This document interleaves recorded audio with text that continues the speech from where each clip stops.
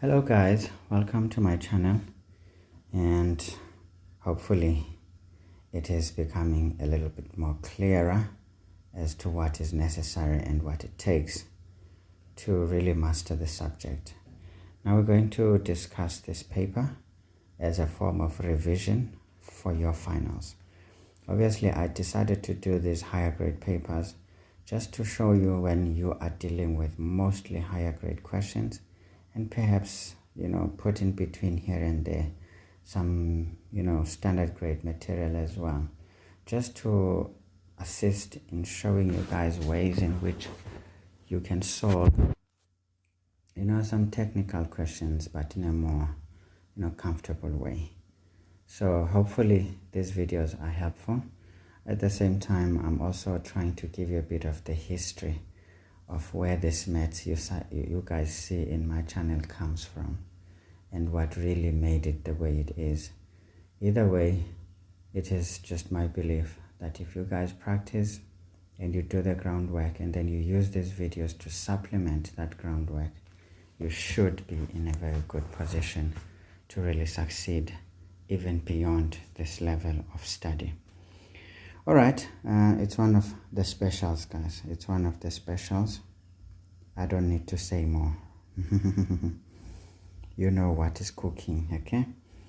Now, instructions. Obviously, guys, I will target the most user-friendly and perhaps the ones that have a very direct link with how we score marks in each question in the paper. Although one needs to read each one of those instructions and understand them. Now, just a little bit of history, guys. I started school in this year, 1994. In fact, I went to school as a visitor. My mother had seen that I was staying at home and I was perhaps too bright, I guess, she believed, because being papil. And husband ngayibizwa kanjani ngesingesi. But yeah, I was just too well aware of my surroundings at the time. Then she felt maybe I should just go to school and just play with others rather than stay at home alone. Luckily, my auntie worked for the principal of the primary school in our village. So she spoke to her and she agreed. And then I was taken to school. So I went, I think around May, June. Into grade 1. But of course I was not there to really study, but I was there just to pass time so that I can be used into the environment of having others around me and perhaps learn, because there were no preschools at the time. Now I went. Unfortunately, when I was given the chance, I always took it. So I will give you a more detailed history as to what happened. But I graduated in the year 2005. So this year, 2005, was my final matric year. So I will tell you the history at the end if we find time, okay? But if we don't, we don't, okay? But all I can say at the moment is that this gentleman, in our very young democracy, he was the Minister of Education. And I can tell you the educational experience was excellent, because everything that I was taught during that period is in many ways what I still use today to solve a math problem. Came what I would call an attack to our education system when Mr. Kader Asmal took over in 1999 to 2004, because right in that year 2000 they introduced this thing called OBE, which was the most ridiculous education you can ever think of. For me, it feels like it was an attack to our education system so that the country at large could not amount to much. That's just my feeling, because this education had failed in Australia, taken to the inner city schools in the US, and failed dismally. But of course you can see by design it was never really something that could work, but rather something that was there to disrupt the progress made already. And I don't know how on earth this was brought into the country, because it wreaked havoc in our education system. And of course, I had a little prayer in my mind and in my heart that can't it happen that, somewhere along the way, somebody just decides to scrap this thing because it's ridiculous. In fact, I've had the worst experience in school during that period. Luckily, in grade 7, that was the year 2000, this thing was introduced rather prematurely, so we were not taught as a result according to the curriculum guidelines. But 2001, 2002, unfortunately, it was then enforced. And the worst part was, for the exit exams for grade 9, we had to write what they called a CTA, continuous whatever testing and what. Very crazy stuff. So we wrote those things. Anyway, that was the worst period of my time at school, honestly speaking, because I just got lost. I lost touch with my favorite subject, maths and physical science, and everything just was not meaningful at all. Thank God, in 2003, when I started my grade 10, somebody, I don't know who woke this man up, because I don't understand why he allowed this. Anyway, I guess there was too much of a public outcry in the whole country as to how useless that thing was. But honestly speaking, anyone who read the documents, the guidelines that really were central to that stupid education would have known this is ridiculous. But anyway, let's leave it at that. Technically, 2003, everything worked okay, because I started to make my final comeback. Then 2004, the ever excellent, you see this lady, I don't know why she stepped out of the education department, because I felt it took more proper direction under her leadership. And the good thing was, she was a teacher herself, a very well-learned individual who did not just learn to impress, but who learned to show what the way should be, and who exactly you could see from just the time she was she was the Minister of Education. The education, for me, it was by far at its best level, and in fact at its most effective state than it could ever be, or than it has ever been in this country so far. But anyway, we're not trying to say a lot about it too much.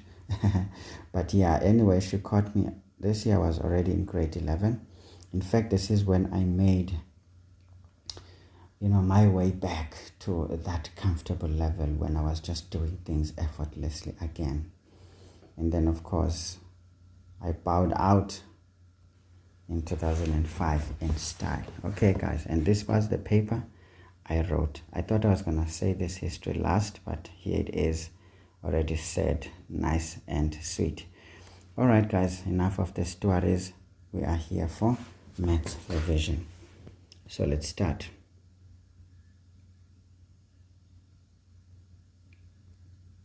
Okay, so question 1, we know algebra, right?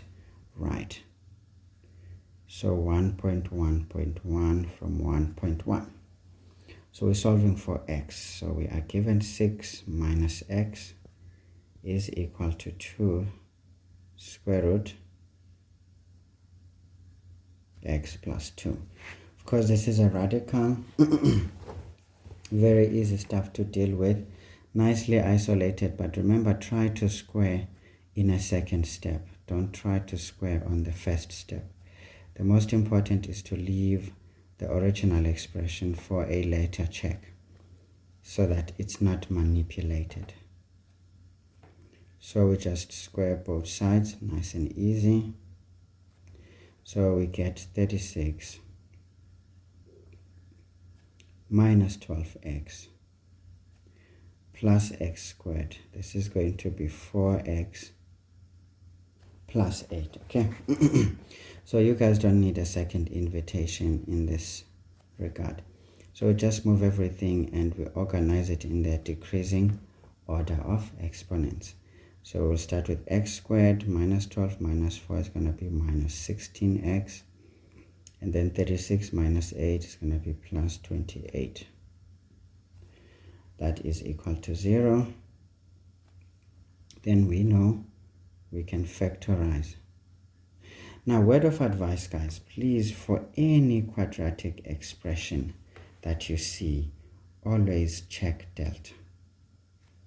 Because the characteristic of delta, meaning the discriminant, will tell you whether you can factorize. If this has rational roots, it means you can factorize. If it is irrational, you don't waste your time attempting to factorize. You just go straight to the quadratic formula, or you do by completing the square.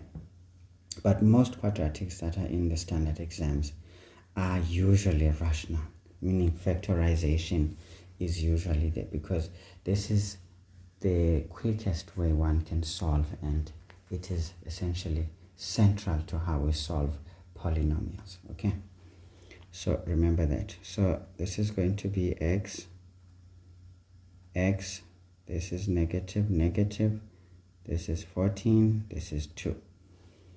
Okay, therefore we can make a conclusion that x is a 2 or x is a 14. Now, like I said, guys, with all algebraic expressions, make an attempt to check the answer, because usually some mistakes do occur, mishandling of certain signs and digits, and you end up with the wrong answer. But if this answer checks out on the original, it says there are no ways in which you could have made a mistake, okay?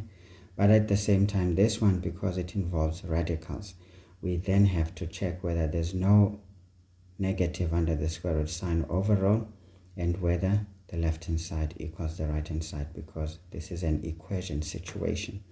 Now, if we place a 2 there, we get an 8. We place a 2 there, we get a 4. Square root of 4 is a 2. 2 by 2 is 4. So the left-hand side equals the right-hand side. 14 there, we get a minus 8. Already this is positive looking at it, so it means this one will fail the test. So usually one doesn't work. So we get a mark for that rejection. We get a mark for the factorization, a mark for actually getting the quadratic equation in standard form for the gymnastic. So we're scoring how many marks here? 6. 1, 2, 3, 4, 5. Well, I don't know where's the extra mark, guys. Sometimes, you know, the examiners tend to become overly generous. But again, an extra mark perhaps for an overall performance. We can say you just get a mark for the overall if everything is correct as a bonus. Sometimes we enjoyed some bonus points purely because these could easily turn ugly along the way, and one could use that extra mark to still maintain a decent mark. Okay, so we've got minus 3 divided by x plus 1. You know, this tablet is so sensitive. You can even hear my bowel grumble, as you can hear it now. And I'm like, why? I'm not hungry. Anyway, guys, so we see these are rational inequalities. So often to deal with this, we need, usually I favor 2 methods, but there's 3 methods to deal with this: a number line, table of signs, as well as the graphical methods. But I'll show you the ones that I prefer, purely because they are more user-friendly than the other. They make sense in different situations in your paper, and as a result, I feel it is very important to master them. So first, my favorite table of signs, I would like to show you guys so that you can get a bit more practice on it, in case you are not familiar with it, so that you can see how this thing can be applied in different scenarios of this nature. We just get it done. Okay, my bowel stop kini bekuthe xwaka apha okuyafundekela qhela kabi. Anyway, what we do, guys, we equate, once these are sort of like binomial factors and there's factorizations, we just always take the numerator, equate to 0 and solve. But now this one is a constant, so it's not going to change, okay? So I'm not even going to bother with it. But with these ones, we can see that they can change around depending on the numbers. So we need to find critical values there. So when we solve there, we get -1. When we solve here, we get 3. Now, what we do, we then ask ourselves, remember guys, this is a product.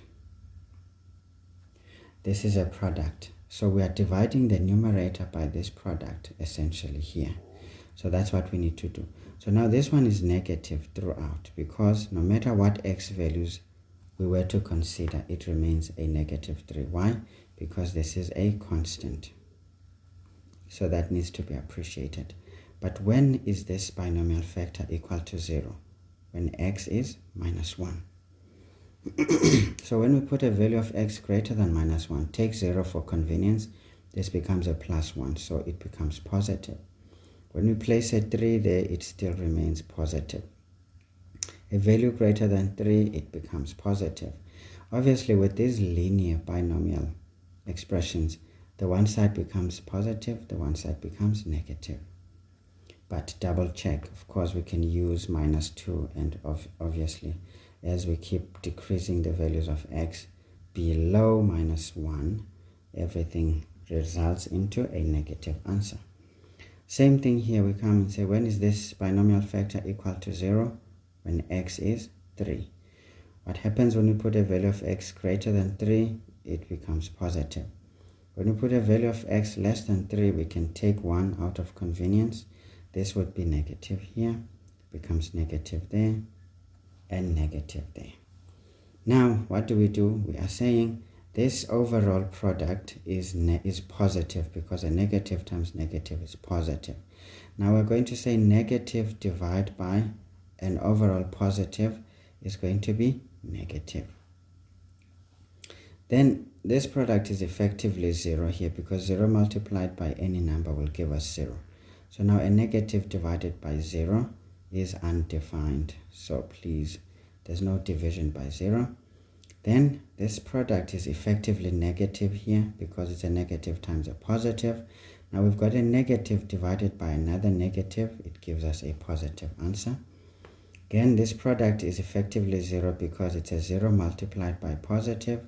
But now we've got a negative divided by 0. Any number divided by 0 is undefined. Now this product is overall positive in the denominator. Now we've got a negative divided by positive. It gives us a negative. Now our table is complete. This is where we read our solutions. Now we can see this is undefined on our critical values, so these are open circles.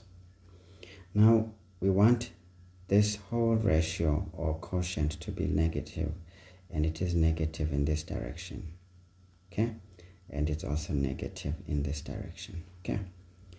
Right, now how do we construct our answer? We can make a conclusion that x has to be less than -1, or x must be greater than 3. And that is our final answer.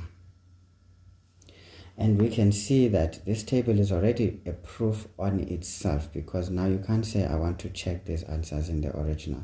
Already these solutions have been checked on the table, because the table is already running a check, essentially. So how do we score marks here? We score a mark for those solutions and the chosen method. Remember, the instruction says if we used a table, a graph, or whatever, we need to show it. So that's how we score those 3 marks. Obviously, guys, some of you are familiar with the graphical method. Let me just show you nicely. Now, I always advocate for a near perfect sketch, because I always feel proper sketches lead to proper conclusions being made. But careless conclusions tend to come from too rough, a construct. Now let's have a look. This parabola on the denominator. Remember, this is a parabola, and when we multiply x to x, we get a positive x squared. So it's a smiling parabola with critical values of -1 and 3. Obviously, the turning point is going to be to the right. Okay, so this is how this graph would look. Okay, so this is the graph of the quadratic on the denominator.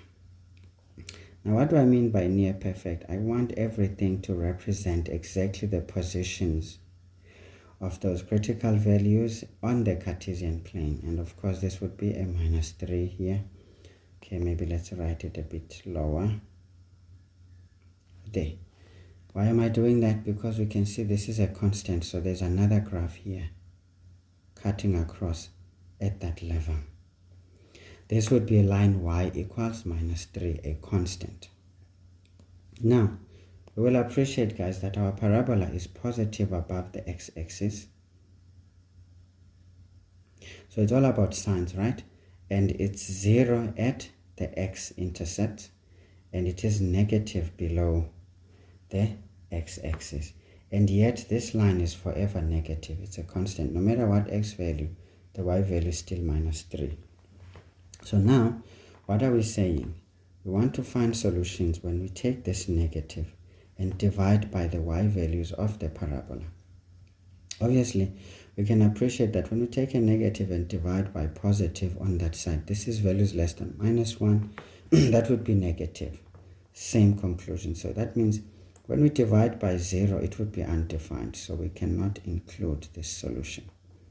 So it's an open circle. But if we go in that direction, we will see. Maybe let's choose a better color, something visible.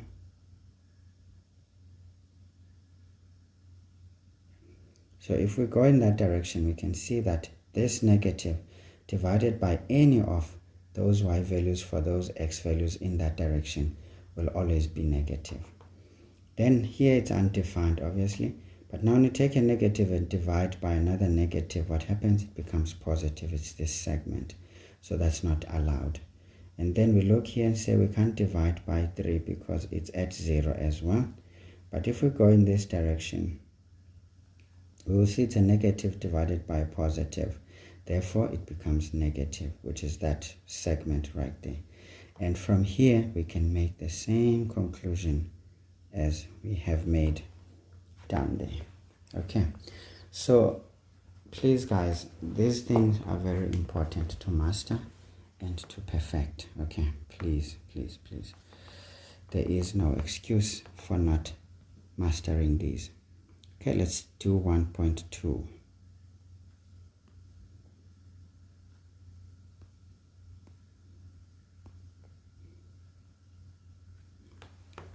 Now, 1.2, we are given this expression,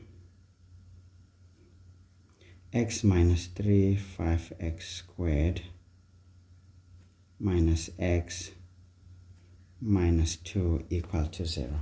Obviously, from our inspection, we can see this is a cubic function that is factorized, because once we factorize a cubic expression or polynomial, we tend to get a binomial factor and a quadratic factor. Okay, now, like I said, guys, whenever you see a quadratic, please check its discriminant, just so you can be sure, because obviously here we will need to solve for x. So just a quick check on the discriminant. It's going to be -1 squared minus 4 into 5 into -2. So this is 41. Now 41 is positive. That means it has real roots. But 41 is not a perfect square, so that means the roots are irrational. That means we cannot factorize that expression. So if we need to solve for x here, we know that we're going to need a quadratic formula for this one. So that's very important. So inspection, guys, can give you a bit of direction. So we've got 1.2.1. Question says, write down the rational value of x. Now, what does rational mean? It means answer. If x is equal to b, it means that b can be expressed as perhaps, say, c over d, where c and D are elements of integers, meaning that has to be a fraction of integers. B must be able to be expressed as a function of integers, meaning even if it's decimals, they need to be terminating, or if it is a round number, it has to be a whole number. Okay, that's the most important. So we already saw that this expression from our inspection, it yields irrational roots. So obviously the rational root is going to come from that, because why? 3 can be expressed as 3 over 1, and that's a fraction of integers. Whether proper or improper, it doesn't matter. All right, so the most important, it says write down. So the most important is to say x must be equal to 3. But the action that we took, we just equated that factor to 0, as it is a legal thing, and we just solve for x and we get our single mark, nice and easy. So this is another smart way an examiner is trying to ask these easy questions in question 1, where you just solve for x for some rational quadratic. But this time they're just not making it too obvious. You have to make a decision as to what must I use to answer appropriately. So that was the essence of higher grade. It was not really too far-fetched, but it really needed you to be fully engaged and concentrated. Okay, we need to calculate now the irrational roots. Can you see the irrational roots are going to come from that one? Because already from our inspection, so always guys, stay away from trying to answer the question too soon. If there is a statement that introduces a certain scenario, please look at that scenario first in isolation to the questions. Understand it well, then look at the questions. You will see that your analysis will have uncovered most of the ways in which you can attack the questions that are following. Now, as you can see here, our analysis already served us to know which one to choose, and we're comfortable now. Otherwise, it would be a bit, hey, what do they mean? Because you have not taken time to look at this expression and understand what you're faced with. So obviously, for these irrational roots, we understand that we're going to have to use this expression. 5x minus x minus 2 has to be equal to 0. And we know clearly that we cannot factorize, because from our check, it means we will need our friend, the ever useful quadratic formula, which is nothing but completing the square on the standard quadratic equation. So completing the square and using the quadratic formula is the same thing, guys. There's no difference there.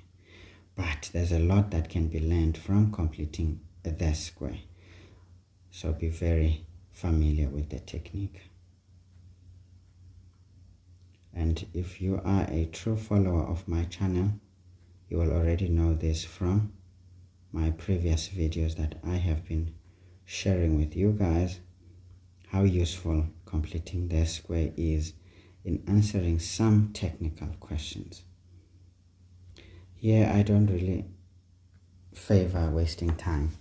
I just go for it. Now what is key with the quadratic formula is making sure the substitutions are correct. That's your absolution, but you can still check if the answers definitely make sense in the given quadratic. Okay, let's do it. Already we saw that would be 41. I don't know why I'm even wasting time. Can you see sometimes once you check certain things already beforehand, you already know that under the square root I'm going to have a 41, so I'm not wasting time looking elsewhere. So this is 0.74. Again, there's a local instruction. I wish they just abandoned this one, because technically the general instruction should have been used to punish a student who doesn't pay attention, because this overly stating this, for me it feels like, why do you write that instruction in the general segment if you're going to repeat the very same rule in the local areas, but perhaps to just give a clue, but too much clues. It's not examinations, isn't it? As the key is to examine. And to examine, you look for comprehension and deep insights into the subject by the student. It's not reproducing what was introduced in class. We know personally that, you see, regurgitation is bad for life. If someone has what we call a gastroesophageal reflux disease, this is when things reflux out of the stomach, okay, before they have been absorbed. So you become malnourished, isn't it? Because you're not gaining. If you don't process, you don't digest, you don't assimilate. That's what happens. When you regurgitate, there's no time for assimilation. There's no time to appreciate, the nutrients that come from the digestion of, excellent substrates, which is knowledge, guys.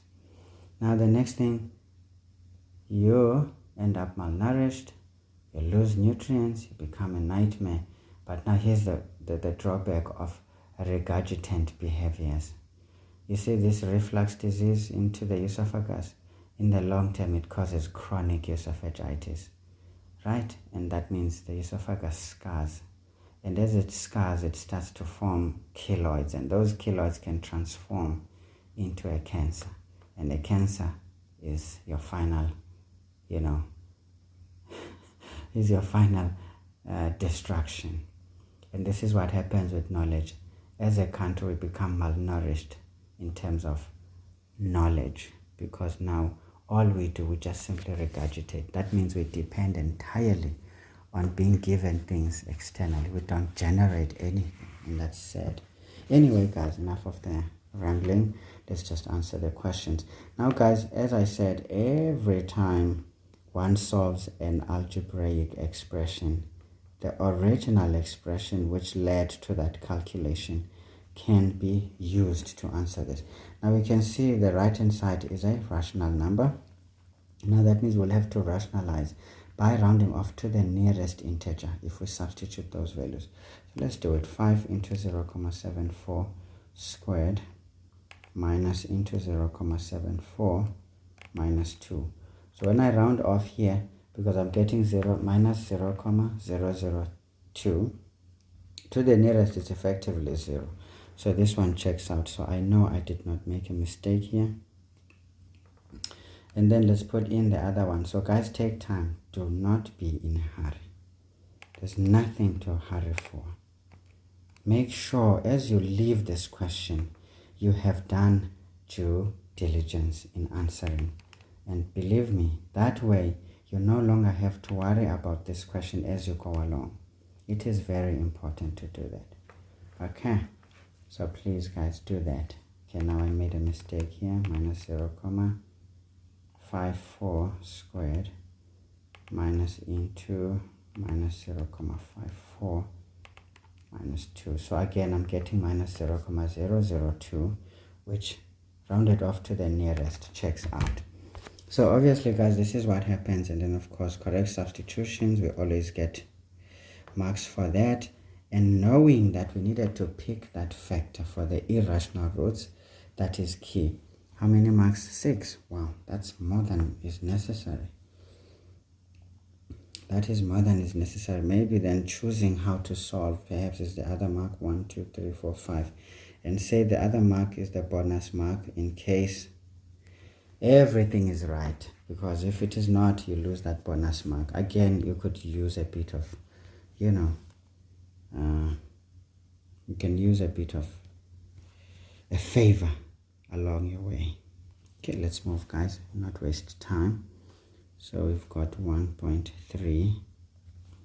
Now 1.3, we are given the function a in terms of x is 2x squared plus 1 divided by x squared minus 2x. Okay, now we've got a rational quadratic, or should we say some rational algebraic expression, because once we've got fractions, already there are some restrictions being imposed. That means x cannot be 0 because the denominator becomes 0. And the other one, when we solve this thing, we get 2. That means x cannot be 2, because for this to exist, remember the function notation. For something to be a function, it means it has to exist. Okay? Definitely. But now remember, a function alone, that is in a linear format, or should I say in one level. it's usually okay even if it does not have rational roots. But the problem, once we divide by something, it forces us, for that thing to become a function, it means those two have to link. They have to link up. And the only way to link them up is to choose a multiple on this side. Because when you cross multiply this there, then they become equal. As they become equal, it means these two algebraic expressions, if they are quadratic, as we can see, they must have points of intersection. And that's what makes it a function, because it means we can then use a composite function that can represent this division.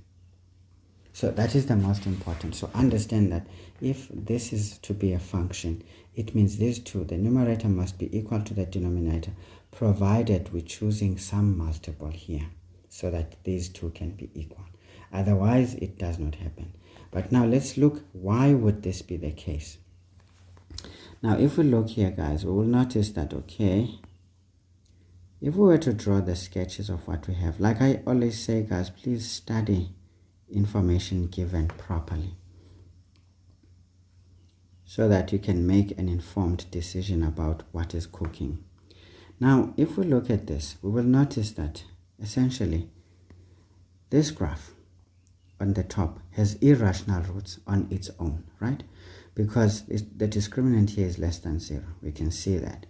And as a result, that means it does not touch the x-axis. But now we know that 2x squared, a positive 2x squared is either 0 or a positive number.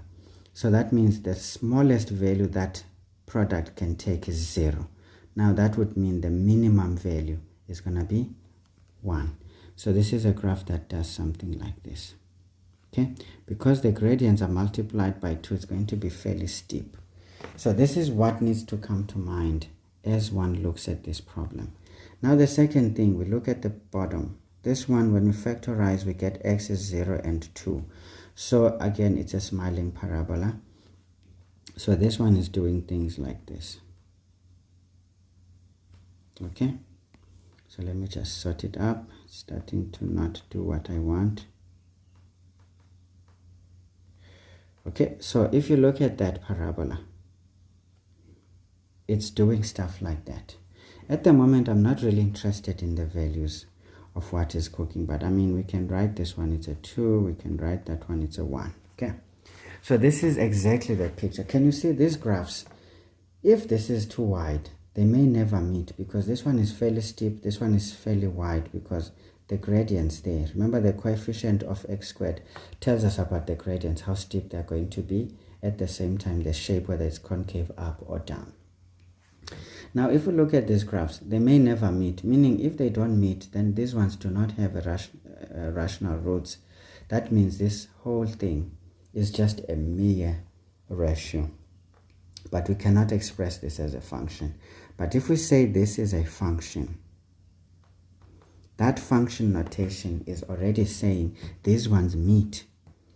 And how will it happen? Now that means if we choose a multiple, for example, here, it will multiply this and change these gradients. But obviously, if we choose a multiple, the gradients are going to be steep. Now this means this graph might end up doing something like this. Okay? If you can appreciate, the yellow graph is much steeper. And if we were to produce it up, you can see that it actually intersects the graph here. And if we produce the other one, they would meet there. Can you see? And now if they have points of intersection, that means it will have real roots. And if it has real roots, then it can be a function, because these two, if they can come together into a composite function, then we can say this can be regarded as a function. Okay, so when you do have two separate algebraic expressions that are supposed to define a function, they must have points of contact somewhere in the Cartesian plane. Otherwise, if they don't, then that cannot be regarded as a function. So the key is to understand the notation. Again, guys, these are things that are probably not really taught in class, believe me. So it is platforms like this that assist, because when you get to, see the people who have done these things before and who have understood the sense behind these things. Again, it takes luck, getting the right teacher, or sometimes getting the right mind to look at things in more detail. Then you will start to understand that, okay, if I manipulate the gradients of this function on the denominator, if they can become steep enough, then they can meet the y values of the other function, and therefore I have created a function because I can express that combination as a function, therefore.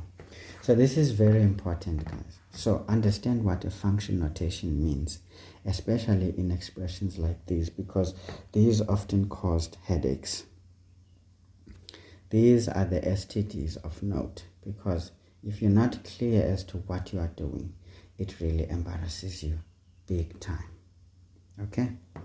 It really does that. Anyway, guys, I hope our analysis makes sense and you can appreciate now that even in algebra, if you think in a function sense, you start to understand even things that didn't make sense initially. All right, okay, let's not say too much.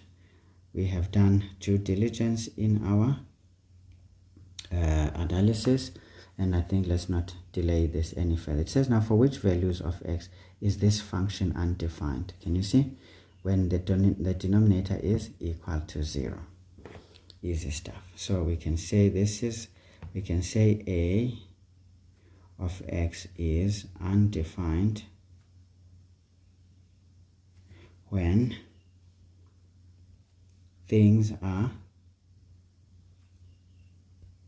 such that x squared minus 2x is equal to 0. Can you see another attempt by the examiner to force you to get a rational quadratic in standard form and solve standard style? It could have been that question there, but this time they're just combining it with something else to just force you to not just solve mindlessly. Now you have to be very considerate in what you're doing, although you're doing the same thing as standard grade people, but here you are forced to really dig a little bit deeper inside yourself. Now obviously, guys, here basic factorization, taking out the highest common factor, and then we solve. X is going to be equal to 0, or x is going to be a2. Nice and easy. Obviously, guys, mistakes can occur. Take this back. If you put a 0 there, this whole thing becomes 0. Left hand side equals the right hand side. Take this one in there, get a 4. Take this one in there, it's a 4. 4 minus 4 is 0. Left hand side equals the right hand side. Do not take these simple questions for granted. A mess up of a sign and a digit can lead to a disaster. And the one thing you do not need in life is to find yourself regretting, why did I get beat by a simple question? It is because of carelessness. All right, very important. Cross check, double check, triple check, quadruple check. Make sure as you leave the question, you do not need to come back to it, at least when you can. Algebraic expressions provide such comfort in that if you have done the right thing and you've checked, you don't need to come back to it. But technical questions obviously force you to come back somehow. All right.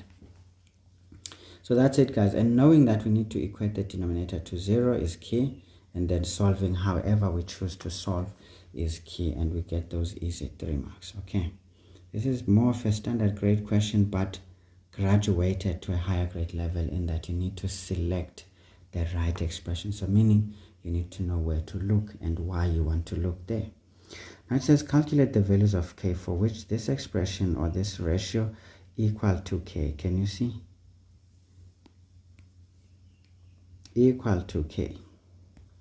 Now what do you see? K, remember this is simply y. A of x is just y, if we're saying this is a function in terms of x and y. Remember, k is a variable as well, and it could just be in place for y. Can you see?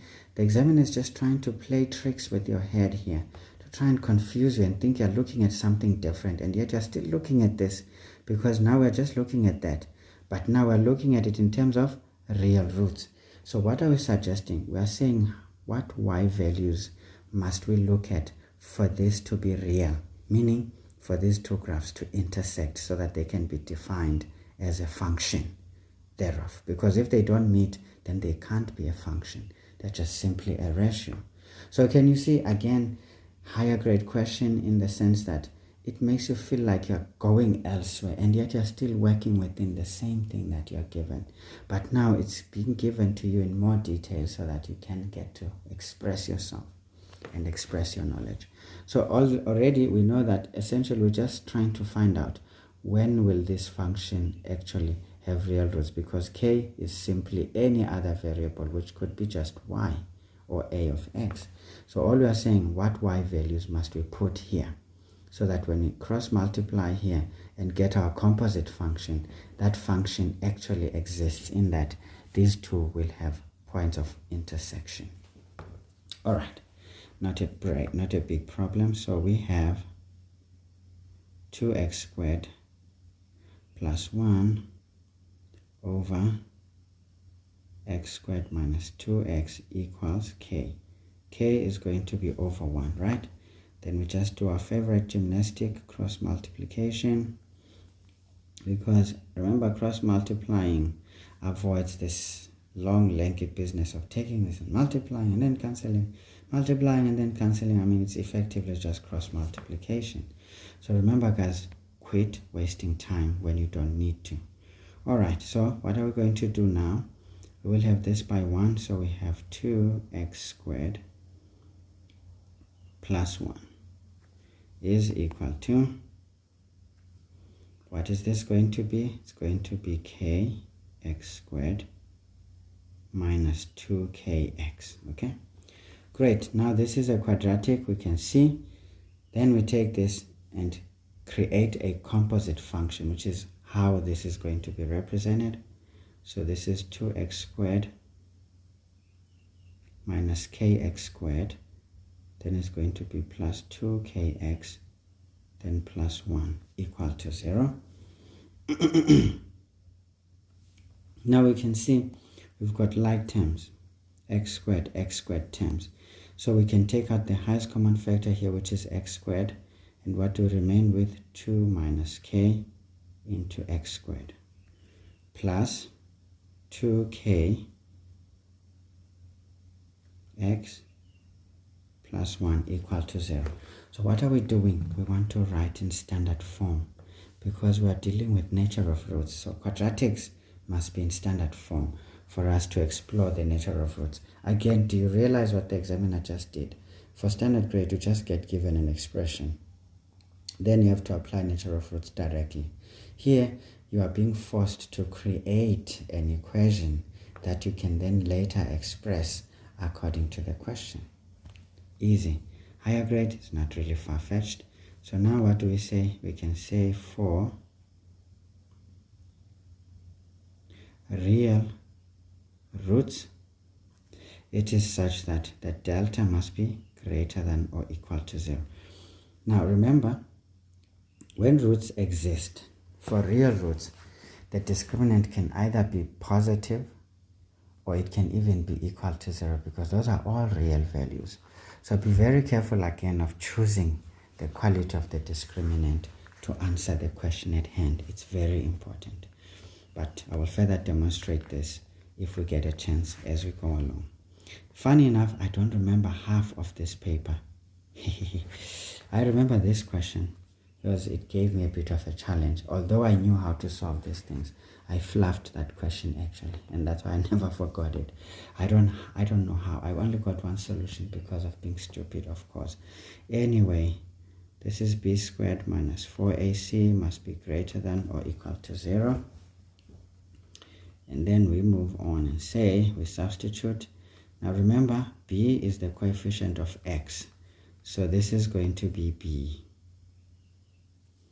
And that is going to be a, the coefficient of x squared. Don't forget the signs, guys. It goes with the signs, okay? And then, of course, the constant is going to be a plus 1. So we have 2k all squared minus 4. A is 2 minus k into 1 must be greater than or equal to 0. So what do? This is 4k squared. Now, minus times minus is going to be plus 4k. This one is going to be minus 8 because this is just 1. Greater than or equal to 0. We can divide by 4 throughout. What do we get?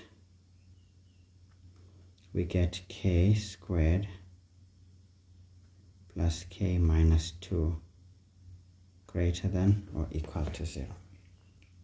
Now, as you can see, guys, unfortunately, what do we have to do now?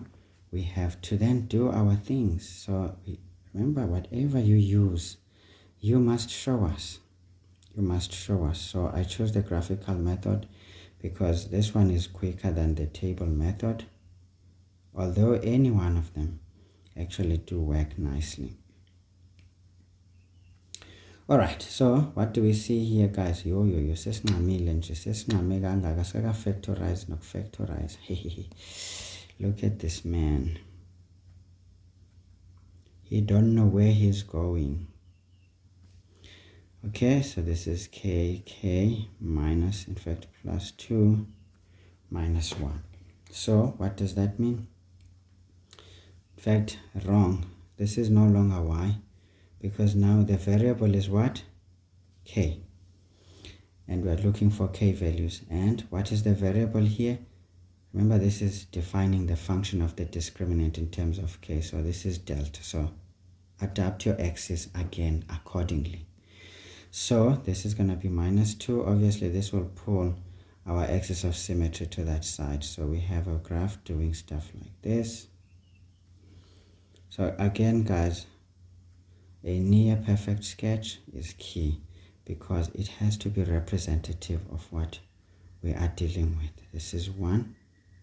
This is minus 2. Now, what do we see in our graph? We'll see that, well, this thing is equal to 0 at the x-intercepts. I mean, at the k-intercepts now, because we have adapted our axis, and at that value there. But when is it positive? In this direction, going that way. So it goes that way because these are positive y values, and we're going that way because that gives us positive y values. And in between, they are negative, and that's not what we want. So how do we construct our answer, therefore? We can say, therefore, k must be less than or equal to minus 2, or k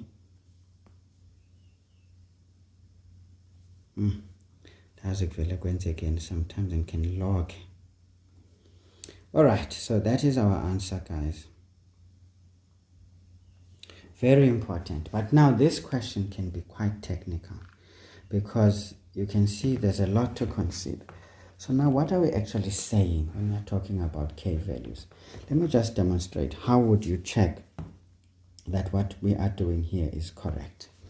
Now let's choose this whole thing now nicely. But now what I'm going to do, as much as we know we need to, okay, let's just do it raw. Let's just do it raw. So now we've got 2x squared. Okay, maybe let's just put the k value. The k is minus 2, ne? Over 1, because that is how our expression was given, is equal to 2x squared plus 1 over x squared minus 2x. Okay, now obviously we're going to cross multiply here. Now when we do that, we get minus 2x squared plus 4x equals 2x squared plus 1. Now we can move everything over to this side. 2x is going to give us 4x squared. Then when we move this one, it's going to be minus 4x, then plus 1 equal to 0. Can you see we get a quadratic? But now we said this needs to have real roots to this exist. Let's see if this thing has real roots by checking the discriminant. Now this is going to be minus 4 squared minus 4 into 4 into 1. Now what do we see? This is 16 minus 16. This is 0. Can you see? We said for real roots, the discriminant must be either equal to 0 or greater than 0, and it is equal to 0 here. Now when it is equal to 0, it means we do have equal roots indeed, because then they will have points of intersections. 2, those roots are real because this is 0. So this means definitely minus 2 is not a mistake, because it really speaks sense in the given constraint. And this really says we definitely do have a function if the y values are less than minus 2 or equal to 2, because we can see even if we substitute minus 3, minus 4, minus 5, the gradients of what was on the denominator, they increase, because we can see it's either they decrease sharply or they increased. In fact, they just become steeper. That's what is important, and that's what we saw we needed to have so that we can have that situation occurring. So this means we can accept that value and say, okay, fine, we know that is true. We can check 1 as well. So this is 1 over 1 equals 2x squared plus 1 over x minus 2x squared. Sorry, x squared minus 2x. Then we do the same. I'm just doing this, guys, to just make you appreciate the essence of this thing, so that whenever you get these questions, you do not feel like this is not making sense, because now you've had a chance to see it. Now when we do this, we're going to subtract, so it's going to be x squared plus 2x plus 1 equal to 0. Now let's check the discriminant. Discriminant here is going to be 2 squared minus 4 into 1 into 1. So what do we see here? This is 4 minus 4, which is 0. Again, we have equal roots, which we did see that actually they need to intersect for this to be real. And essentially, this being equal to 0, it means it's also real. So that's true. So can you see? We know that this value 1 and anything more than 1 will definitely work. We can accept that because we can't explore everything. But let's be sure that if we chose a value in between, is it allowed or disallowed? Let's choose, because between minus 2 and 1, we can choose minus 1. Say minus 1 over 1 is equal to 2x squared plus 1 over x squared minus 2x. So we cross multiply, we get minus x squared plus 2x equals 2x squared plus 1. We move everything over, this becomes 3x squared minus 2x plus 1 equal to 0. Then let's check the discriminant. This means delta would be minus 2 squared minus 4 into 3 into 1. This is 4 minus 12. Can you see this is minus 8? Can you see the discriminant is a negative number, meaning there's no real roots. So when there's no real roots, it means these ones don't come together. And if they don't come together, they cannot be defined as a function, therefore, in that ratio situation. So we know that definitely these answers are perfect for the scenario given, because this was given as a function. So if it is a function, now it means for this to be a function, these two graphs must intersect when we choose certain values. And obviously those become y values. Now that is effectively the range of the function.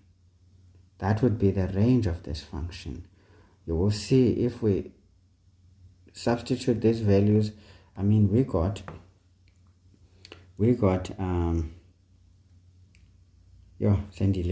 function. But in any case, you could look at that function, you would see the range itself, it would make sense. Anyway, let's leave it for now. What can I say? So we know we are right. That's what is important. And of course, the chosen, I mean, you can see there's a whole lot of marks here. The chosen thingy, and maybe the factorization and getting the quadratic somehow, using the correct description of the discriminant, and essentially generating a proper quadratic that represents the function. And let's see, 1 2 3 4 5 6 7. Okay, we can say 8 for the gymnastic of cross multiplication and the substitutions into the discriminant function. So easy 9 marks. Okay, not easy, but yeah, quite quite a hefty 9 marks. But what I'm trying to emphasize, guys, is the fact that one needs to understand the problem well enough to solve the problem.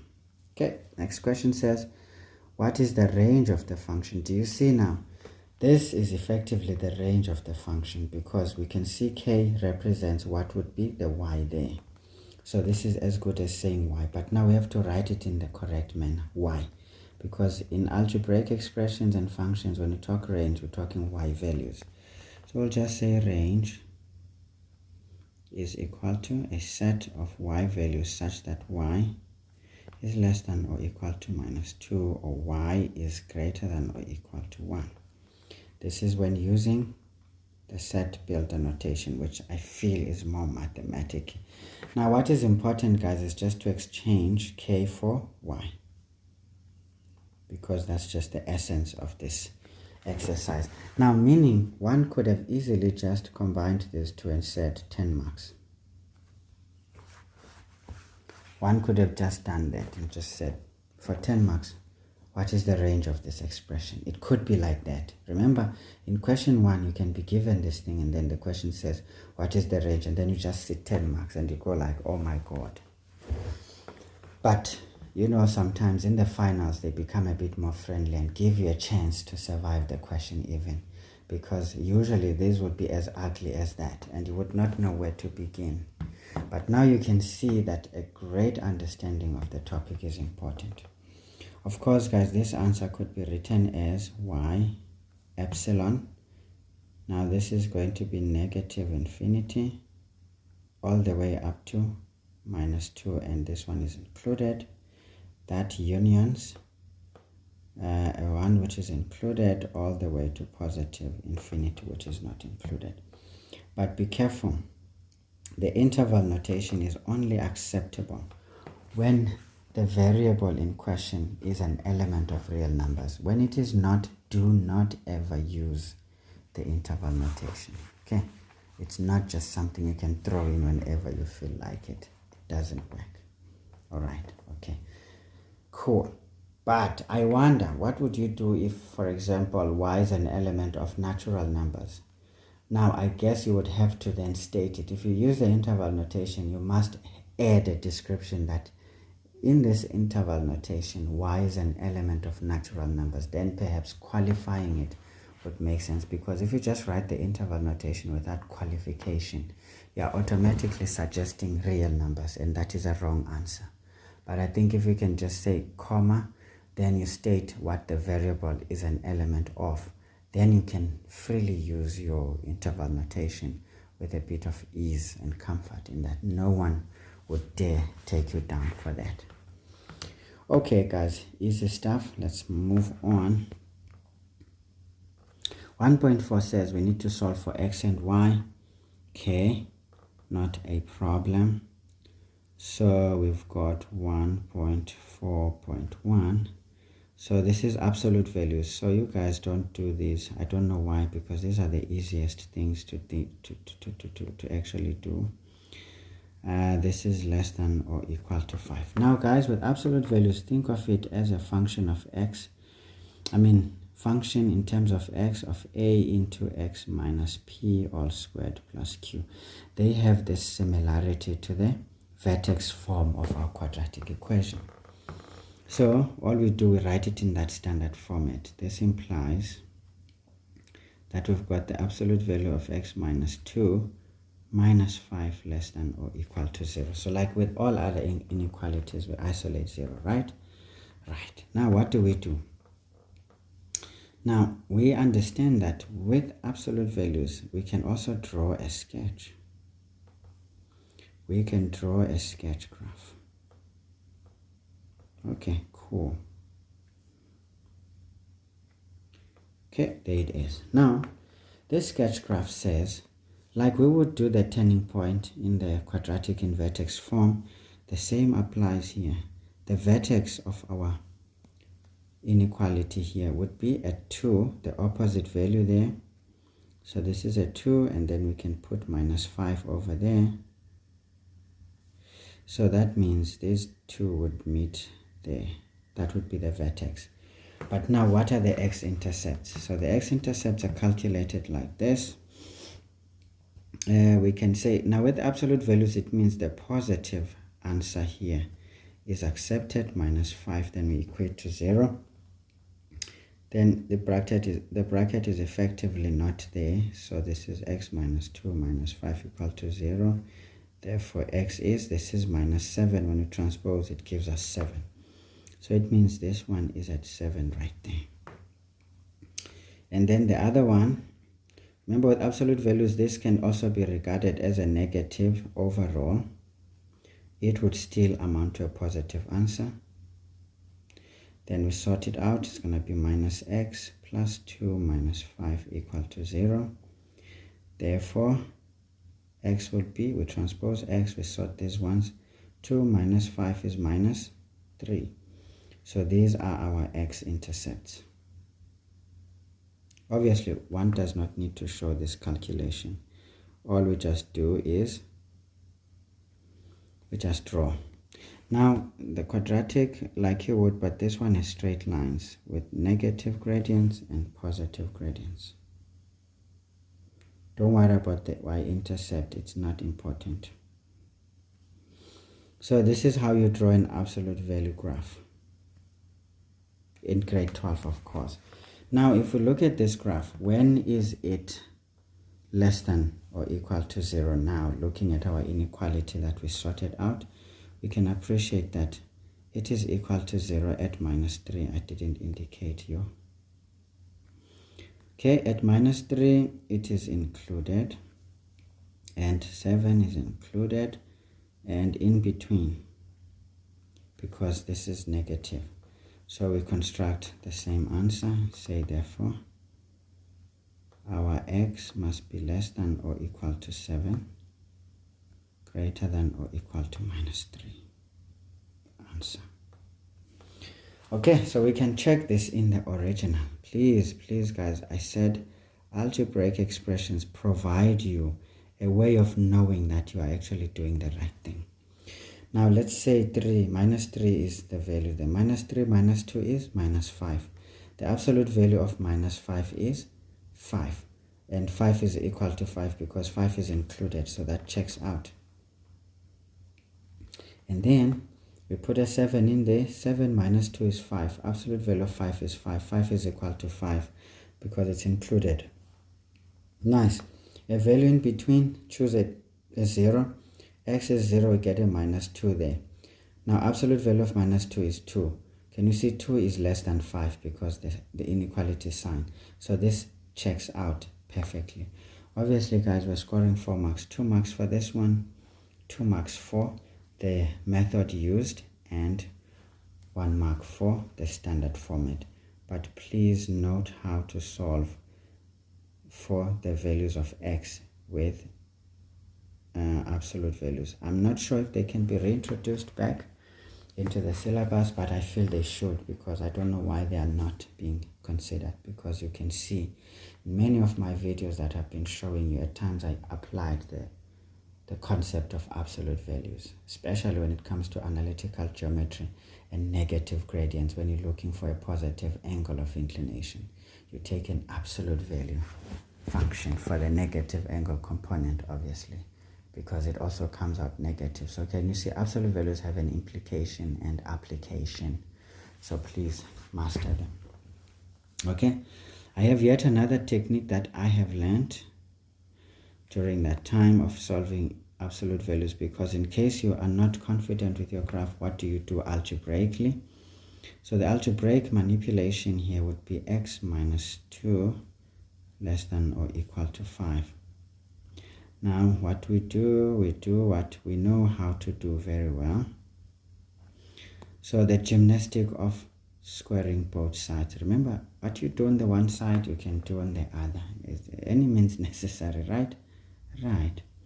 This implies, now remember with absolute values, this bracket comes out as it is because it is absolutely positive, but now the square takes that out. And then we've got here 5 squared, this is 25. This implies when we FOIL, we get x squared minus 4x plus 4 minus 25 less than or equal to 0. This is x squared minus 4x minus 21 less than 0. Factorize. This is x 21 is 7 and 3. That gives us a 4, so it's minus plus.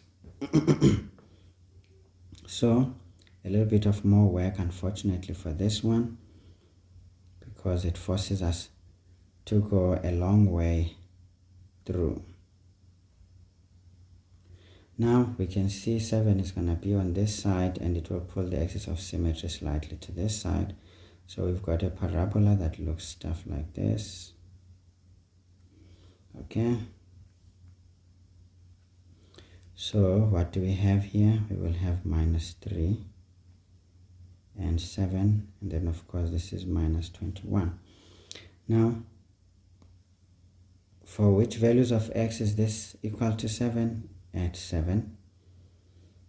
Sorry, equal to 0 at 7, equal to 0 at minus 3, and it's less than in between. So we can construct the same answer, that x must be less than or equal to 7, greater than or equal to minus 3. So, see, there are many ways of killing a cat, as my teachers used to say. So please, guys, explore your options. Do not limit yourself to one way of solving, because sometimes it may not work and the other one might just be the way to crack the code. So, of course, the gymnastic is important. The expansion into a quadratic is key. The chosen format and the final answer.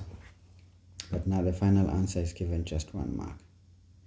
But still 4 marks, more work, less marks.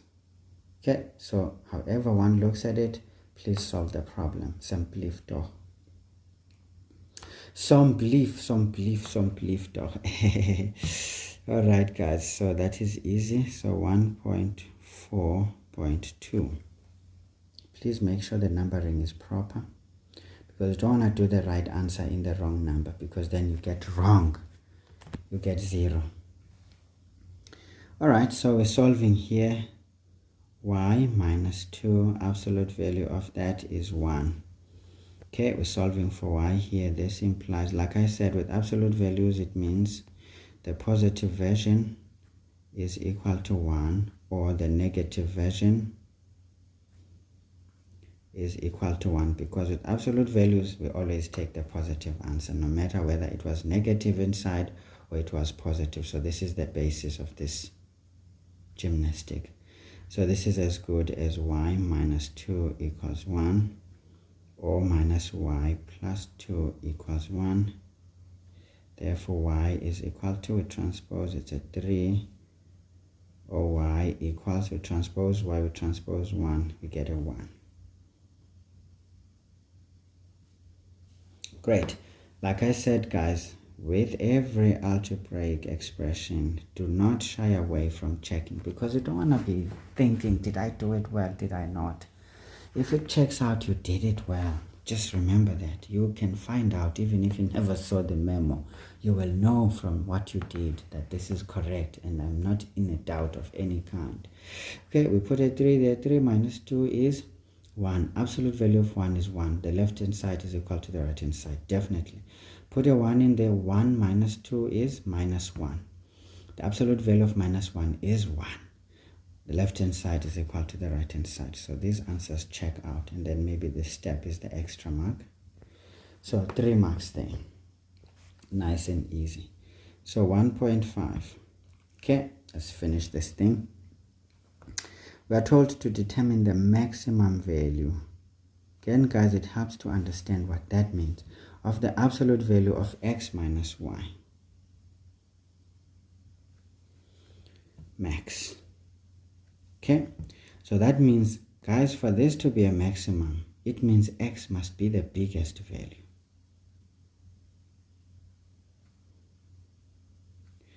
And it means y must be the smallest value it can be.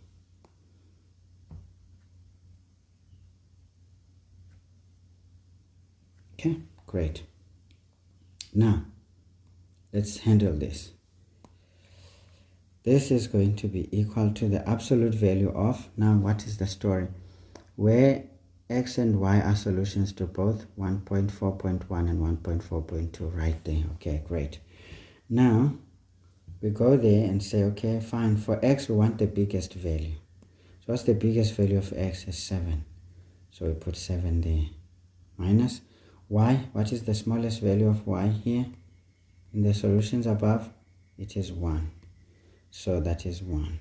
So remember, to get the biggest difference, you have to take the biggest from the smallest. So this is 6. Answer. Done. Great. So easy, guys. Substitutions and the answer. So again, not very difficult questions, but ones that are not straightforward.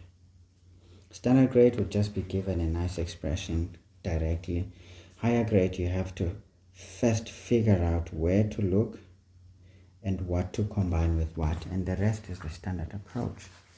So guys, I hope you enjoyed that part of the paper, and you can see it's pretty interesting and very gratifying for someone who enjoys maths. Okay, let's get to the next question quickly without wasting time.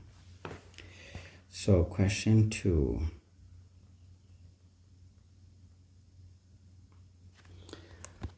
Okay, question 2 is our favorite, functions, isn't it? Okay, now we are given here in 2.1 a function of f in terms of x is minus 2 into x minus 3 all squared plus 8. Obviously, this is the vertex format, which tells us the turning point is going to be 3:8. Okay, remember that. We change the sign for what is inside the bracket, and we take it as it is outside. We disregard the coefficient of the bracket, but that only tells us the grumpy faceness and the steepness of the gradients. Okay, not a very difficult question. I mean, there's not much given. It says write down the coordinates of the turning point. So we can say the TP is 3 and 8. Easy. 1 mark for each. So 2.1.2. We need to draw the sketch graph of f, clearly indicating the coordinates of the turning point as well as the x-intercepts of the axis. Obviously, we need to solve for the x-intercepts. So what do we see now? We can say here for x-intercepts, it is such that what? We know that minus 2 into x minus 3 all squared plus 8 must be equal to 0. Therefore, this implies that this bracket x minus 3 all squared must be equal to transpose 8 and divide by minus 2, we get a 4. Then we take square root. I don't know why I cluttered things here. It's not nice, huh? And what we do on the one side, we must do on the other. Okay, so this means x minus 3 is going to be equal to plus or minus 2. Therefore, x is going to be equal to, let's say this is negative 2. Transpose that, we get what? Minus 2 plus 3, that is 1. Or x is going to be, it's a positive 2. Transpose that, we get a 5.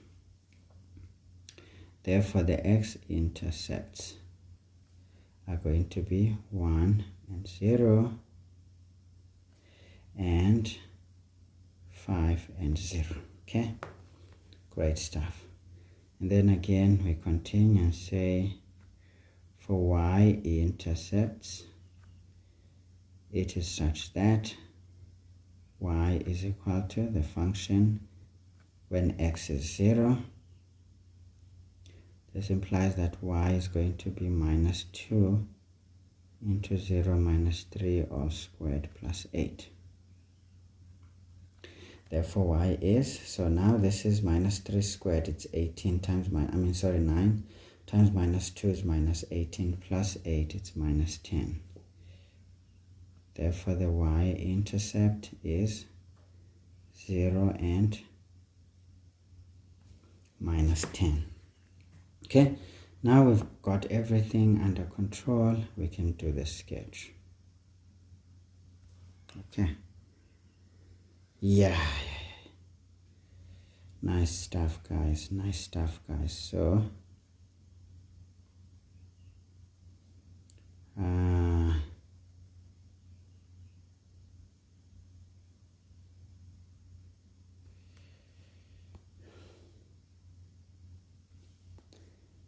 sometimes when the one side is not going to work, there's no need to make too much of a line there. But make sure everything, guys, gives the right sense we need. So, of course, we know we're looking at a sketch that is looking stuff like that.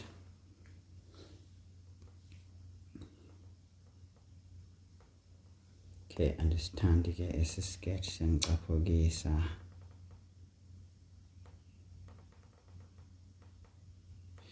So for now, okay, there we are. So we know that this is 1, this is 5, and our turning point is at 3.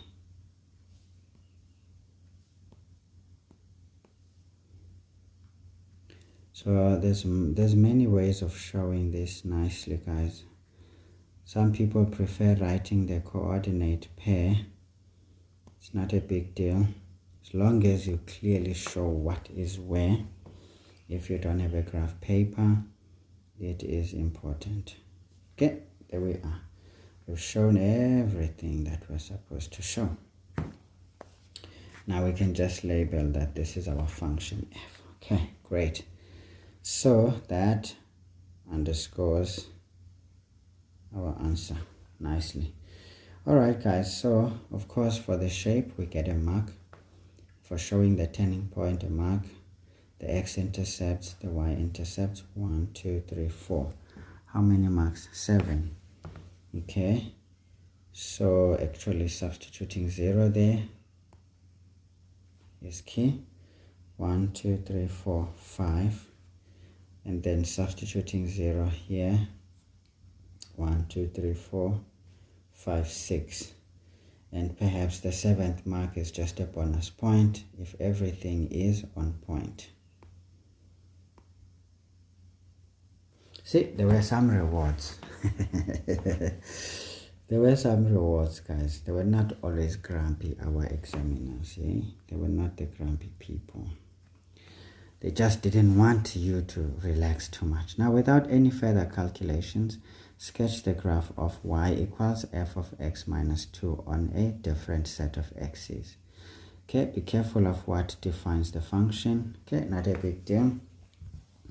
Now we know that this is our graph of f shifted 2 units to the right. Now we're told to indicate only the coordinates of the turning point. Okay, great. So here we just jump in or jump out. What must we do? We do what we need to do.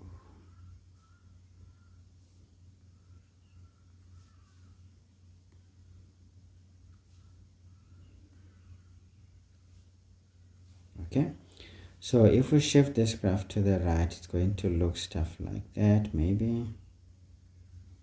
Okay, and the turn is easy.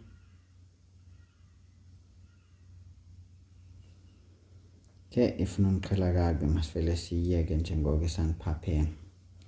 Now, what do we want? Only the coordinates of the turning point. So we know that when we shift the graph horizontally, we only affect the x values. The y values remain the same. Okay, so this is 8. This is now going to be 5 because from 3 2 units to the right is going to be 5. Okay. Alright, okay, so that's what we needed to do. Or someone may just write the turning point in the appropriate fashion. So obviously, guys, you can even label the graph if you want. You can say y is equal to f of x minus 2. Just to make sure you're not leaving things untidy. So we get a mark for that and for representation of everything else. Nice. Easy, 2 marks there. Okay, let's get to 2.2. Now we're given the function h of x is equal to 4 over x. So now this is a standard hyperbola in grade 10. Now what this one tells us, it tells us about the a value which is greater than 0, and what does that translate to? That our graph is in the first quadrant and third quadrants. Okay, number 1. Now the size tells us about how steep the gradients are, essentially, in any plane. That's what is important as well. Otherwise, the asymptotes are the x and the y-axis. Okay, they never get intersected, so that is key. Otherwise, there's nothing much there to say, so we can just jump in. 2.2.1.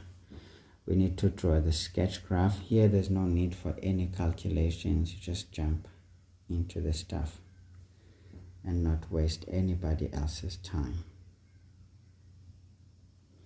Okay, so we know that the graph is fairly steep. The gradients must be fairly steep. Okay, so that's all we need. We must never intersect the axes because they are the asymptota. Okay, we need to indicate all of these things, and then of course we can write somewhere that is h, and that's about it. Okay, please label the axis, guys. Label the graph as to what it defines. Write all the necessary information. It's important. So here we get a mark for the shape, essentially, and showing the asymptotes being the x and the y axis. So we've got 2.2.2. So this is fairly easy marks, standard grade material. Now we are asked a question, explain why h and the inverse are the same function. Now this is when the higher grade question comes. Okay, so sometimes some questions used to be just easy marks, and then they start to pick your brain. Now what do we say, guys? Now let's have a look here. We know that the axis of symmetry of our function, we've got the line y equals x, which passes through the origin. Okay, and then we've got one perpendicular to it,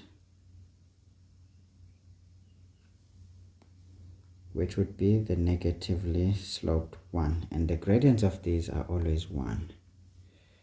Okay, so we need to represent these, guys, please.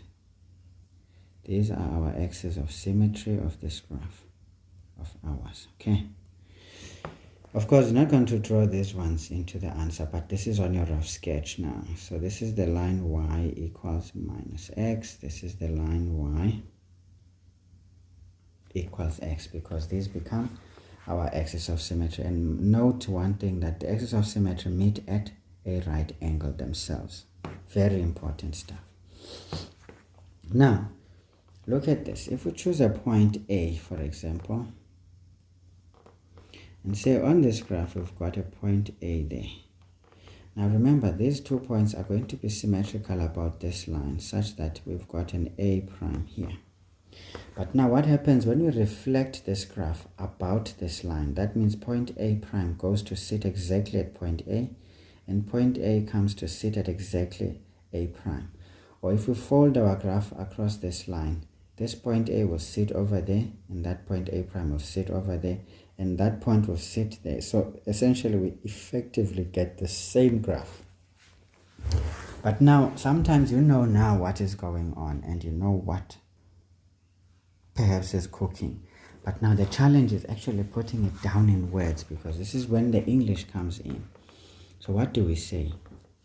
We can say, okay, well, we understand one thing, that h is or we can say has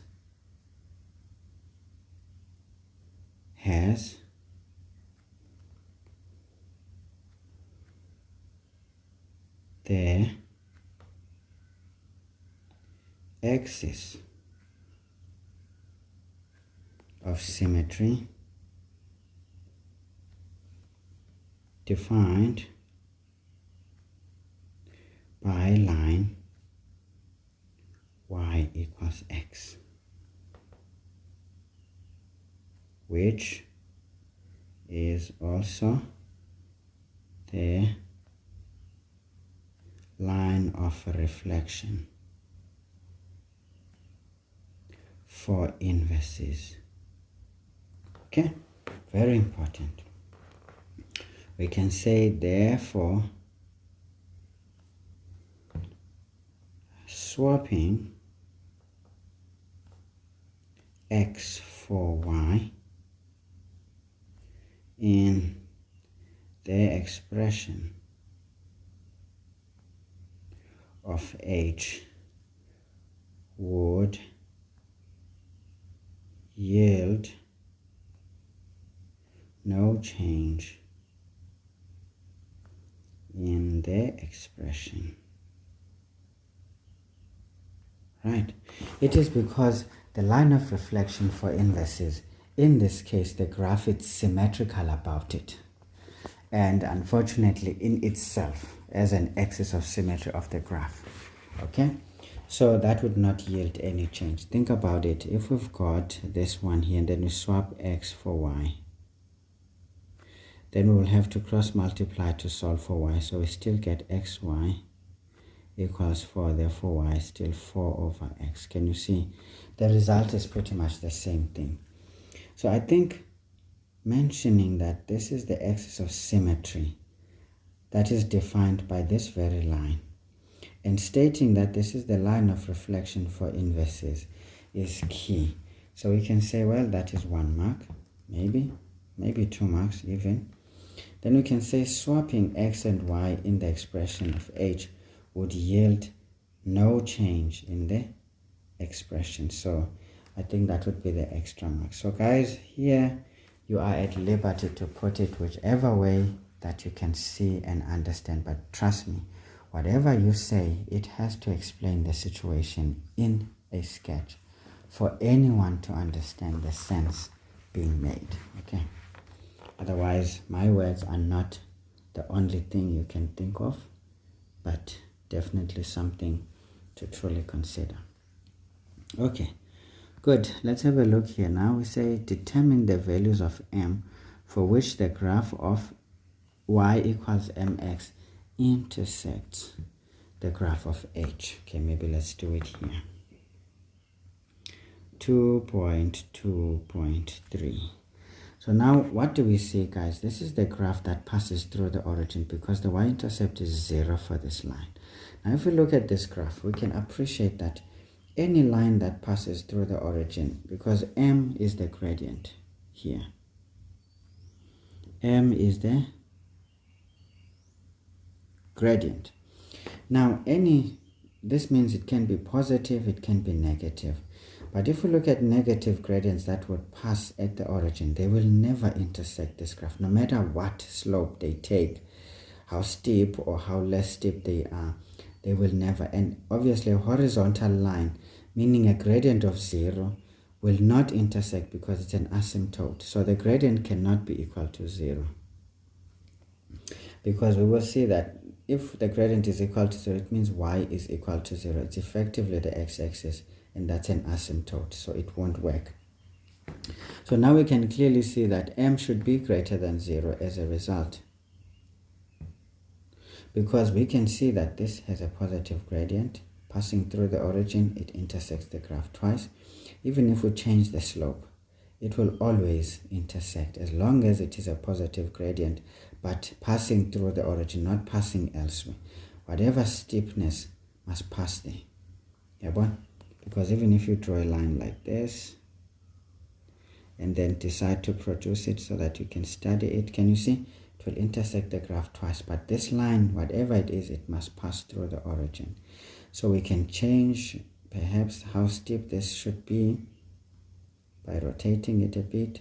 Can you see? As long as it passes through the origin, it intersects the hyperbola. So that is the idea behind all of this, guys. So please understand the question. Trust me, the answers become very easy. You can almost tell here that for one to say anything, can say the gradient here can never be 0. Why? You explain. A horizontal line becomes an axis of, it's an asymptote, which is the x-axis, so it cannot accept that.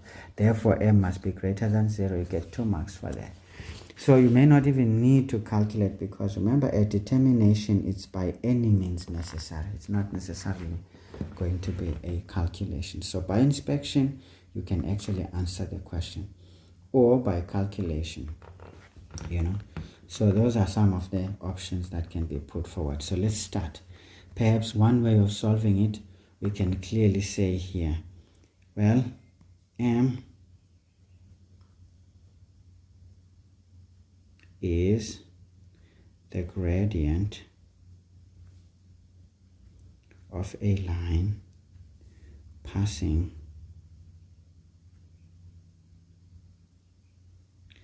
through the origin, right? We can say this implies that m cannot be equal to 0. Now you furnish a reason why. Because y equals x is not x, but y equal to 0. Y equal to 0 is the horizontal asymptote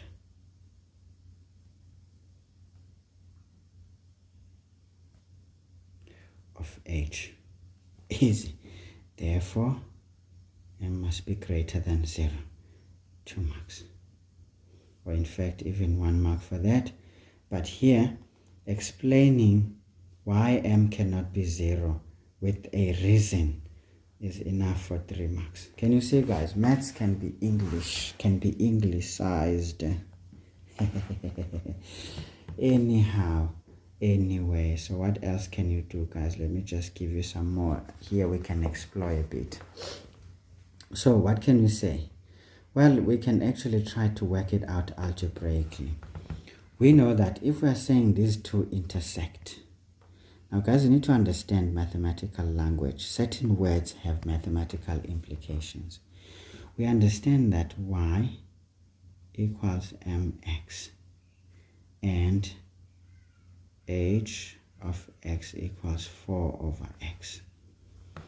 We know that at the point of intersection, they have equal roots, don't they? Yes. We know that it is such that we can say 4 over x is equal to mx over 1. Isn't it? Because we know that y is equal to h of x. Reason is they have equal roots. Now let's see, we cross multiply, and then this implies, now we multiply that, we get mx squared equals 4. Now let's just solve for the root. Remember, with nature of the roots, you can either solve for the expression of the roots or you can use the discriminant. It's up to you. So now let's see. If we just solve the actual root, this implies that x squared is going to be equal to 4 over m. Now obviously, to solve for the roots, what do? Take the square root.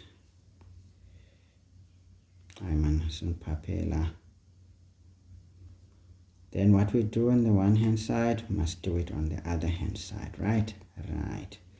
So therefore, we can see that x must be equal to plus or minus the square root of 4 is 2 divided by the square root of m. Okay. Now what do we say here? Now from inspection, we can actually see that technically, since m is under the square root, m must be, we can say this implies that m must be greater or equal to 0, right? Because, wait, no. Why must m not be 0? Because the square root of 0 is 0, and the division by 0 is undefined. So we say theta. But, meaning m can take any positive value, because m cannot be negative, because a square root of a negative number is undefined as well. So we can clearly see that for these roots to be real, as in to exist at all, m, because it's under the square root sign, must be greater than 0, because m cannot be 0, it's on the denominator, and it cannot be negative because it's under the radical. So this is it, guys. So we can actually make a conclusion here and say, therefore m is, as we want it to be. Maybe let's try to be systematic. Why? Here we are clear, man. It's on the denominator, so there's no need to explain. We already performed the calculation. So equating the two is key. Getting this root is key, and the conclusion. 3 marks. So there are many ways of killing the cat, guys. So please be aware that certain methods need to be looked at. Let me just show you one last method. Sometimes it's a short question, so we can indulge a bit. Obviously, guys, we would still do the same thing. Let me just try to be comprehensive and not be cryptic. At the point of intersection, what do we know? It is such that y equals h of x.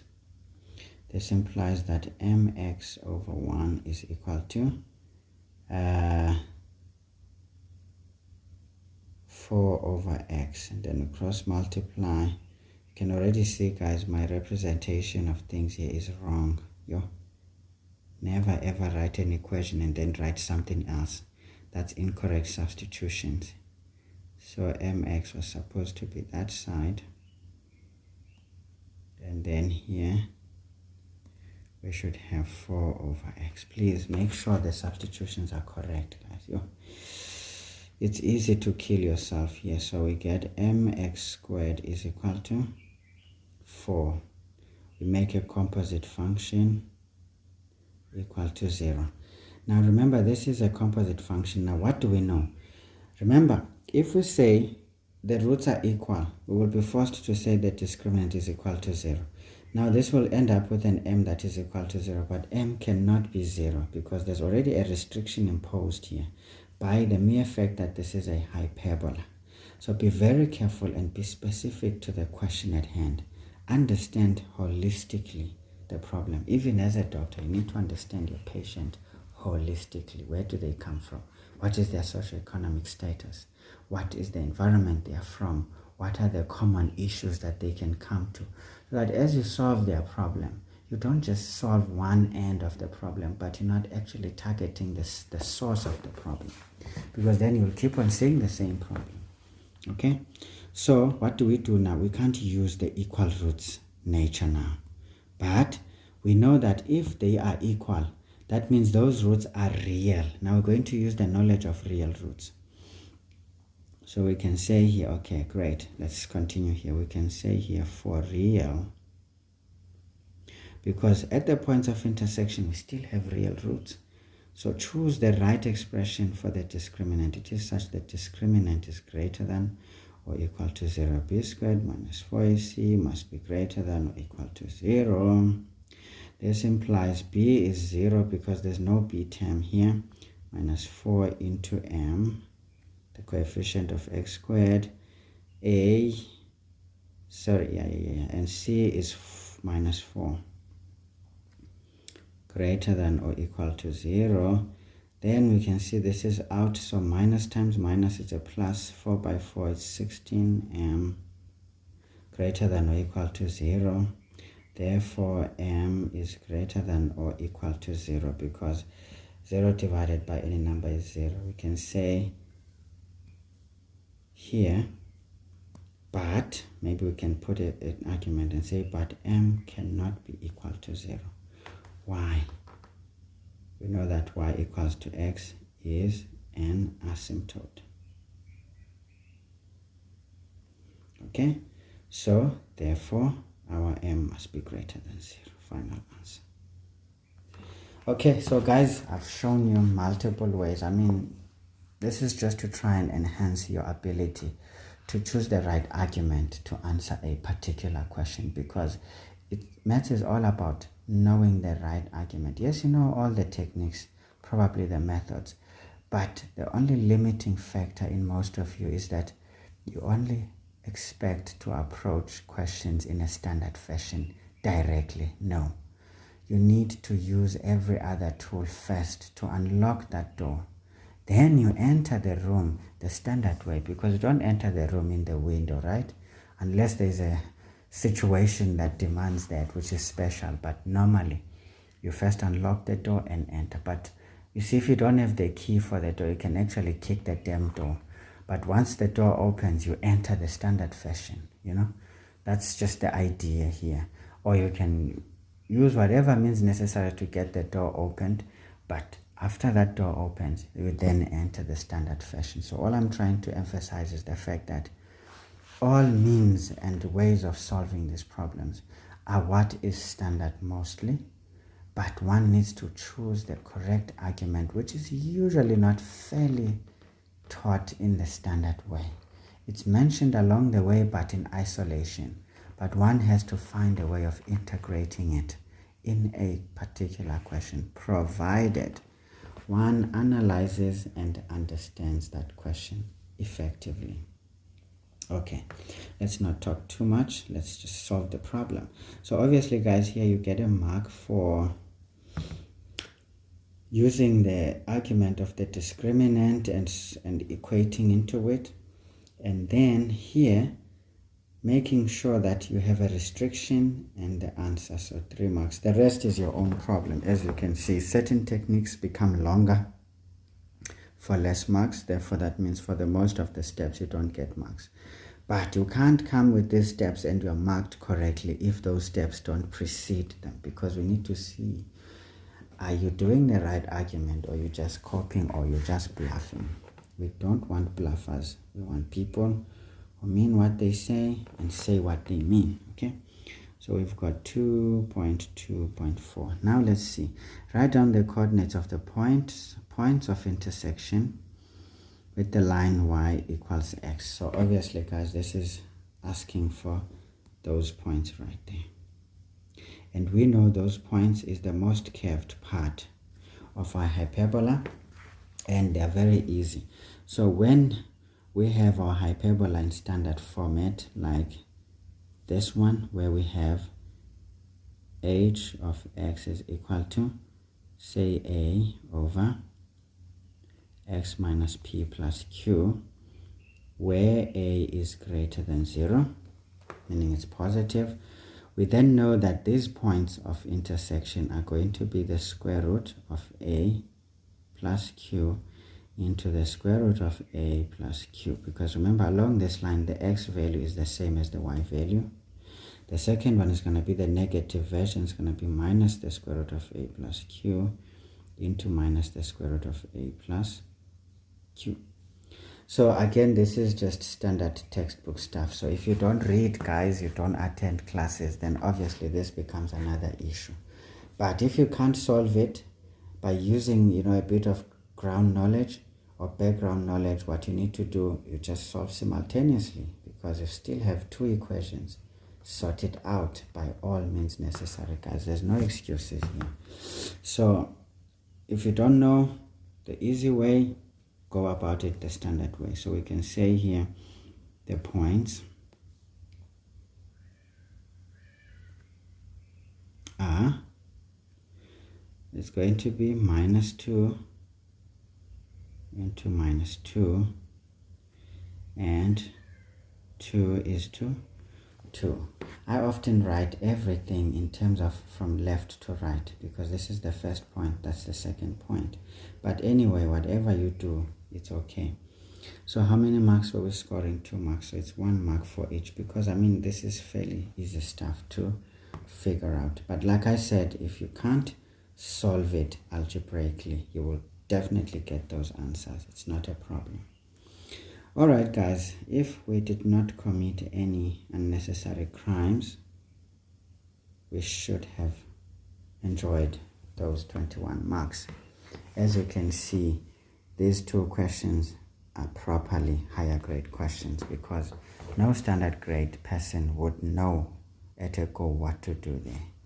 But a higher grade person or someone who has really practiced maths properly, since there's no longer any higher grade right now, then maybe might picture it. But these are the things, guys, that often make sense to say. You guys must spend your time effectively. If you're going to watch social media, let it be platforms like YouTube or any other platform for that matter, but watch something educational there. Don't be watching umgosi, uboyti, watola nobani, then ubana kasamfoni, yeyi wena ubani, yeyi wenze ukuthi inceda kulonto leyo. Khaphi ukunceda khona.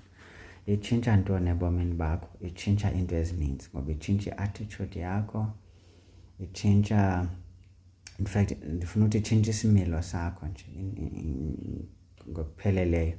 Ugqibela soyinto ongeyiyo ngoba uqala ukholelwa ezintweni ezingenangqondo, uqale ube ngumuntu ovumela izinto ezingabhadlanga zibe ngathi izinto ezibhadlile. Yabona nango sekuninzi okungekho semthethweni nokungabhadlanga nje indalo esesikwenze wangathi into ebalulekile efanele thina sincocalaze xa sigqitha kuyo. Ngoba kutheni? Ngenxa lo abantu bathatha yonke imfitshi eyenza ngaba bantu babonakalayo. Yabona ke ngelishwa into ezinomabona kude, amakhasi onxibelelwano, zonke into ezopapasho, zonke ezanto ezidala ingxaki ngoba abantu abakwazi ukuqiqa ekukhetheni izinto ezibafaneleyo nezingabafanelanga, ingakumbi xa sekufika entweni eyingxaki. Abantu bangamagwala bafuna ukuyibiza ngegama into eyiyo. Irharafu yirharafu, guys. Awunothi ispade ifoloko okanye licephe. Yirharafu lento lena. It's a spade. Say it as it is. Sometimes call people out even if they're not gonna like it. Who cares? But what we're trying to protect is our society. Now we consume every single rubbish there is on social networks, and we're forgetting that those things change our attitude as society. Look now, we have criminals roaming around, but how did they come about? It's rubbish stories like uzalo, gqeberha, zonke ezimfitshi igazi, zizinto eziphambeneyo eziya. Why would you be making the nation watch such rubbish in the name of entertainment? And people, happily consume that crap. Now it's entertainment. They're even happy. You see now, a character who displays a very nasty and very, very, very demeaning behavior in the stories, they qualify those people as the best actors because, they portray that character very well. Now, you are forgetting that young children who are growing up around that time, when they see these people rewarded for bad behavior, now they become the baddest of asses in the world because they think being a badass is what is key. Because look, you get respect, you get to get what you want whenever you want it, and essentially everyone fears them. Now this is why these young people are dangerous, because look at the extortionists. These are not old people. These are young folks because they channel their passion in the wrong direction. And guess how it started? When we thought now it's just entertainment. Those people don't understand the difference between reality and rubbish. For them, anything that their parents seem to enjoy, it's a positive reinforcement. Remember, kids learn by observation, not any other way. Some are special because they have some of these artistic demeanors in them. In a way, they tend to separate themselves from the rubbish that is outside. Perhaps I'm one of those people because I tend to keep to myself more than I really gel with the rubbish that I see around me. And of course, this is translated as if I'm trying to make myself feel better or look better. I think I'm better than everybody. And that's not what I said. I just don't do stupid things. That's just what it is. But does it mean I don't do wrong things? I actually do. Some I actually enjoy doing them. But I have a way of doing wrong things. What is negative for societal view? I don't do it in public display. I go and hide and do it there in the hiding because it's not for the others, it's for me. It's not for us. It's for me. Why must I show everyone what I'm doing?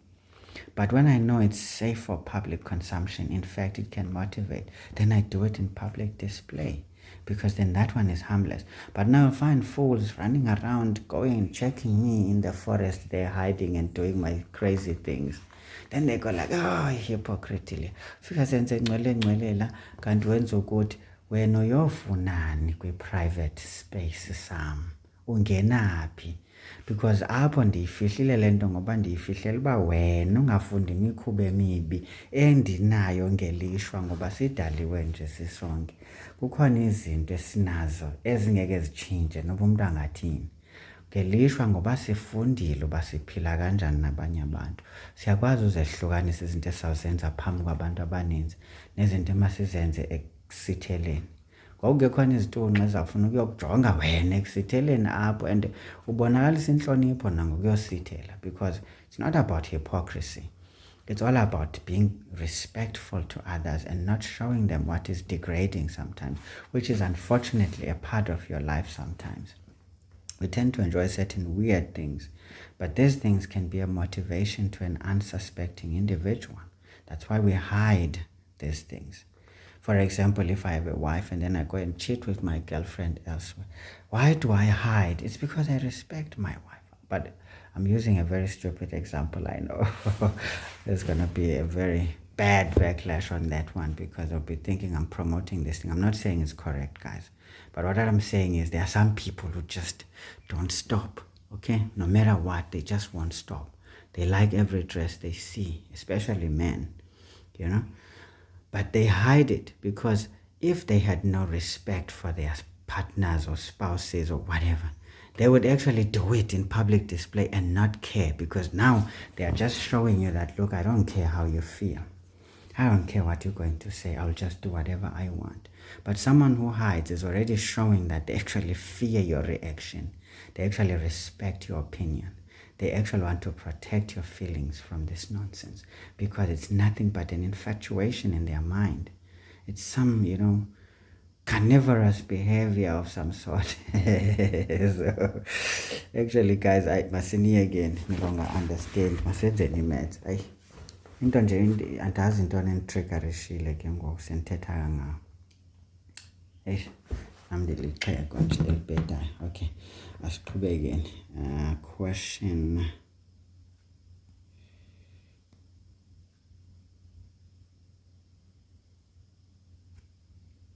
3. Right. Now, maske senze question 3, then zozenzela itiye nje quickly, guys, so that ingadinwa. Funa siyiqhubele inqwelo size siyoyibeka sisonke. Now, prove the remainder theorem. Now, guys, things like this, sometimes you may not remember how they work, but if you understand what this is all about, meaning familiarize yourself with long division, because this is the concept of long division. Remainder theorem, factor theorem, it's nothing but long division of algebraic polynomials. Now, this is just a means of factorizing, polynomials of higher than a quadratic, essentially, because a quadratic you can factorize easily, but it still uses nothing but the factor theorem. But factor theorem is nothing but actually long division. So even if you say there is a remainder, because a function by itself, a parabola, when you substitute maybe a 2 and then you get a 5, that 5 is the remainder when you actually divide in the expression. So can you see, we've been doing the remainder theorem in different formats and in different settings, but we don't keep ourselves aware that actually this is what we are doing. We think we are doing something different. And now when someone speaks of, I'm dividing this expression by this and then the remainder is this, they don't understand that actually those are coordinates. And then they say calculate the coordinates of this point. They're already giving you the x and the y value, because the remainder is the y value. The x value is what you substituted. Can you see? So these are things that we are not always aware we are dealing with. This is what made maths to be separated into higher grade versus standard grade, because if you're already someone who thinks standard, then you definitely should not be getting higher grade material, because it will embarrass you. But if you are someone who really overthinks things, you're already someone who's inclined for higher grade material, because it means you will be at a level that is required to think beyond the obvious. Okay, enough of the preaching. Now we need to prove the remainder theorem, which states that if a polynomial p of x is divided by x minus a until the remainder is independent of x, can you see? Then the remainder equals actually the function. Alright, so this is nothing but an x squared plus 2x, x squared plus 2x plus 1. When you substitute x is equal to 5, and then you get a minus 5. That is exactly what this is, because now that actual function, when you substitute that x value, you actually get the remainder being the corresponding y value if this is a point on the Cartesian plane. Alright, so this is under the auspices that if we have a polynomial p of x, and then we've got this factor, okay, it's not a factor now because there's a remainder, so we've got this, whatever you call it, the divisor. We've got the divisor. Remember, this is termed the divisor. This is what we divide by. So guys, please know these things. Even though this looks like it's ridiculous, it is not, believe me. You will love yourself for knowing these things, because you may find that higher order maths has all of these things but in different formats. Now if you already master them, then it becomes easier to gel with the rest. Now this is what we call the dividend. Remember, the dividend, when it comes to profits and investments, it's what is divided among the board members or whoever, the partners being the divisor. But now what do we divide amongst these guys? When we take the dividend to this one, we get a quotient. That is what each one will get. We call this one the quotient. Now we normally used the letter q, capital letter Q, in terms of x, because you know, if this is a polynomial, not prime, sorry, if this is a polynomial, the quotient is going to be in terms of x as well, because even the divisor is in terms of x, where we know that if this is cubic, this is binomial, as in linear, this is going to be quadratic. Okay, so if you have this in mind, guys, there are no issues here. You just cruise, because now you know that when we write the expression, the dividend is going to be the product of the divisor and the quotient. Then if when we divide, something cancels and then there's a remainder r, then we add the remainder to that. And that's how we define our dividend, which is our function, the parent function. So all we have to do is just to think of this. Now, you always think of it either in this manner and then you construct it, or you remember it from how it is explained in the textbooks. So it depends on you, honestly. Because for me, when I had to answer this question in 2005, I had forgotten about this thing. But knowing how to generate expressions to assist me to answer the question was effortless for me, because I knew that I don't really need to remember vividly how it's done. But if I can just think of an expression constructively, I can actually create a path that if I go through it and someone sees it, they have no reason but to give me my marks, because I don't have to reproduce exactly what is on the textbook. But if I can show you something like it and in that same manner or sense, then what is the problem? There's no problem. Okay, let's do the things. Now what are we saying, folks? We're saying that, okay, our polynomial p of x is literally going to be the divisor multiplied by the quotient term, which would be what we can divide the divisor into from the dividend, of course. Then, because now there's going to be something extra, we add the remainder r. So we used the letter r, but this can be different in different textbooks and study guides. It doesn't really matter. Now we can say here, then we understand that p of a is going to be a minus a into q of a plus r. This implies that p of a is, now a minus a is 0, into q of a plus r. Now 0 multiplied by any number is what? Is 0. So we can therefore say p of a is definitely r. And we know this is true because when we substitute an x value that is not a factor, we get a remainder, which is the corresponding y value in the coordinate pair. So this is it. All we had to do was just to smartly display the function, show the substitutions, and essentially then show the final answer. I mean, these 4 marks could be there, or we can say then the rest is the bonus marks or bonus mark provided. But I do believe the extra mark is actually on the quotient, knowing that the quotient would be in terms of x. Okay, that's fine, guys. I think this is nothing but very easy stuff, standard textbook material. But you can generate that expression if you find yourself not remembering what is cooking. There are means to an end all the time. Okay, 3.2, we have 4x cubed minus 4x squared minus 7x minus 2 equal to 0. So can you see, usually log division we use it for, polynomials higher than the second degree, okay, which is quadratics usually. Now we can see this is it, and we're going to have to apply that format. But now here we're going to use the factor theorem rather, but it's nothing but the same thing. But the factor theorem is such that the remainder is 0. There's no remainder. But now we need to check values. So obviously, guys, this is trial and error, but some people with the silver calculator can just plug this and solve. It's okay. Then pretend like they're doing all the steps, because for 8 marks, you can't just show up with an answer after this. You are dead. It means apply the remainder theorem or the factor theorem. Now we can try minus 1. Sometimes I try minus 2, minus 1, and then 2 and 1.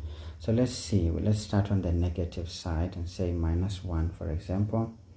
So I've got 4 into minus 1 cubed minus 4 into minus 1 squared minus 7 into minus 1 minus 2. You can even do this by inspection when you're so good. This is minus 3. Doesn't work. Let's check minus 2 quickly, so that we can get out of this side if it doesn't work. So again, like I said, this could be some serious trial and error, but you will hardly check more than minus 3 and more than plus 3 on the positive side. So this is fairly easy. So I'm getting minus 36 when I put a minus 2. Let's just convert this to a plus 2 already. See what is cooking, so that we can check 1. I doubt 1. If minus 1 didn't work, I doubt 1 will work for this expression. But again, you need to be familiar with these types of expressions. So a positive 2 gives me because I did incorrect substitutions. I have 1 elsewhere. Yeah. Okay, since that I sebenzi, maybe we're going to have to go to 3.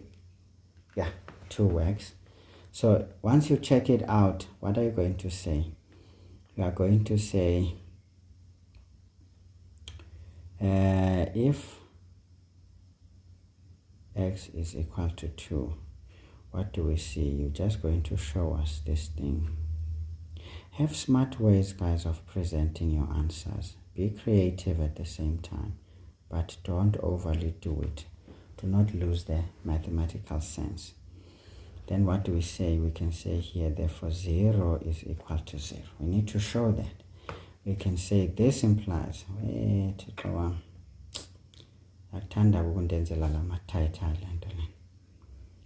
we can say here, this implies that if this is like this, x minus 2 is a factor, okay, of this expression, 4x cubed minus 4x squared minus 7x minus 2 equal to 0.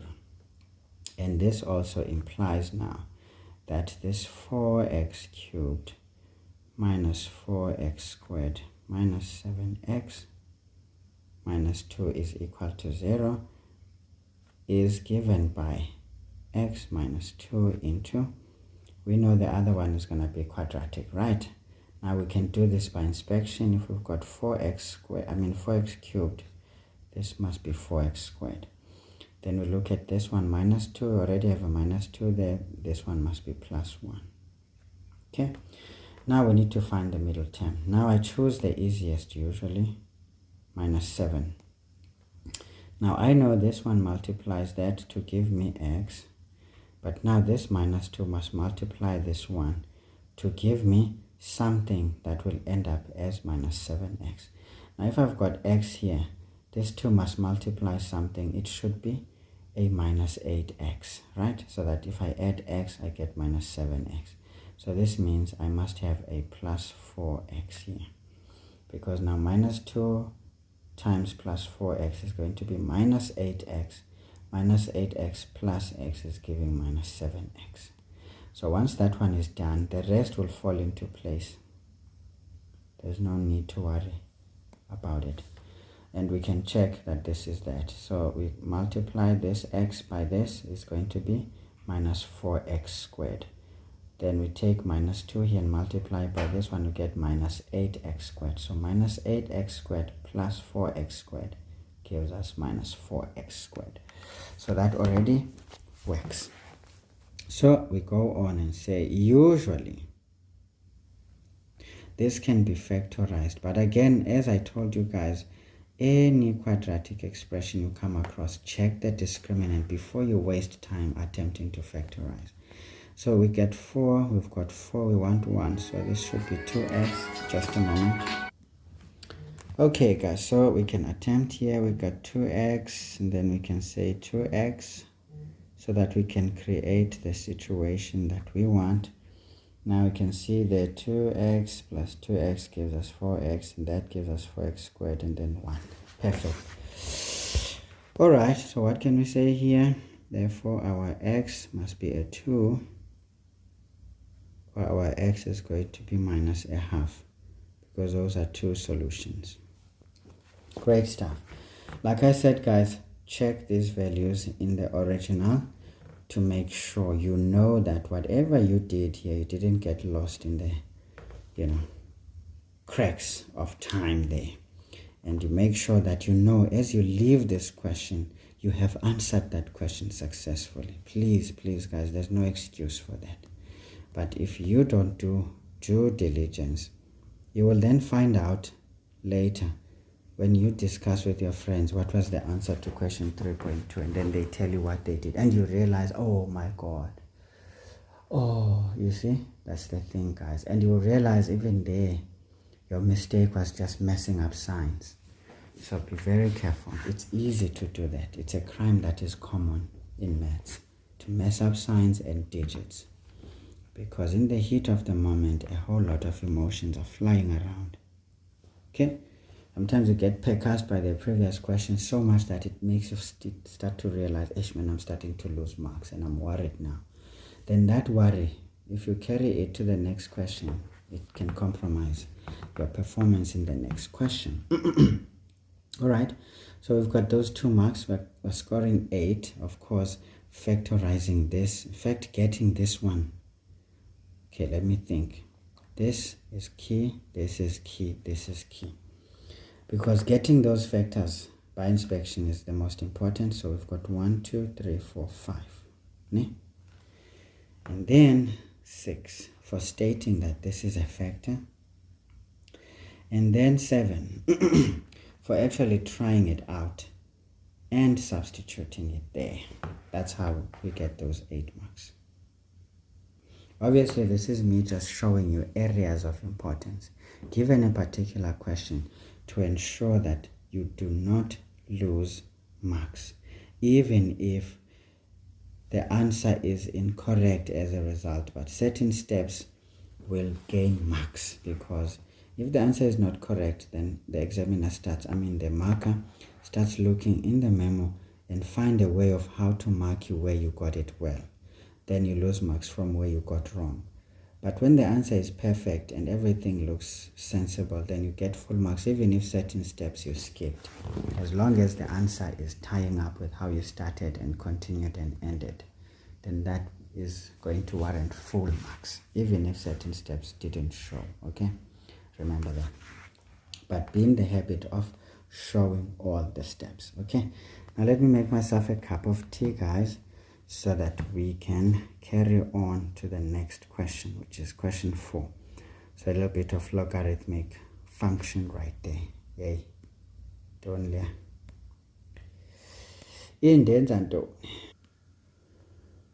Okay guys, so let's carry on. Let me just disconnect this from the charger. It's a bit difficult to hold it. Okay folks, let's do question 4.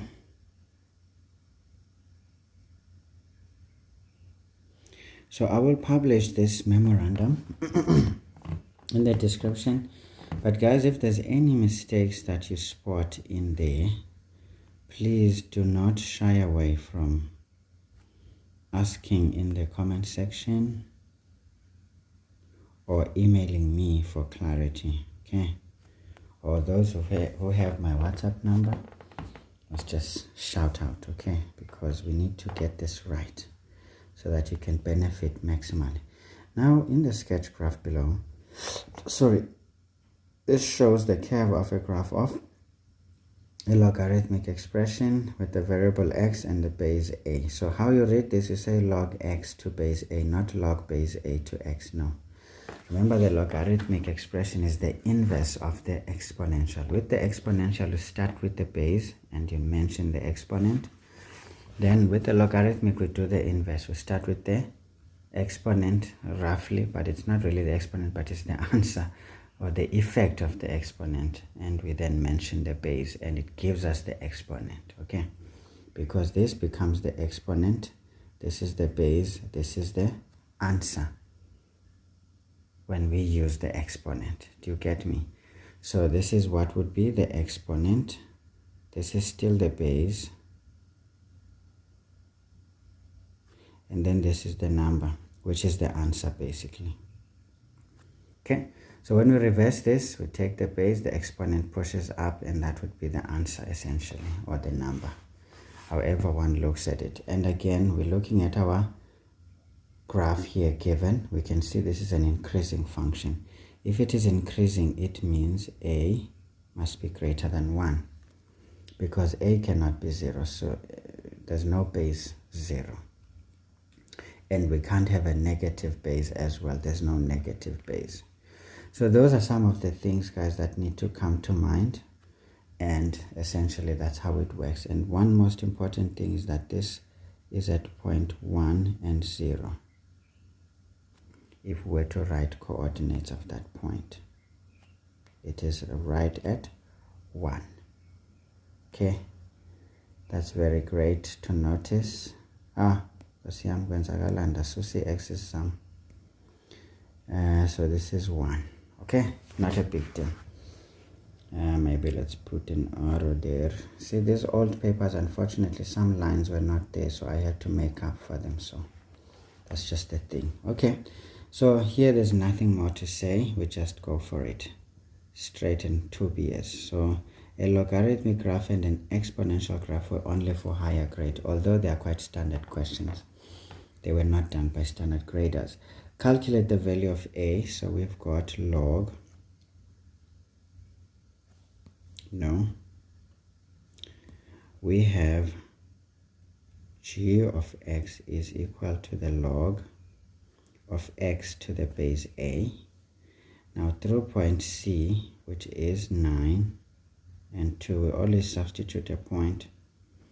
2 is equal to the log of 9 to the base a. Okay, now this implies we've got, now we change this to exponential form, so this is going to be a to the exponent 2 equals 9. Okay, as you could see how I just showed you guys what is cooking. So this implies that we've got a squared equals 3 squared. Now once the exponents are the same, it means the bases are also equal. Therefore, a is 3. Are we happy with that? Definitely, because we saw that our a should be greater than 0 for this to be an increasing function. Not a big deal. So here what matters, guys, is the substitution, and maybe using exponential rules and the answer. That was just an extra mark. This is effectively just 2 marks. Again, it's a bonus mark to say if you reached this far, you deserve a little gift. Okay, give the equation of the function of h, which is symmetrical to g with respect to the x-axis. So this is a vertical reflection. Okay, so understand mathematical language in what it means. So a vertical reflection will just simply multiply the y values of this function by -1. So we can say here h of x is going to be minus g of x, because that's a vertical reflection.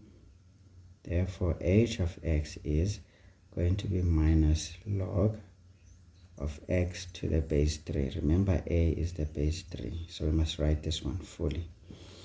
We underline. Now, guys, what I would warn you though, extra information must perhaps remain in the rough work section.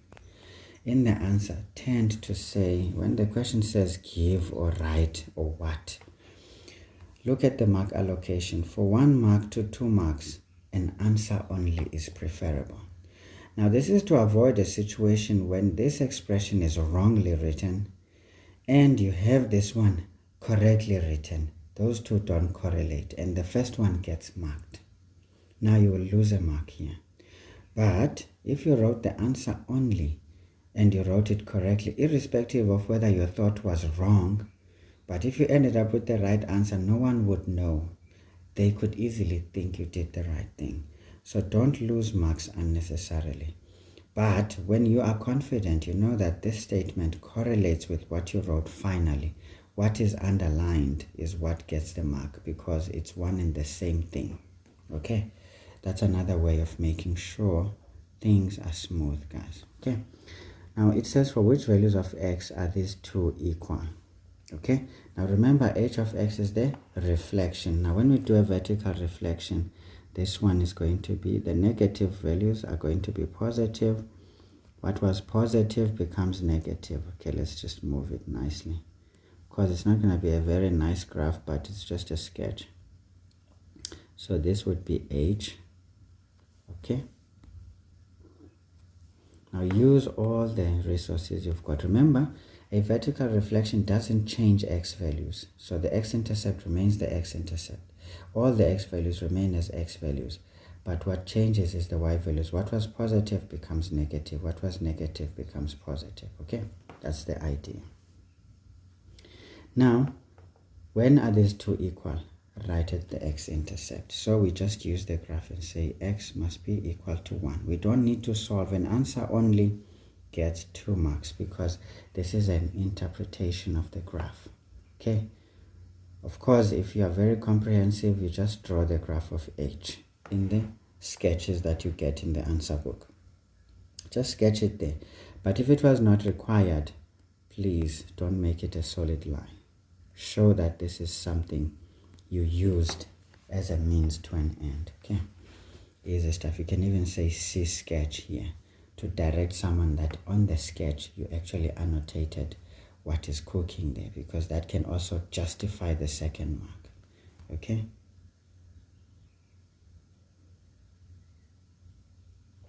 and if you didn't show it on the sketch, or it was not provided, you can even draw the sketch and show it. Okay, 4.1.4. Now we need to use the graph to solve for this situation, but now it's very easy, because when is this graph of this expression equal to 2 there at 9? It is 2 there, isn't it? So that graph is 2 there. So if we read the corresponding y value, it's a 2. Okay, again, you can just show it nicely if you want to. And what is the corresponding x value here? The corresponding x value is 9. Okay. All right. Now we can see that at x is equal to 9, the graph of the log is actually equal to 2. And below 9, we can see the y values are less than 2 all the way. But we hit the asymptote at 0. So basically the solutions here is going to be these guys.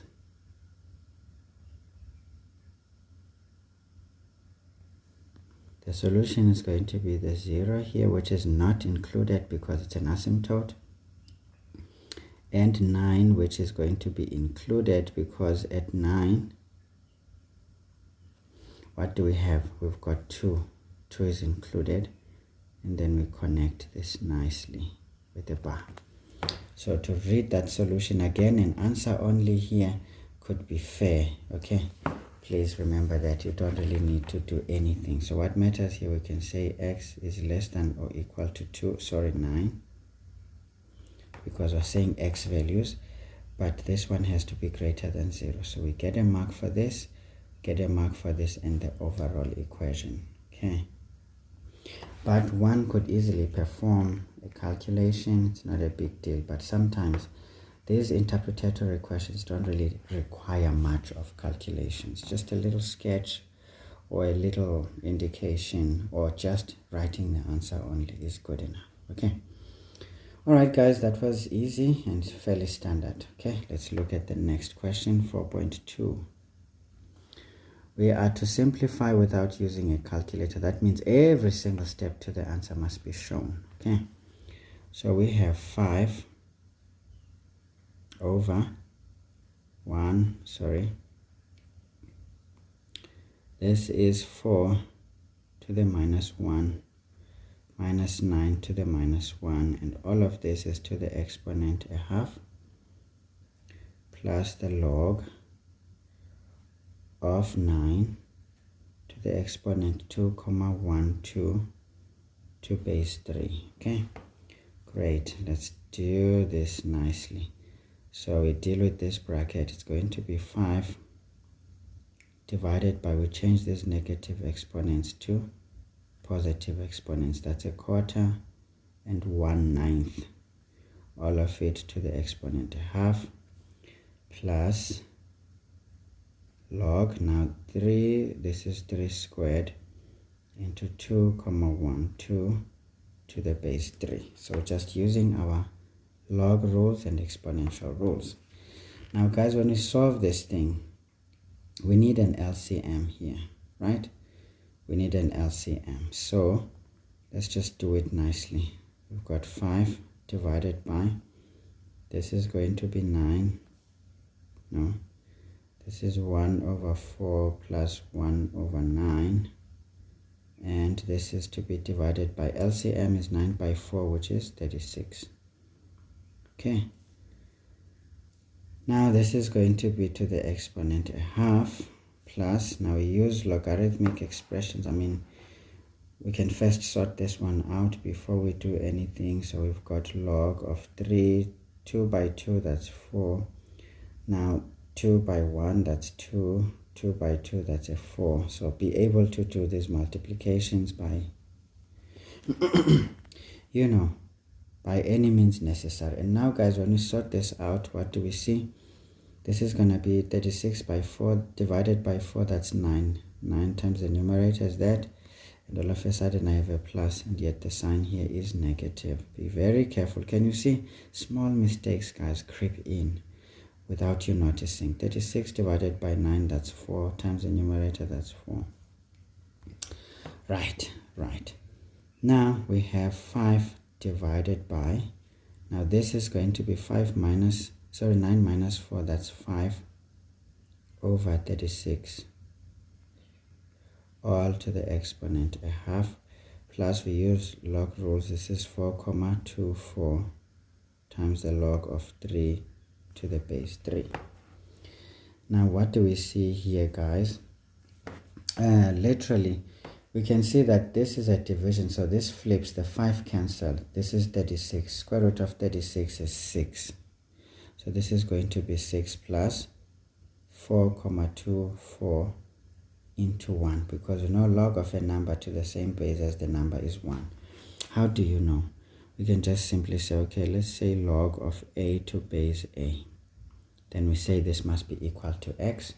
We convert to exponential. We know that a to the exponent 1 is going to be a to the exponent x. Now same basis, therefore it means x is 1. Can you see? X was the answer and it's 1. So that's how we know. You can even, if you forget, just, have the maths tricks, man, in the bag. Okay, so this is equal to, now this is going to be 10,24. Answer. Okay, very easy question there, just fairly grade 11 work, but coupled with grade 12. I mean, we did logs in grade 12. I don't know when you guys do them, but it's not a big deal. So anyway, this conversion using positive exponents, converting 9 to 3 squared was key. And then this solution to this step, fourth, using log rules to get here, fifth. Ne?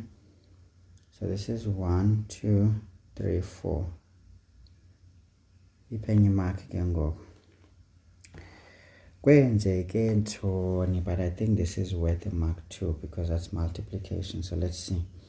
1, 2, 3, 4, 5. And we were scoring how many marks? 6. Yes, final answer. Okay, maybe I'm giving too much. So this is the final answer, but I do believe that this also coming down as 1 is mark worthy.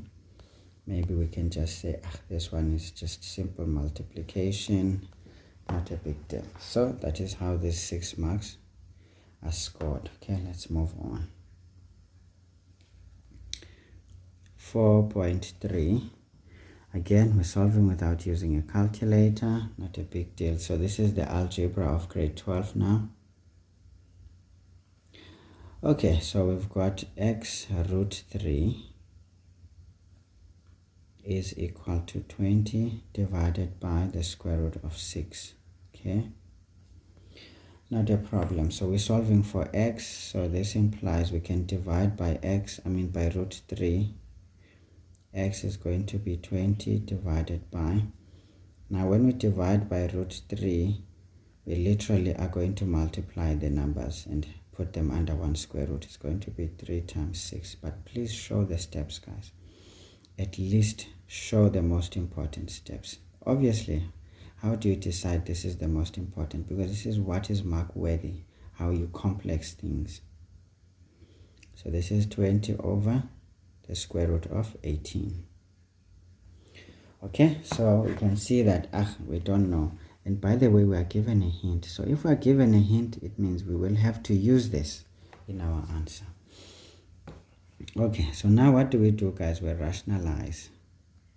So we always don't like a denominator that is a radical, because we know we need to use this, so we need to do something. So this is divided by 1, which is made up of the radical that we're trying to get rid of in the denominator.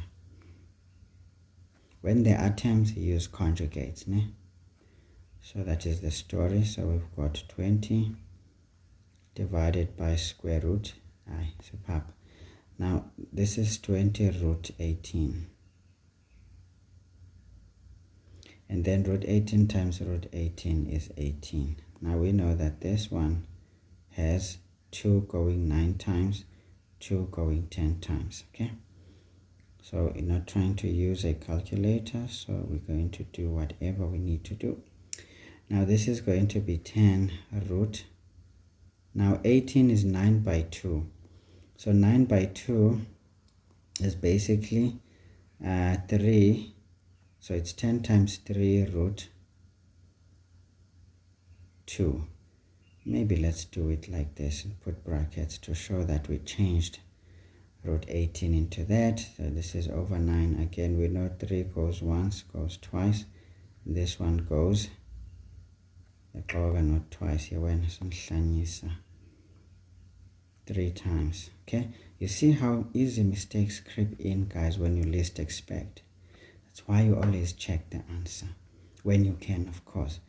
Now we have here a 10 root 2 over 3. But now we were told root 2 is 1,414. So we need to change this into that at least. So this is 10 into 1,414, okay, all over 3. So we can say therefore our x here. Now when we multiply this by 10, go shift this number, ne? Only the number on the tens. If we multiply it by 100, 2 of them would shift. Again, know these things, guys, from experience. So this is going to be 14,14 divided by 3. Now here, you don't need to go further, because if you use a calculator or you do this one, it could really reveal that you used a calculator.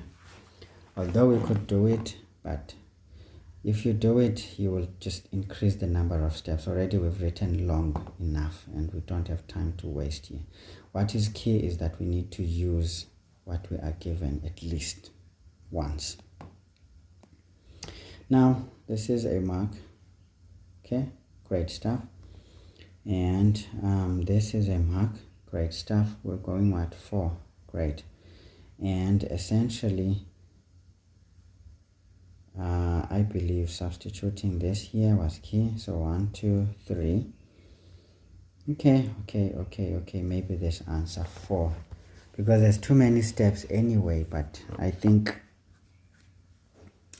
yeah, there's a whole lot of gymnastics that we did. Even the rationalization here, maybe not necessarily here. Yeah, there's a lot, guys. There's a lot. But I think the results of our rationalization. Yeah, but even this one could still be looked at, or you can look at that one. Either way, 4 marks would be scored. Again, if, guys, you are lucky to get the memo, the original memo of this thing, whether from your teachers or whatever, you will see exactly how the marks were distributed. But the issue here is not that the marks are distributed in a particular way, and therefore you have to worry about that. All you have to worry about is just showing all the steps that are important, because if your answer is correct, even if the steps don't necessarily follow the pattern in the memo, it's good, you get full marks. But if then the answer is wrong, then they have to look for those particular steps in the memo. If they don't understand, of course, which ones of yours are equivalent to those in the memo, because then this is when consultation becomes important. So, okay, I see this, but now how do I deal with this? And then they will advise further.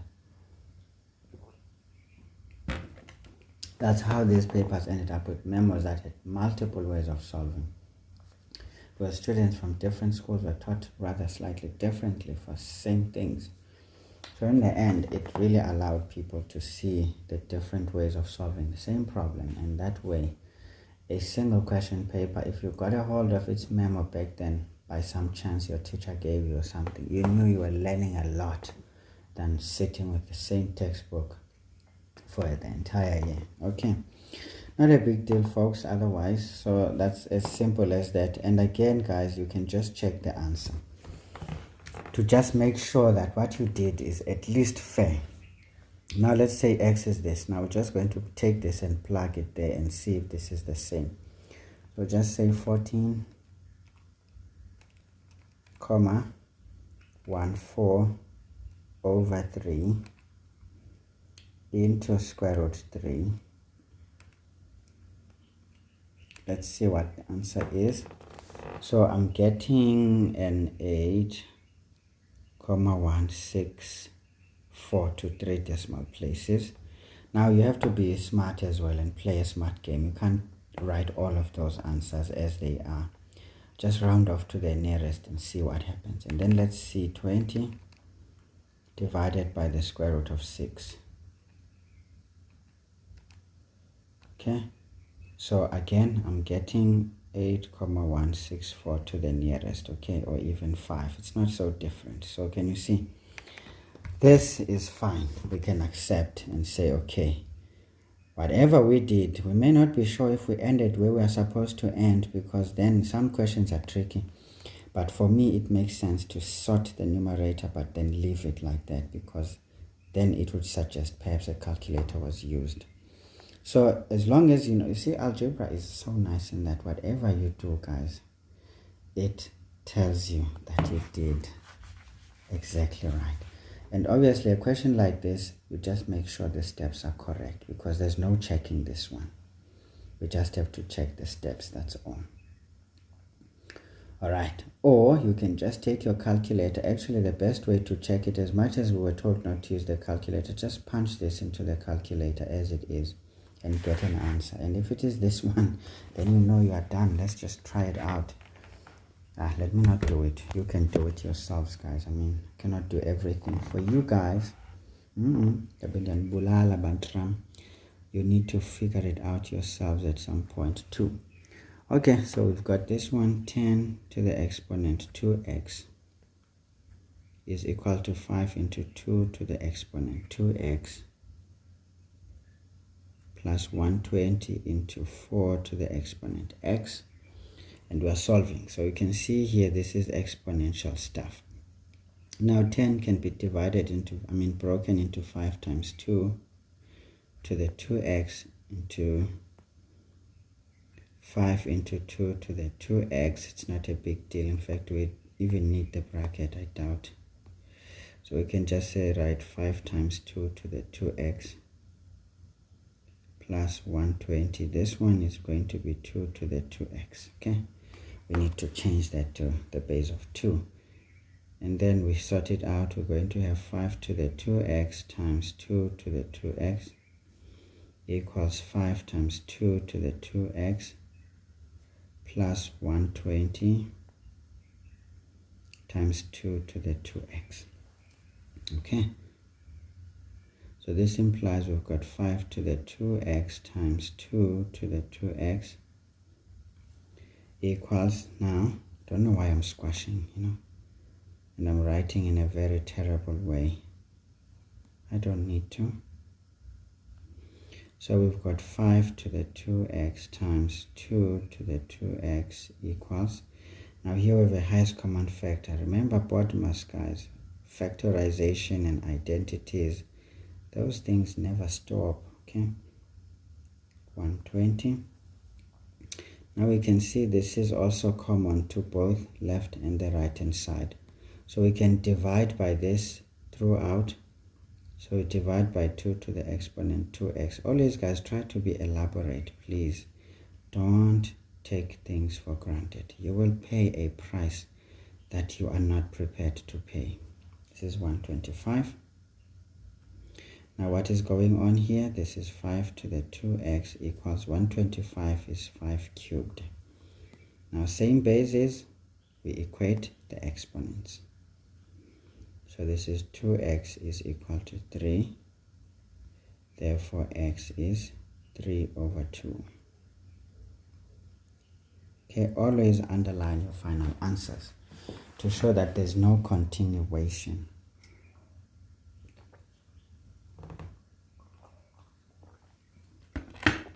Okay, so let's see. How do we mark this? Obviously the answer.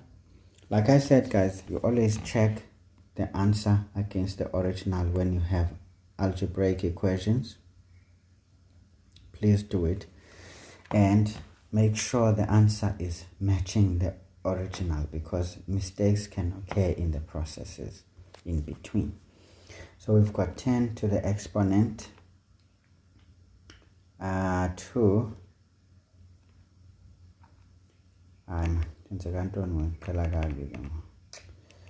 10 to the exponent 2 into the x there is 3 over 2. Just write. Calculators that you guys have are excellent, man. Let's see, this is the only one on that side. So what is that? It gives us iscoto. Okay, asibon biscoto sizolingana nescoto na. So this is 5 into 2 exponent 2, and then again we write there the 3 over 2 Okay, but be careful here with brackets, okay? Be very careful with brackets because they can embarrass you.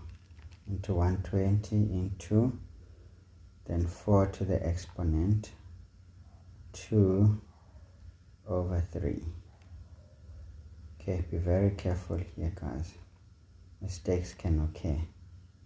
So, what am I getting?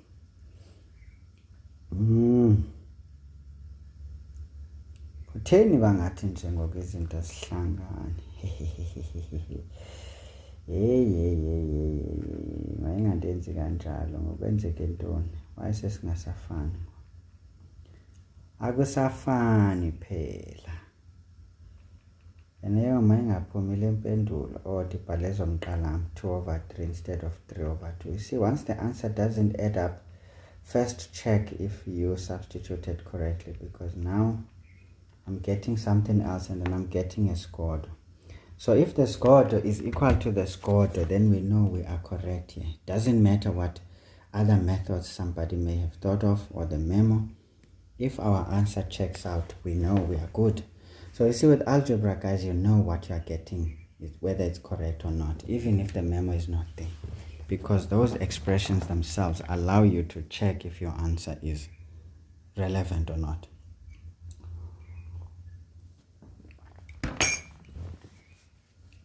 All right. Okay. All right. So obviously, guys, this answer right here is mark worthy, and changing this one, mark worthy. Factorization, the step is mark worthy. Essentially, changing this to the 5 cubed, very important. And then equating the exponents using exponential rules and the value of x. So how many marks? 1, 2, 3, 4, 5, 6. This was just 5 marks. Then we need to drop 1. Okay. All right. Okay. Who do we drop? I think this one is too weak for grade 12. For grade 12 higher grade, this is standard grade stuff. So again, you look at some conversions and you decide, you rank them in the question. And then you can decide, okay, this one, not really a big deal. Okay, let's go on, guys. Let's finish the algebra, or the still calculus still. Yo, kanene sequences and series ya wena. Ebafethu ngathi sothatha forever njena, and I need to stop at 8. Yo. Okay, let's try and see what will happen. 4.3.3. We've got 2 log of x to the base 4 plus log of 64 to the base x equals 5. Now, obviously, guys, from the inspection, we can see we've got base 4 and then we've got base x. Now, those two things are not the same. Now, this already says mathematical gymnastics of knowing laws is key here. So this implies we can say this is 2 log of x to the base 4. Let's change this to base 4. How do we do it? We can say this is effectively the same as log 64 to the base 4, all divided by log of x to the base 4. Remember, log rules said if they are of the same base, we can actually use that number as the number and this one as the base. So just playing an academic gymnastic here, mathematically. So this is over 1. That is entirely over 1. Now with fractions, we know that our LCM is going to be 1 times log of x to base 4. So we will just multiply throughout by the LCM, which is going to be the log of x to the base 4. Be elaborate, folks. I cannot overly emphasize this thing. So when we multiply there, we get 2 times the log. Now remember, this is the log of x to the base 4, so this thing is now squared. Log of x to the base 4, this becomes squared.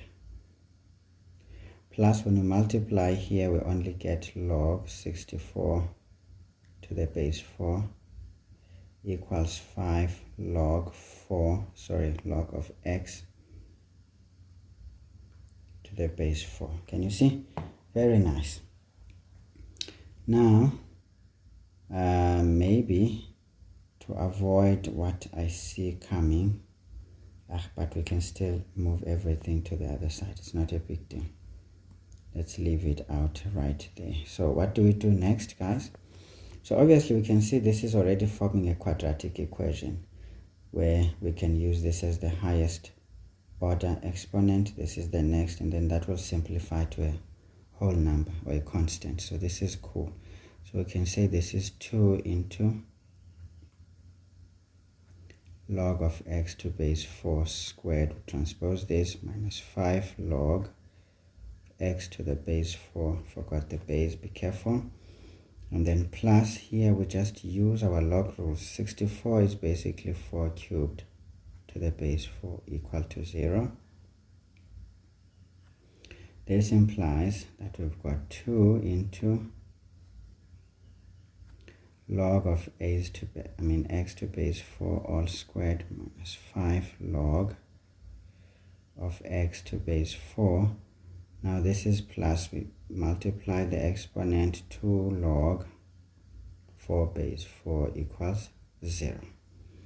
Remember guys, simplification must be stepwise and systematic. Do not jump steps out of a hurry to finish. It's not about how fast you get there. It's all about getting to the other side. It's the climb, okay? It's the climb. That's Miley Cyrus.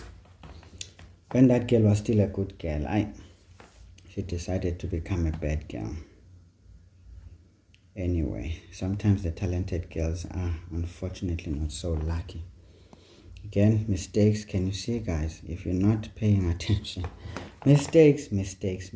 So this is 3 into 1 equal to 0. So do you see, if you don't pay attention to what is cooking, guys, during the exam, uzawudla ezomqala yakho imarks. Ndiyakuxelela. Kiyawujwetsa. Utloja tsa how. Now guys, you can think of the K method. Yabon? Awuligwala. If you're not brave like me.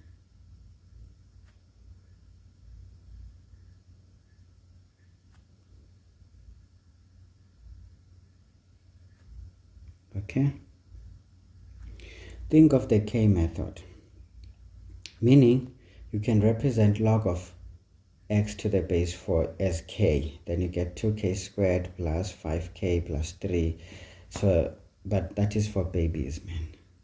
That is for grade 11s. Because they're not used to dealing with big stuff. But you see, with big boys and big girls, you just do it. You face it as it is, man. Don't be skabale kwala, man. Uskathekesela, man. Wawa, le nna ke tsebe hore ke etsa jwang jwale ke a senya hantle. Ke o bua haholo he. Se ke fihlela mona. Ke a factorize hona tjena. Ha ke sena nako ya ho bapala. Now, ha ke factorize it tloba 2 log x base 4 log x base 4. Now this is negative, so this must be like this. So this is 1, this is 3. So that's going to be 2 plus 3 minus 5. Everything. You see, my brother from another mother. You must understand these things. Now this one is going to be 3 over 2. Right, this is like solving any quadratic, guys. So remember that concept of quadratic equations. It's not just nje, guys. You need to apply it. Mina ndiyanazi, mina ngicela ukudlala. Ngoba yonke into funeka ihlale iziswe njengoba injalo encwadini. Ufundela incwadi kanti uzaphinda ubuza into efanayo. Yayibona bayibhadlanga yonke le. Now we convert to exponential form, so we know that x is going to be 4 to the exponent 3 over 2. Let's make this one nicely small. 3 over 2 there. Or this is 4 to the 1. Sengikubonile, sengikubheke ngamehlo abomvu wokhozi esilifuna ukuhlafuna. Wena uzathi wawuphi? So this is 2 squared. Remember, we're not supposed to use the calculator, guys. If you find yourself showing signs that you use the calculator, you are dead. I'm telling you. Therefore, x is going to be, you must show us. 2 cubed is 8, or x is 4. Nice. Underline the answers. Don't be afraid to repeat the other side so that it's very aligned into zakho. Jump. Ubonakala, you are organized, man. You're going to be our future Minister of Education. You see? Not into efana no minister. Uvele ube nguye straight to Minister Enje Mochega. Is it Enje Mochega or Gampa Mochega? Sometimes how we pronounce these people's names, it's not right, man. Because for me, I think it's Mochega, if it's Pedi. Then if it's Tswana, yeah, it could be Mochega. Mochega. Yeah, Mochega. If it's Pedi, but like Mochega. If it is Sotho, ke Mochega. Wow. Anyway, guys, like I said, algebraic expressions provide you a chance to really prove your answer, because trust me, someone may feel like, this sounds illegal right here. This looks like ngumkokotel. What if I ngumkokotel? So ibona ngantoni ngempendulo. So sithe u-x wethu sengaba ngubani? Ngu-4. Masiqala u-4, sicheck u-4 phayana, masisithi ngu-4. Already phayizoba ngu-log of 4 to base 4, that's 1, that's a 2. Xa ingu-4 apha, izoba ngu-3 log 4 base 4. That's going to be 3 into 1. So that's going to be 2 plus 3. That's 5. 5 is equal to 5. So it checks out, Buffett. So you know that, okay, it's not umkokotelo nhlobo. This is original, real Makoya. The second one, we try the 8 is so, and then like, okay, what if this is 8 in here? Okay, now if this is 8, but anyway, if we 8 is a lot, is about 64. It's about 8 squared, 64. Then we change it to 4. 3 log 4 base 4. That's 3. Then if we go 8 up, this is 8 squared. Then it's going to be 2 log 8 base 8. That's a 1. So it's going to be 3 plus 2. That's 5 is equal to 5. Therefore, this one also checks out. Then you're like, definitely, I ain't going to kokotelo. Imets lendo. Iya metsula. Imetsula aba metsulegayo.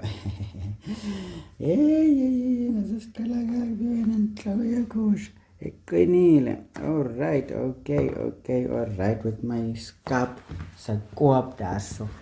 I can. Okay, masingathethe kakhulu sawuphambana siphambanise nabantu.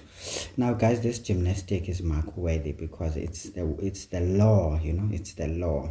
Whenever a law is like an identity being applied, remember Bodmer's 3-step approach? Don't think it's only applicable to trigonometry. Everywhere, think of the law as an identity, because that's a law essentially.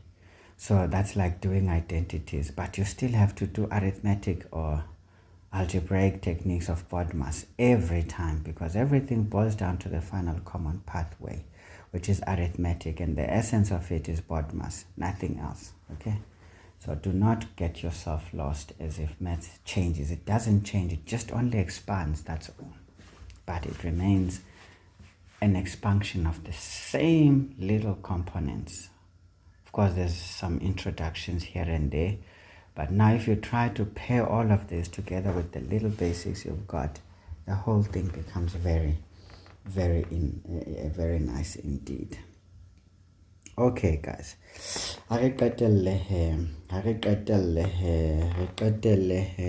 this is going to be 4,4. Now I told you the strength of the earthquake, the strength X of the earthquake caused by the recent tsunamis. I remember that time there was some tsunami disasters that took place in the Caribbean, right? Was measured, was it Caribbean or the tsunamis they occurred where? How can I say China? Masanditi zezandawo. Japanese, Chinese areas, that's the Pacific. Okay, disaster was measured as log of X equals 8,5. So that is fine. And then 5,10 was snacks. And then using the Richter scale, okay, 3 months later, another earthquake struck and its strength was log Y is equal to 5,1. Okay, all right, okay. Now we're told here, compare the strengths of the earthquakes by calculating this ratio. Round the answer off to 2 decimal places. So here we're using a calculator, so nice. So obviously we know that this implies that X is going to be equal to 10 to the 8,5. And Y is going to be equal to 10 to the 5,1, right? We convert to exponential form. You can say then X over Y is going to be equal to 10 to the 8,5 divided by 10 to the 5,1. Now here, guys, it's up to you, but if you're strong, you can even use exponential rule. It's going to be 8,5 minus 5,1. This is 10 to the 3,4. So let's see the answer. So here you can just show that you're not scared. You are not scared. So I'm getting 2,511,89 to 2 decimal places. So this one is a standard grade question, obviously, but it's just there to just gift you some extra 4 marks, you see, because this is key, substitution, final answer, 4 marks, nice and sweet. Now, guys, this question actually has effectively 36 marks on offer, and you can see some were sweet, some were bitter. It's up to what is the range of the tastes for your tongue. Some people enjoy bitter, some enjoy even worse than bitter, some enjoy sour, some enjoy sweet, some can take any with no discrimination, so whatever. So if you are doing maths, unfortunately you need to be an all-rounder. You must take all the tastes that are available to you. But guys, at this juncture, I would like to add just one last question from another paper, just to highlight something in a moment. Okay, guys, so we've got this question. I just wanted to show you how log inequalities work. So how do we solve this thing? We're solving for X as well without using a calculator. This would imply that we've got log 2x minus 3. Remember, with inequalities, we must isolate 0 here, so it's going to be plus log of x minus 2 greater than or equal to 0. Okay. Now, next check, they have the same base 10. So that means we can compress this using yet another logarithmic rule that says these numbers were actually multiplied initially. So this is to be greater and equal to 0. Okay, so now this is good, because now what we do next, we convert to exponential form. So this means the number 2x minus 3 into x minus 2 must be greater than 10 to the 0. So this means we can expand this. It's going to be 2x squared minus 2x minus 3x is going to be minus 5x. This one plus 6. This one is going to be 1. So minus 1 is going to be 5. So let's move a fast much. Okay. I'm sure you catch the drift. So we know that usually these quadratics that result from any manipulation, they are usually factorizable. Now folks, what do we do? Equal crime. This is 2 by 2. This is minus 4. Minus 4 minus 3 is minus 7. Okay guys, be careful. Be careful. You see, I told you guys, mistakes have a way of just showing up all the time. So we go on and say 2 must go with 1 and then 5 there. So what do we say here? Now this situation right here is already difficult. Now we need our sketch, isn't it? Yes. We need the sketch or the table. In fact, let me just make you guys practice the table. We used the sketch too often now. Let's practice the table. So we've got 2x minus 5. We've got x minus 1. Just to give you ample practice for each technique so that you can be familiar or even be more than familiar. You need to be overly familiar. As Uzolani Mahola and her group. Now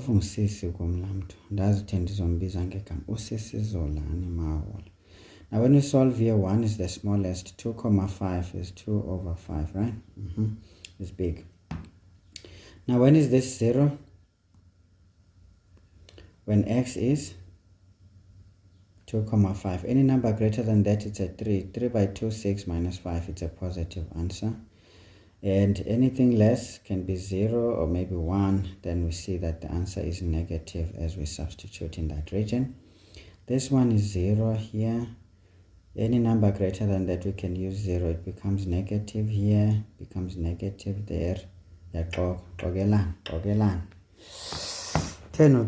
number greater than 1 is not 0, it's 2. So this one is positive. Yay. Be careful guys. I want to send back complacent. Now less than this can be 0, therefore it will be negative. Now we're doing the product. Negative times negative, positive. Any number multiplied by 0 is 0. Negative times positive, negative. 0 multiplied by any number is 0. Positive times positive is positive. Now we're saying this thing must be greater than or equal to. Elune. Obaning linketsa robot jwale. Linketsa robot man. Skelanketsa so. Skelanketsa so. Ekare le dlala ka nna jwale. Le dlala ka nna. Le dlala swa. Le dlala swa. Okay. So now what do we see? 0 is included, so we've got filled in circles. So 0 is included. Just a moment. Alright guys, so let's carry on. So we're saying these values are included, so we shade, and then we want the positive also, so we're going in a split. Okay, now this implies, and you can notice that I'm writing implies, not therefore. So this is less than or equal to 1, or x must be greater than or equal to 2 over 5. Okay, nice. Now is that all? No. We then have to check these answers for validity. Even if we did the right thing, we must check these things in the original. Okay, first of all, let's say x is 1. When we put a 1 in, there's going to be 2 minus 3, which is minus 1. Log of a negative does not exist. So the logarithmic expression already says, friend, you are not allowed. Okay, so there are some restrictions in the final answer. That's what I wanted to highlight basically. But we can see 2,5 is already good because 2,5 by 2 is 5. 5 minus 3 is a positive number. 2,5 minus 2 is already 0,5, a positive number. So this is already good. So this one checks out effectively. And of course, rejecting that is a mark 2. So this is cool. So can you see in different scenarios, same techniques have to be adjusted accordingly. All right, so here we transposed, and then using this contraction, the logarithmic rule is great. And then this step here, when we convert to exponential form, great. And when we do this thing here, which is to factorize, we get a mark, and our tool, we get a mark. So how many marks can I up? Not busy 10. Yeah, I think it was 10 marks from the original question. That was question in 2002. Okay, I think it was 10 marks. So it's 1, 2, 3, 4, 5, 6. Okay, so 6. Okay, maybe this conversion 6. Yeah. Oh, I didn't mark this one. 7. Then we can say 8, maybe for the factors here, we can say 8 and 9 to make up 10 marks. So this was just for enrichment, guys, because I don't know if you can get a question like this in question 1. Remember, in question 1, anything algebra can be thrown in when you least expect it. So you need to know how to deal with it. But I'm not sure if in your curriculum guidelines, quadratic inequalities involving logarithms are involved or not. But this is just to highlight the fact that certain so here we have to strike this one. So certain answers, as much as we can approach them the standard way, they need adjustment. Okay, just remember that. Okay, let's do question 5. All right, guys. Okay, so now they are calling me at work, unfortunately, folks. So it looks like we're going to have the longest pause ever because I need to go and intubate someone who's struggling to breathe. So if I waste any more time, I'm going to lose that soul. So I'll come back, but it's going to be quite a long break from now. And yeah, we'll come and finish up. So chill, get some coffee, maybe take a shower or whatever, make up your beds, but enjoy the ride, guys. So we're going to start with 5, but now I have to pause and get to the hospital quickly. Okay, guys, I'm back. It took a lot longer than I expected. In fact, I decided to just complete my rounds. So let's carry on. I'm sure you all are also refreshed. All right. Now, let's have a look at this question 5 and see what is going on. And we can see this is sequences and series, okay? So this is already a topic you guys know. This is where we apply our algebra and functions combined. Now we're told here the common difference of an arithmetic series is 3. Calculate the values of n, so that's the question mark, for which the nth term of the series is 93 and the sum of the first n terms is 975. Okay, this is the simultaneous equation type, so these marks are certainly free. They're just free marks. Okay, so now we know, guys, that Tn is equal to 93. Okay, now what do we know? This implies that our Tn, which is going to be a plus n minus 1 into d. Okay, equals 93.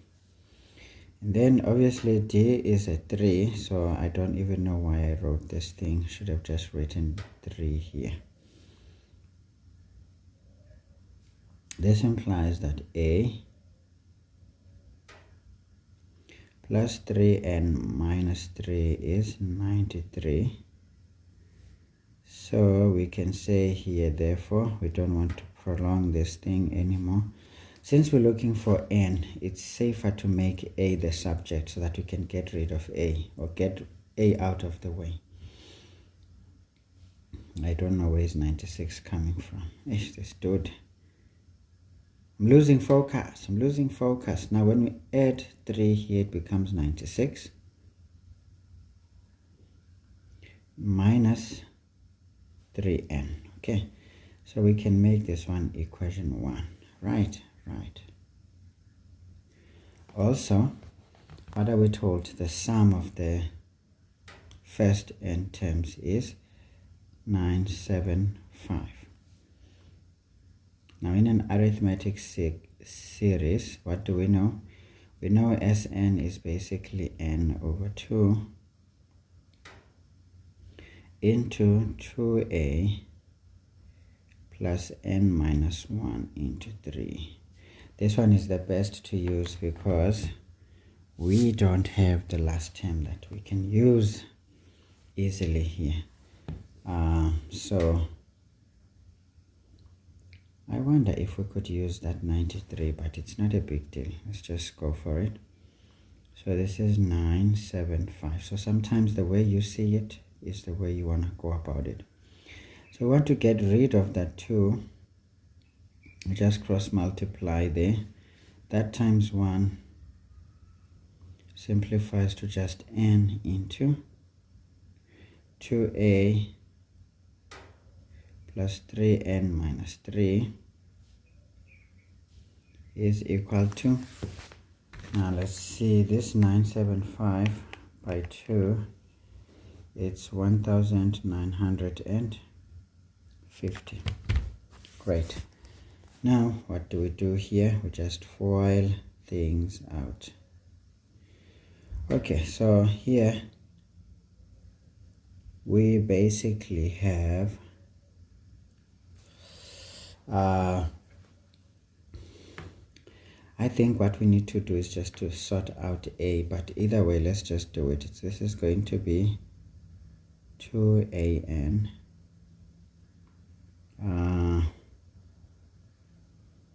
2an, but I think if that nth term is 93, we could actually avoid causing problems here, because we know the nth term is 93, isn't it? Let's just go on, but I'm feeling like I'm prolonging here. So let's see though, 3n squared minus 3n. Okay, yeah, but I'm not happy with this one.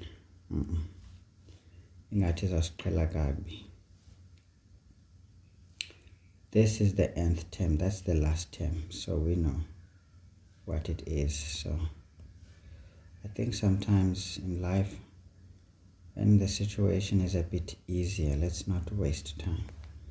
So we will have a plus L equals 975. So this is n over 2 into a plus 93 equals 975. Now this is over 1. Okay, be careful though. Certain techniques can result into some harm. I'm just feeling like there's going to be too many variables here. So when we distribute this in, so what do we see? Maybe let's just sort this out and say, fine, this is the equation that we get. Maybe let's not be silly. And then we can say here, put 1 into 2. What do we see? We get n over 2 into 96 minus 3n plus 93 equals 975. Okay.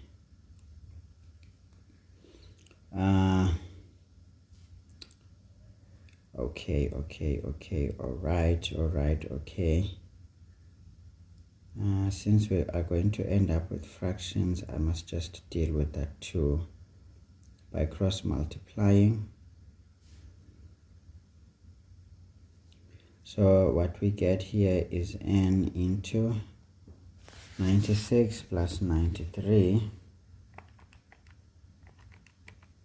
is 189. So I've got minus 3n plus 189 equals 975 by 2, 1950. Okay, now we can FOIL this out. We get minus 3n squared plus 189n. We bring in this 2, it's minus 1950 is equal to 0. Okay, let's divide by minus 3 and see what happens. So we get n squared minus, can 189 divide 3? I think so. I think it's 63, isn't it? How to see 189 divided by 3. Yebo gogo, minus 63, and this one will become positive. Let's see, 1950 divided by 3, it's 650. Okay. Now, obviously, guys, students who don't like factorization can go to the quadratic formula, but don't be cowards, people. All you do, you just write here,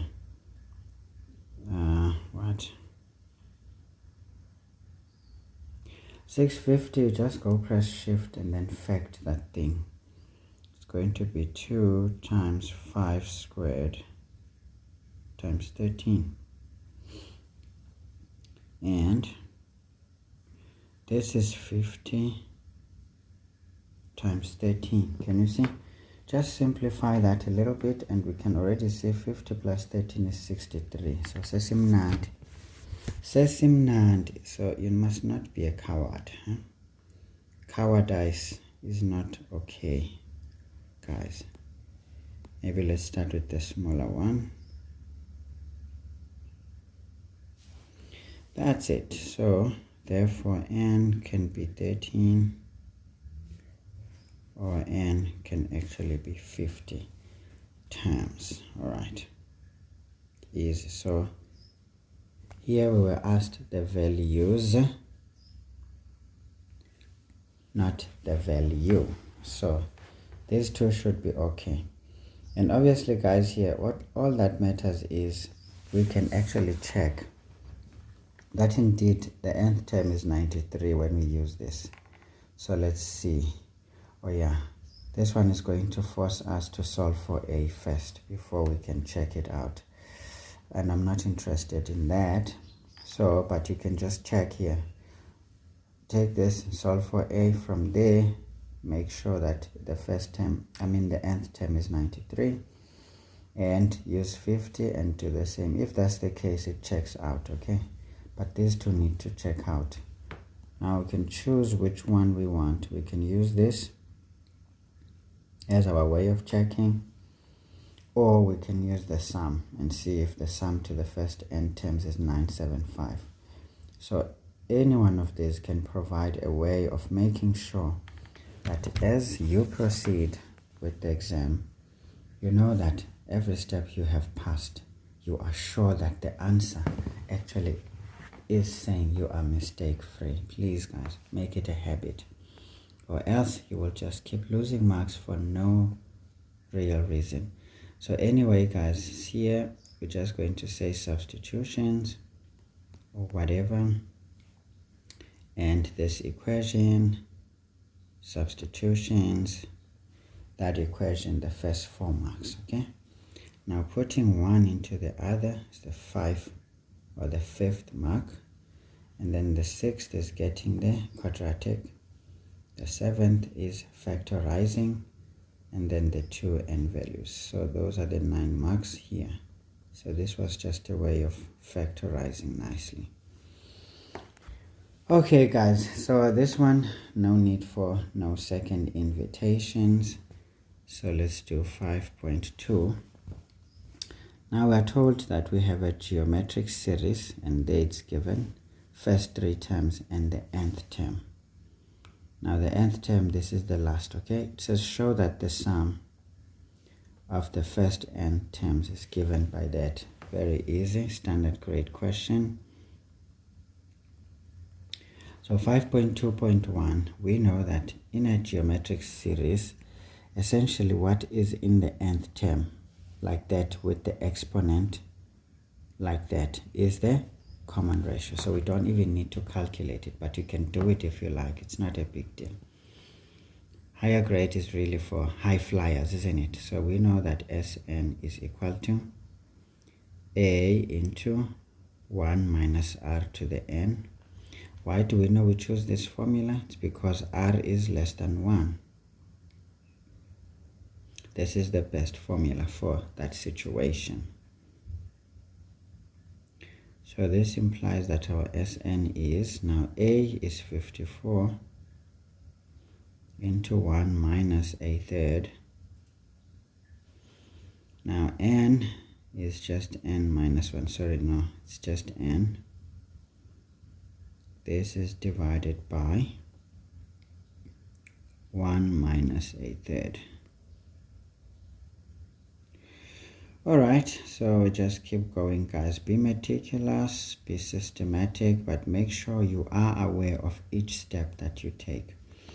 Now obviously this is going to be 3 minus 1 over 3, so that's 2 over 3. When it flips, it multiplies 54 by 3. Wait, 54 by 3, yeah, 54 times 3 is gonna be 162, and then we divide that by 2, we get 81. So we have 81 into, and let's just do this one like this, minus 1 over 3 to the n, like that. Therefore, our Sn is, when we multiply here, we get 81 minus 81 into a third to the exponent n. And that's exactly what we were supposed to show. So, fairly standard grade question. Of course, these are just marks to say if you reached this far, please take some marks. So, obviously, substitutions and this simplification here, and knowing that the common ratio is going to be a third, whether you calculated it from the series itself or you just read it from the nth term. So you please need to know where to look for things that need to be looked for. Don't always rely on a lot of work. Work smart sometimes. Calculate the smallest value of n for which the sum of the first n terms is greater than that value right there. Okay, not a problem. So we want to say Sn must be greater than this value here, which is 80.99. Okay, now the sum formula is 81 minus 81 into 1 over 3 to the n greater than 80.99. Then what do? We transpose this to the other side, and then we transpose this to the other side. So let's write it nicely there. Now what we end up with, guys, so this one, if we transpose, we can decide to take this one that side and then divide. It's up to us truly, but what I like is just to, okay, let me not confuse you. So we're going to say minus 81 into a third greater than Now when we take 81 from this value, let's see, we've got 80,99 minus 81. We get minus 1 over 100. Okay. Now we can divide by 81 minus 81. So be meticulous, guys, so we get a third to the n. The sign changes and that becomes positive. Just divide by 81. So this one gives us a 1 over 8100. Okay. Great. Let's see, is 8100 something that we can express as maybe say a third, perhaps 1 over 8100? Let me just check the 8100 if it can be expressed as a base of 3, say equals, and then shift, fact. Nope, it cannot. Okay, so we leave it. So this implies that we need to apply logarithms. Okay, remember logs we used above algebraically. Now we are applying them. So this means the log of what is cooking here is less than the log of what is cooking over there. Okay, great. So this implies that we use our log rules, and log of a third is less than the log 1 over this number. Nice and easy. So obviously, guys, we divide by log of a third here. We can say this implies that our n. Now remember, when we divide, okay, let's just first do it. Say this is going to be the log of 1 over 8100 divided by the log of a third. So now what happens here? This implies that, and remember, the log of a base that is less than 1 but greater than 0 is negative. So literally we divide it by a negative number. What happens to the inequality? It changes again. So please, guys, be comfortable doing these things. So we've got 1 over 81, and then this one becomes the base at that. So we're using log rules. So maybe let's not rush for the conclusion. Be meticulous, be systematic, greater than. Now let's use our calculator. So we've got log of that base a third, not log of a base, but log of a number, which is 1 over 8100 to the base a third. So what do we get? So we get here 8,19192 to 2 decimal places. Remember here, no one said to what decimal, so the general instructions come in. So since n is an element of natural numbers, how do we then resolve this problem? The first integer here is going to be the nearest, so we can't have 8,9 some change. So it means the nearest integer from here is going to be 9. Why? It's only because n is an element of natural numbers, so we can't have decimals.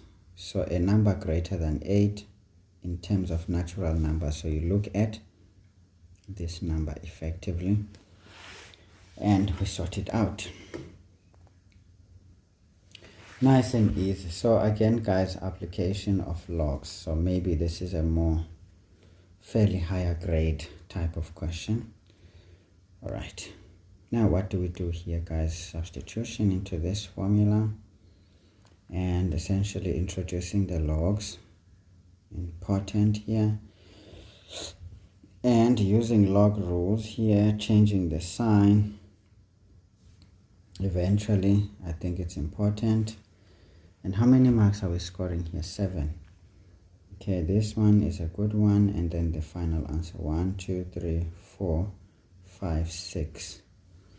Okay, using the log rule here, maybe, whatever guys. I don't have the formal marking guidelines, so you guys can look for them, and if you're lucky, please double check if everything that is presented here makes sense, especially if it is not looking like what we want. So now the question says, what does a third to the exponent n approaches infinity?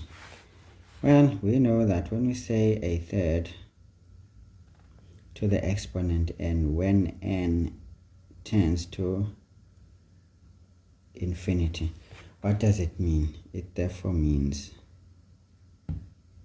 this a third of ours when n approaches infinity is equal to 0, right? Right. Now, why do I know this? Remember with ratios, if you've got 1 over 3, for example, then you've got 1 over 9, and then you've got 1 over 81. Look at these ratios. This is 0, 3, 3 recurring. But 1 over 9 is what? So let's say 1 divided by 9, it's 0,1 recurring. Okay? Now 1 over 81, it's 0,01 basically. And you see, as we increase the exponent, meaning approaching positive infinity, do you see this thing decreases to as close to 0 as possible? So this is effectively rounded off to 0, because everything's going to be 0, some change, 0, some change, 0, some change. But what do we know about n? N is an element of natural numbers, so the infinite number that it is going to try to approach is 0. So effectively round up at 0. That's the essence of this business right here. And this is the knowledge behind using the formula of the sum to infinity. Okay, so this is easy guys. Again, a gift from the examiners, because this is standard textbook material. This is also the knowledge used in proving the the sum to infinity formula. So if you don't remember, use logic like I've shown you. If you do remember, you know this is it. Okay, nice. Now we're determining the sum to infinity of this very same series. Can you see this is the general formula? But now we're using k just to confuse ourselves a bit. 54 is the first term, still the same, general formula. So we don't need to suffer. Again, the 2 marks are already stating the fact that we've seen this before. So don't waste your time expanding. It's been given to you. Okay, so what do we do here? We just use the formula. Sum to infinity is going to be a over 1 minus r, because the number of terms don't matter with sum to infinity. A is 54 from the general formula. We know, we've seen this one before, divided by 1 minus a third. Again, we know that this r is always the base raised to the exponent. Okay, right, so let's get the answer here. So we've got 54 divided by 1 minus a third.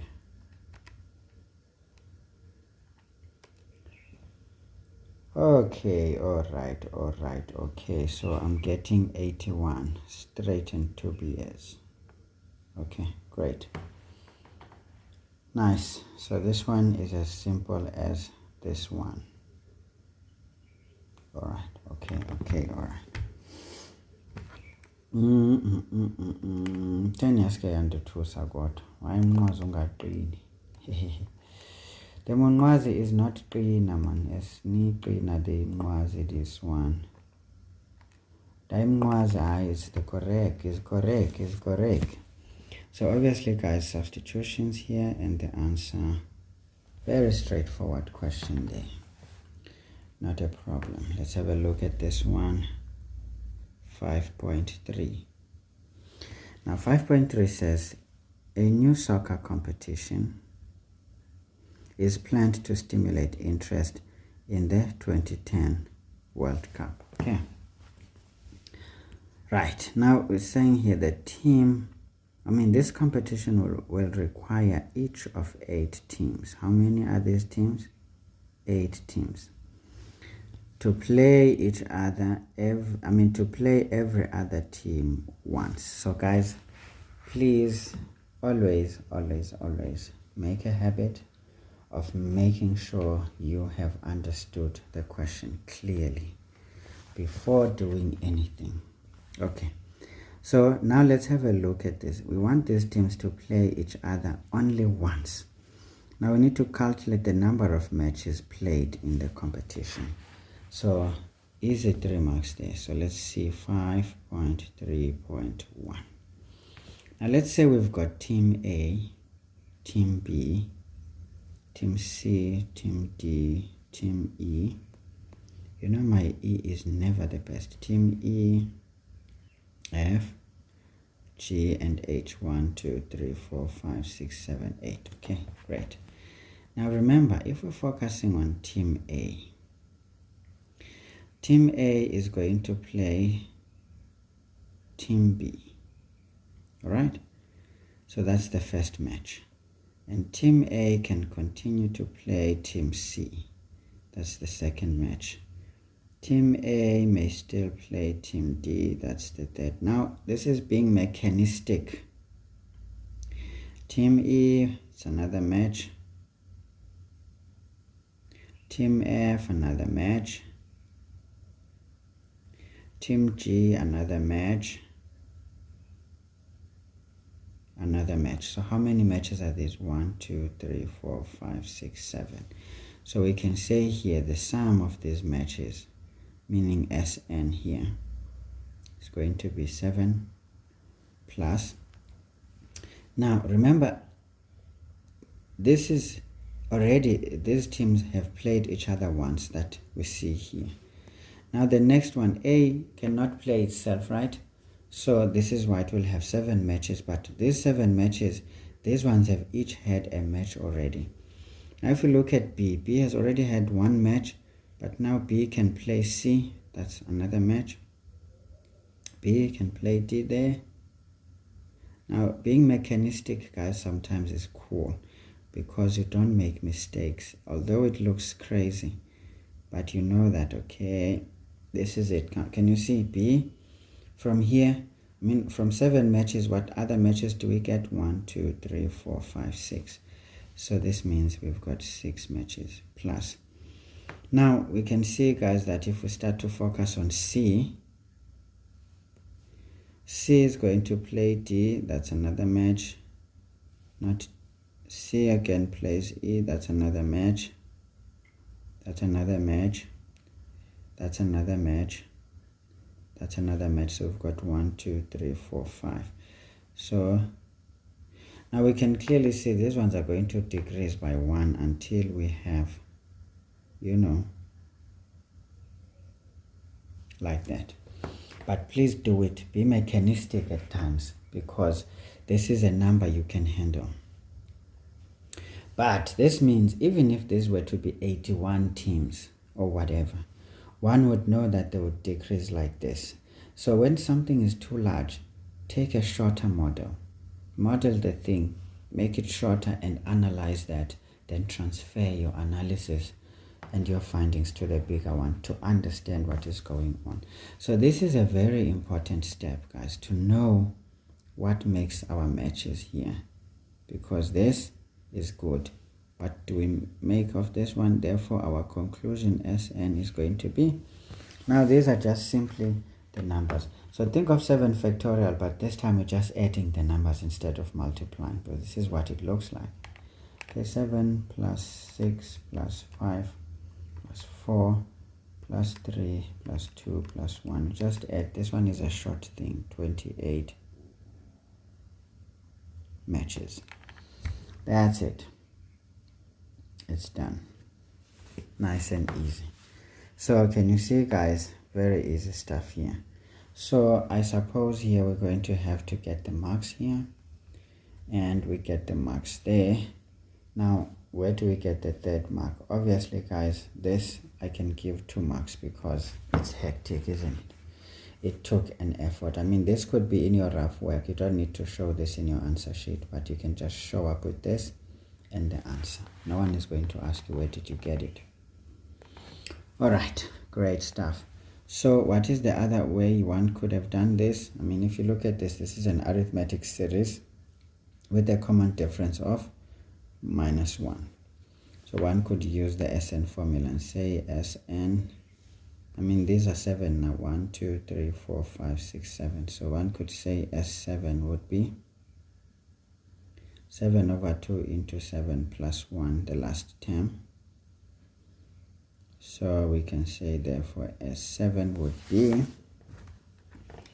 we say 7 divided by 2 into 8.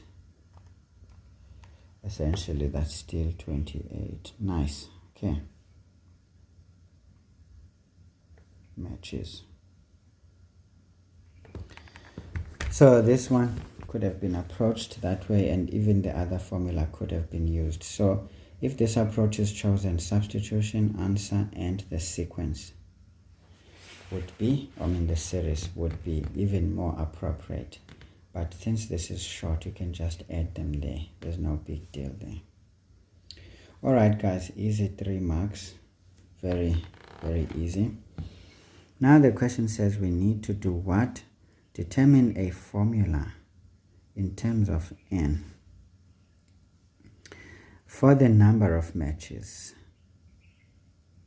that would be needed if each of the n teams, do you see n teams? Now guys, again, the doctor's approach is important. Played each other once. I remember this question gave me goosebumps. In fact, I jumped it because after this first one, I think that was 7, 7, 7, 7 each. But then I realized Bandi has pinda. Yeah. Bandi has pinda.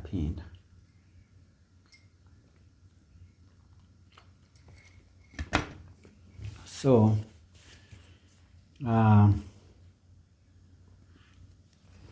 what I did, I'm just watching the race here. Come on, Dobrak, win that thing, Boza. Beat these boys.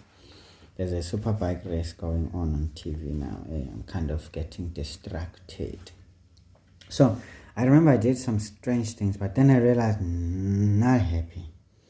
Then I started to do the mechanistic stuff. You see, sometimes mechanistic stuff looks ridiculous and maybe unnecessary.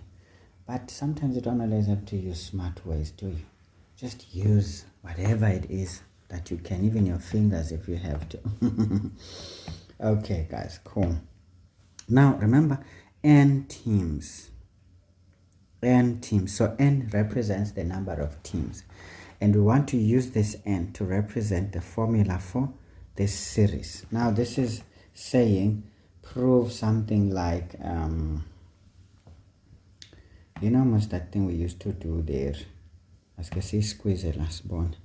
5.3.2. This is more like proving the SN formula somehow. But now what do we know? SN is going to be like this. Now, how many teams? 8. But how many matches did we end up with? Basically, these matches started to do this. We had 7, decreased to 6, 5, 4, 3, 2, 1. So that means from n, the first one, if you remember, we always n the number of these, but now the number of n is 8. But now 7 is 8 minus 1, isn't it? 7 is equal to 8 minus 1. But now 8, remember 8 was the teams. Now 8 is n, so this becomes n minus 1. So this is n minus 1 plus, now this is going to be obviously n minus 2 because this keeps on happening and then it keeps on happening. But now what is the last one? Now, this is very interesting. What was 1? 1 was actually 8 minus 7, isn't it? But now what is 7 here? 7 is now n minus 1. And what is 8? 8 is n. So this is n minus into 7 is basically n minus 1. Now what do we get here? It's going to be n minus n plus 1. The n's cancel, so the last one is 1. So this helps, guys, to always try to be as ridiculous as you can be sometimes. Because when you're not sure what you're dealing with, you try to understand the question first. Because this is a higher grade question again. I mean, the first one was more standard grade, perhaps, but a little bit difficult. Maybe it would fit both standard grade and higher grade. But then they start bringing the problem now, because this one is a higher grade question with a star or an asterisk. Because this one needs you to understand the construct of this thing nicely. So remember, questions were very tricky, but they gave you all that you need to actually make up your mind about the question. Just a moment. Okay, guys, so the race was getting a little bit nicer, man. So I got a bit of an action. So can you see, guys, we need to know how to represent, but the key to answering this was knowing the right series. If that answer couldn't, I mean, if that question could not be answered, then it would be difficult. And remember, this is an arithmetic, but now we were directed to use n for the number of teams to represent this thing. And now we need to find the formula for sum. So we know that basically the sum, Sn, it's basically equal to n over 2 into a plus l, right? We don't need the common difference because this would be a bit technical. This would imply that our Sn would be, now what is n? Remember, we saw that these terms were 7, and so this one represented this n here, because this n now is for the number of terms in the series, and that becomes the number of terms. So this is very important. So this is going to be n over 1, minus 1 over 2 into a. A again is still n minus 1 plus the last one. So we can make a conclusion that therefore Sn is going to be n minus 1 over 2 into n. All right. Great stuff. So that is the formula, guys, in a nutshell. And in fact, we can simplify this one further because this is n over 1. Maybe let's just simplify it further. We can say therefore our Sn formula in terms of n would be n squared minus n over 2. Nice. Very interesting stuff right there. So this was a bit of a nicer question, one of those higher order questions where you have to figure out the sequence or the series, then work with it nicely, and obviously the next question picked the brain a bit as well. Okay, guys, so what is important here is representing our series in the manner that is described and substituting into the formula nicely. But what is also important is knowing that the number of terms is going to be n minus 1 still, and the final answer. So this is how these 4 marks could be scored. And obviously, guys, this was a 29 marks. That was a bit hectic-ish because the last portions of this are not exactly friendly, are they? Apa ingoma cry nicely. Alright, guys, so that is the sequences and series section. So I'm glad we are able to see how technical these questions can be made into, or can be made to be. You know, the English language sometimes just wants to escape, and the vernacular wants to come out, né?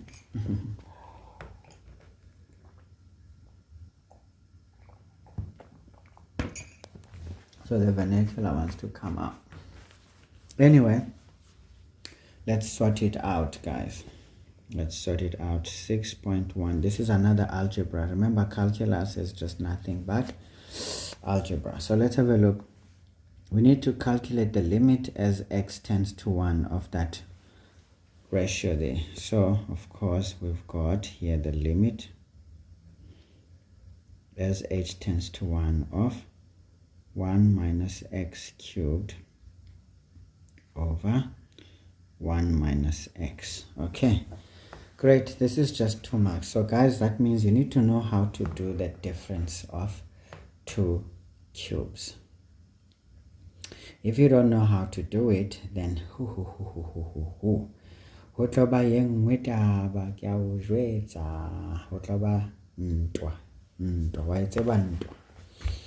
now guys, let me show you how you do it mechanistically if you don't know.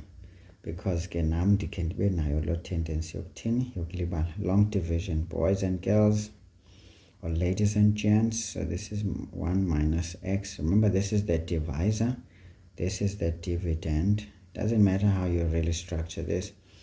How many times does 1 go to 1? 1 times.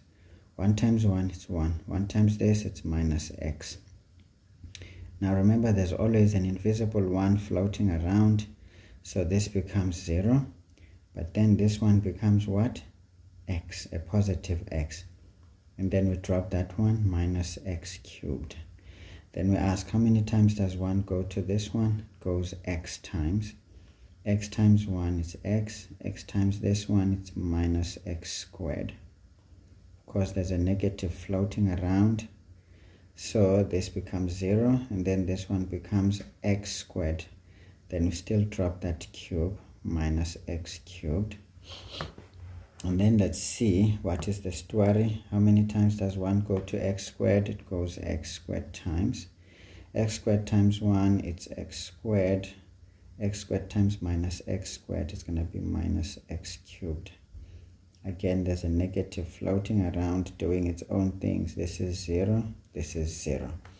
So that means that is our quotient. So people who know the difference of 2 cubes, they actually sort it out like that. But I mean, this is your rough work. Use long division. So this implies, now let's not say implies, but this is equal to the limit as h, did I say h, but x, man, here when x tends to 1. Now when we factorize this thing, we know that it's going to be the divisor, 1 minus x, multiplied by the quotient, which is 1 plus x squared, all divided by 1 minus x. And then these ones do the thing that they must do, because remember, you don't use the limit with the denominator there. So this is going to be equal to the limit as x tends to 1 of 1 plus x squared. This is going to be equal to 1 plus x is going to be 1 squared, and this is 3. Okay, so guys, I cannot overly emphasize the importance of knowing what to do when given some smaller nyana challenge. Wena idla ama-cranice qha subusokolisa, idla ama-cranice uma uwanikiwe ngawakho student. Chow the ma-cranices. Udle into ezimnandi, mthathe amanati. Okay guys, now this is just 2 marks, but that was quite a lot. So obviously guys, the most important for me was to express this like that, then do the cancellations, and then obviously the answer. There should have been 3 marks though. Just a moment. Okay guys, so 2 marks, but for me, ideally, taking this down into this quotient, it's a mark on its own, and substituting, it's a mark on its own, and that. But again, they gave us free marks everywhere else. But now where we need the marks, they are not being given. Come on guys,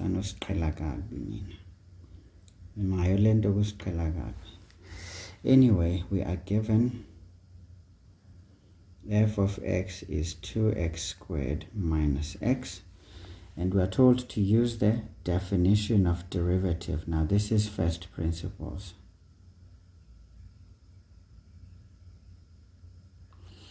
Okay, great. So this is the usual question. So we know that the first derivative is going to be equal to the limit as h tends to 0 of x plus h minus f of x all divided by h. Okay, I normally just go through it nice and easy. I don't waste time. As h tends to 0, now we need to do our thing. Now f of x plus h is going to be 2 into x plus h squared minus x plus h. So basically this just means where you see x, you substitute x plus h. Okay, great. And then this is going to be minus f of x, so we write this expression of f of x as it is. Use brackets to protect yourself against the crimes of humanity, making mistakes even when there's no need. Now let's do the things that must to be done. Hey, we first expand this thing. It's gonna be x squared plus 2xh plus h squared. This is going to be minus x plus h minus 2x squared plus x. Okay, great, all over h. All right, let's go on. This is the limit as h tends to naught. We fold this thing out so that we can do the things that must to can be done. This is going to be 2x squared plus 4xh plus 2h squared minus x. Ndibhayizile. Yabona science isafuna usiqhela kabi. So minus h minus 2x squared plus x. So guys, be meticulous here. It's easy to not get it right. So this guy takes care of that guy, and that guy takes care of that guy. So we're like, okay, these dudes are just doing it easily for us. Okay, now we sort it out. We shorten this expression. So obviously here, guys, we need to take out h as the common factor. So if we take h as the common factor here, what do we have left? We've got 4x plus 2h, and then here it's going to be minus 1 over h. Sometimes you just don't want to prolong this any longer. Now this is going to be equal to, now it's not special, so 4x plus 2 into 0 minus 1. This is going to be 4x minus 1. Okay, so that's it. See, it could be like, guys, we are so done. Nice and easy. So look at this. Okay, maybe let's just be nice.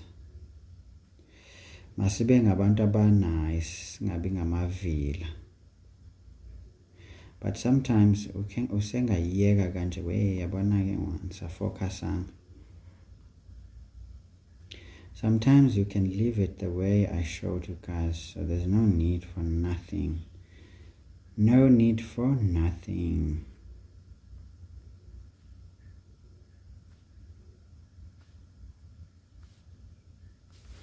All right, good stuff. So is it true? Yes, if we multiply the 2 we get 4x, then it becomes minus 1. So if you use the power rule there, you can prove that yes, indeed, you are correct. Thank you very much, comrade. Now, obviously, guys, most important here is to substitute into the formula correctly. Okay, And all of these gymnastics that end up taking place in there, 2 marks. And essentially this factorization here, 3rd mark, substituting the 0 there, 4th mark, this one is the 5th mark. And obviously because no one stated exactly what we must use, okay, maybe it was stated, but yeah, whatever. Sometimes this is supposed to be 5 marks, but I guess choosing the principles formula properly, or maybe one could say this expansion here, it doesn't matter really where this mark is. What matters is that if everything is correct, one gets 6 full marks. So this is the pap and place of calculus, guys. Do not dare lose these marks, or I will come for you and kill you. Hence calculate the coordinates of the point at which the gradient of the tangent to the graph of f is 7. See? Again, a very nice higher grade question there. Very easy. Hence calculate what? The coordinates of the point at which the gradient of the tangent to the graph is 7. So what do we know? We know that the first derivative here is basically equal to 7. Now what is this? We found out this is 4x minus 1 equal to 7. This also implied that 4x is equal to 8. Therefore x is a 2. Then we take it back to the original. So f of 2 is going to be essentially 2 into 2 squared minus into 2. Right. So this is 4 times 2, that's 8, minus 2, that's 6. We can say therefore the point is coordinates of the point which the gradient, so the point of tangency, we can just say the point of tangency is such that we have 2 is to 6. So this is a very simple question, pretty standard textbook material, nothing really out of the ordinary. But again, they're making it interesting by making a follow-up question. Usually you just get this question flying around alone, but now this one is trying to make you engaged. At the same time, to challenge you a little bit, will you be able to realize that you just need to substitute what you have found above? Be very, very, very careful, guys. These are simple things and there's no need to suffer. So equating these two, nice. Solving for x, nice. Solving for, okay, substituting there and getting this one is fine. So this is 2, 4. Those are the marks on offer there. Of course, the answer does not necessarily get a mark because I already marked those answers there. Not a big deal. Very nice question otherwise.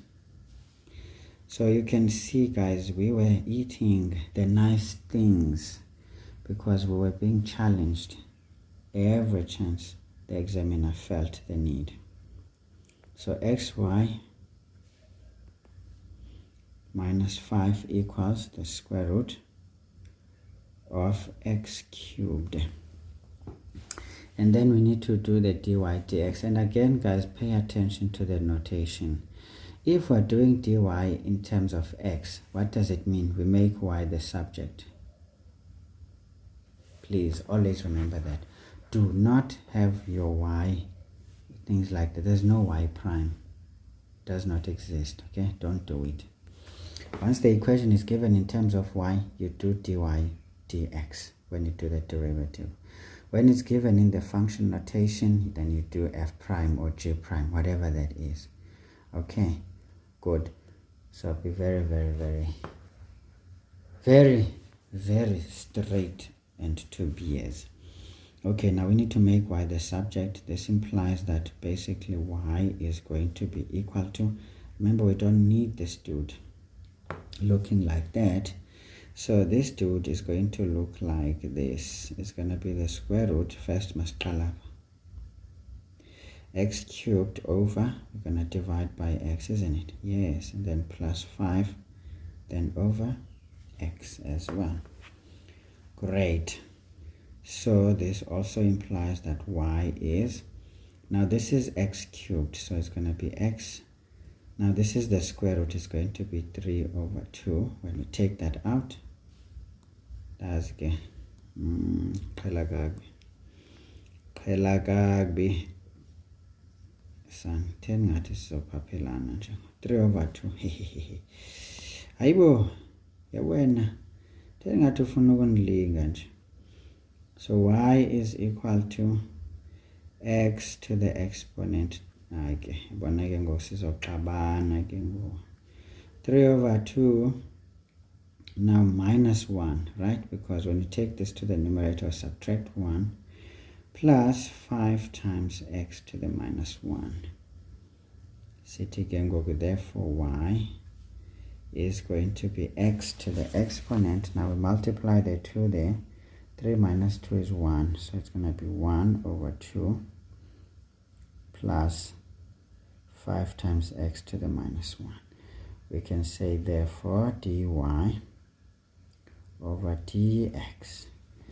Now we do the derivative, so this becomes now a half of x. Now minus 1 is going to be minus 3 over 2.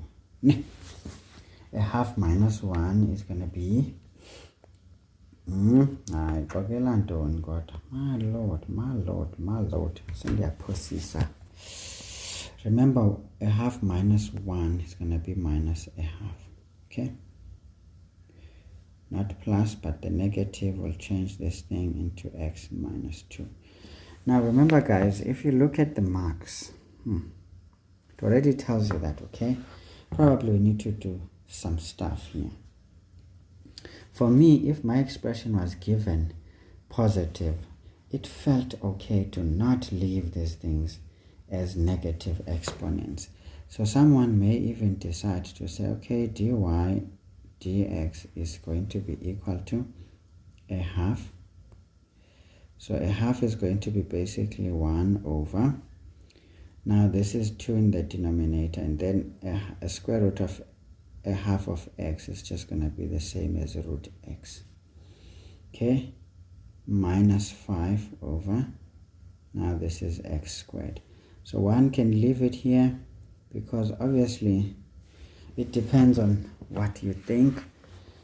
Ideally, radicals in the denominator are not appreciated, so sometimes leaving it here is much palatable than trying this miss. Because remember guys, once you overly do things, you end up in trouble and you end up where you don't want to end up. So do not allow this to happen to you. So first of all guys, what do we get for knowing that we need to simplify this to that, simplify this to that, and the overall expression that we are actually isolating y is key. Those are the first 3 marks. The second 2 marks come from those derivatives. Okay, now you can stop there or you can come up here, it's up to you. Fact of the matter is 5 marks are in the bag. So this is optional, it's not mandatory. You choose when you're confident, but be careful, don't be overly confident and you mess it up. Uzozibizela imbovane ezibomvu kwedini, uzoyiqala ingxaki ubese uyalila, so ungazibizela inyembezi ezikude nawe. Next one, we have g of x equals x to the minus 2 plus x squared all squared. Now we need to find the gradient when x is 2. Okay, before we can do the gradient, we need the derivative, right? Right. But we can't do the derivative, this thing looking like that. So we need to sort it out. So let's sort this thing out. This is going to be x to the minus 2, right? No, to the minus 4. And then this times that is going to give us 1, right? And then we multiply this by 2, so we get a 2. Because I mean, same basis, we simply add exponents. So that becomes exponent 0. Any base to exponent 0 is 1. Then because of the square, we double that. Great. Plus x to the exponent 4. Now that we have our g of x properly, then we can say here also, we know that g prime of x is going to be minus 4 to the minus 5 plus, asibuyisele sizothi ngu-x suniphaphela, this is 4x cubed. U2 akekho phana, it's a constant, so ayifeaturishi. Sibe sithi ke ngoku then g prime of 2 is going to be minus 4 of 2 to the minus 5 plus 4 of 2 cubed. Therefore, g of 2 is what we see there. So, okay guys, make sure substitutions are super, because it's easy to mess this thing up. And usually by the time you get here, as you can see, the percussion was just a little bit severe. So you get percussed and palpated by maths. So be very, very careful. Maths loves to do these things. So guys, you can say this is 255 over 8 as it comes out. Sometimes it's safer to leave it like this, or someone may want to round off and say 31,88. Remember, when there's no restriction, you follow the general instruction of 2 decimal places. Although this one terminates nicely. Now, the question is, even though the general instruction says choose 2 decimal digits, for example, but now this is a terminating. Do we really need to round off? No. Usually we round off for a non-terminating decimal. That's when we do the rounding off. But when it terminates, you actually let it be as it is, because it's not continuing. So we round off when something is irrational. Okay, so now this is incorrect. So we're going to say this is 31,875 as it is, because this one is terminating. That's the reason for not disallowing this, because now this one ends. And in fact, to avoid this, leave it there. And remember, a gradient is a ratio, so there's no units for the gradient. Nice stuff. So obviously, guys, what is important is getting that expression in order. Nice. The next one, sesiphi ngoku sifike kanjani phaya? Hey bana, asingaqhelwa kakubi.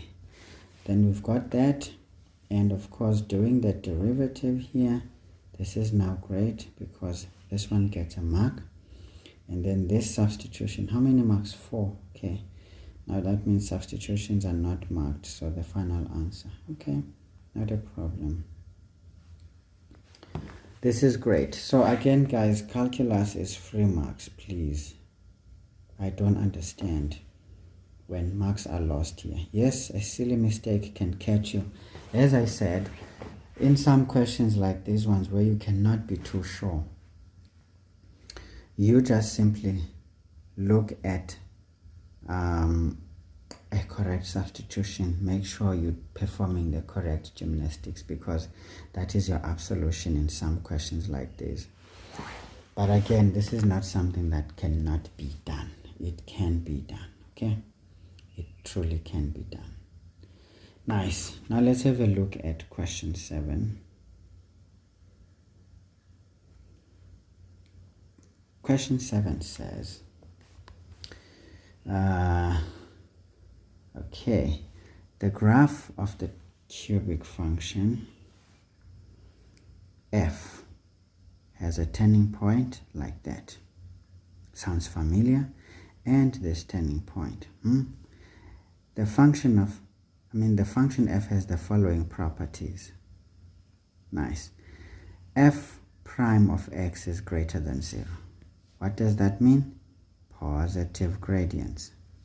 Okay, great. And then this is when this is f of x, meaning all of these gradients are positive given this condition, when x is less than -1 and when x is greater than 2. And can you see these are the turning points? So when x is less than this turning point, we get positive gradients. So this means this is a maximum turning point. In fact, there is no maximum here. There's a local maximum. The most important is that it's a local maximum turning point. How do you know it's a local maximum turning point? Because just below this, we carry positive gradients. That is always the case. And then when we have this one as x giving us this one, so this already tells us that we have a local minimum, because from a turning point, we immediately carry positive gradients to the right. Then that means this must be a local minimum. So this is very important, guys. I cannot overly emphasize the importance of understanding statements that are given in a sense of a cubic function. So we can already see that the shape is like this. That's what this means, because if the first turning point, again, the reason I know this is the point to the left of this point because of the x coordinates. This is the negative x-axis, this is the positive x-axis. So obviously for a cubic function, it has a turning point that comes first and then that comes second. So obviously if this one immediately to the right of it I have positive gradients, it means this is the state. And then if there's another turning point and then to the right immediately I have positive gradients, this is the shape, because the other shape is different. It's like this. This would have been followed immediately by negative gradients, but now that's not the case. So please know these primary two shapes so that you can pick out the right shape given the specific piece of information. Okay, this is good. Now we have understood that statement. And then the first derivative is less than 0 for x between these two, and we can tell that between these two values, definitely, say this is the x-axis, definitely this is a 2 there, this is a -1 there. So maybe it does something like that. We don't know, we don't care, we will find out. This is the origin. So we can see that it is definitely decreasing between those 2 points. It's decreasing. Nice. Now f of 2 is greater than 0. So what does that mean? When f of 2 is greater than 0, it is suggesting that this doesn't fall below the x-axis. It's an incorrect. Now it transforms our sketch again to something like this.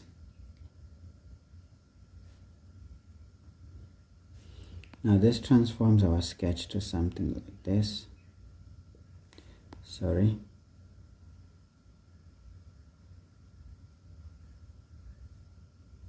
So that means this turning point at 2 is above the x-axis. Okay, this one is -1 right there. Maybe let's take out this friend of ours there and write this friend right there on this side. Then say this is -1, this is 2, and this is this turning point A, then this is this turning point B, and this is the function f. Can you see? You already have a sketch, guys, from just those little pieces of information. At the moment, we don't care where the turning point is. Obviously, this is already giving us that vibes, right? Because we wouldn't have a turning point here and then that continues, because once we turn, we have to turn again. But now this is telling us we're turning above. So this is already placing point A in the second quadrant. So we know that the y-intercept is in the correct position. No matter what value it is, that sketch is the sketch of our graph. Now it says draw a neat sketch of the graph of f. Clearly label points A and B on the sketch. It is not necessary to show x and y intercepts because they are not really important. Okay, great. So we have 7.1.1. So we just do the sketch as we have seen. So again, it's just more of a transcription now. We're just doing a transcription.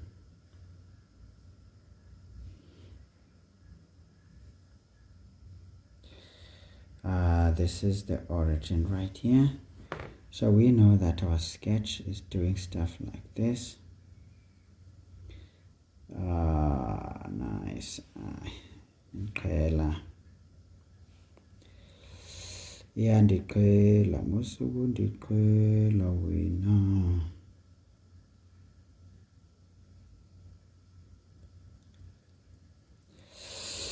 Mayengandiqheli kakubi. So we have to show our points. Sorry. Mina-ke ngiyakuthanda ukuba detailed manginanto ethi mangingakwenzi lokho. I like to do my things, guys, like properly. Take pride in what I do. So this is -1, this is 2. Okay, and we know that across here and across here, it's a different stories there. Siyayihlephula nje kancane nje lapha. Sesiyazi ukuthi la ngubani go P and then lana go Q. Okay, but we can write the coordinates of A nicely, but I mean if you've shown them like that, but I think it's fair to show them properly. Maybe let's avoid what I just did in this one, because there's variables. It's going to cause us problems.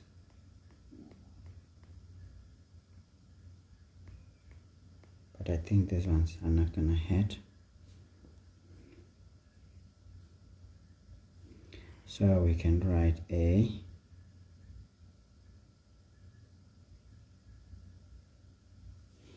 -1, and then we write B. This is 2 and Q. Okay. Nice.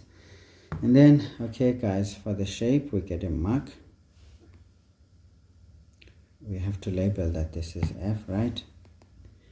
We have to show some, okay, F. And for the shape and for the 2 turning points in the right positions, because that is the key stuff here. And essentially the 4th mark is what? Yeah, I don't know guys, maybe it's the overall stuff. Nothing serious. Easy, easy, easy, easy, easy.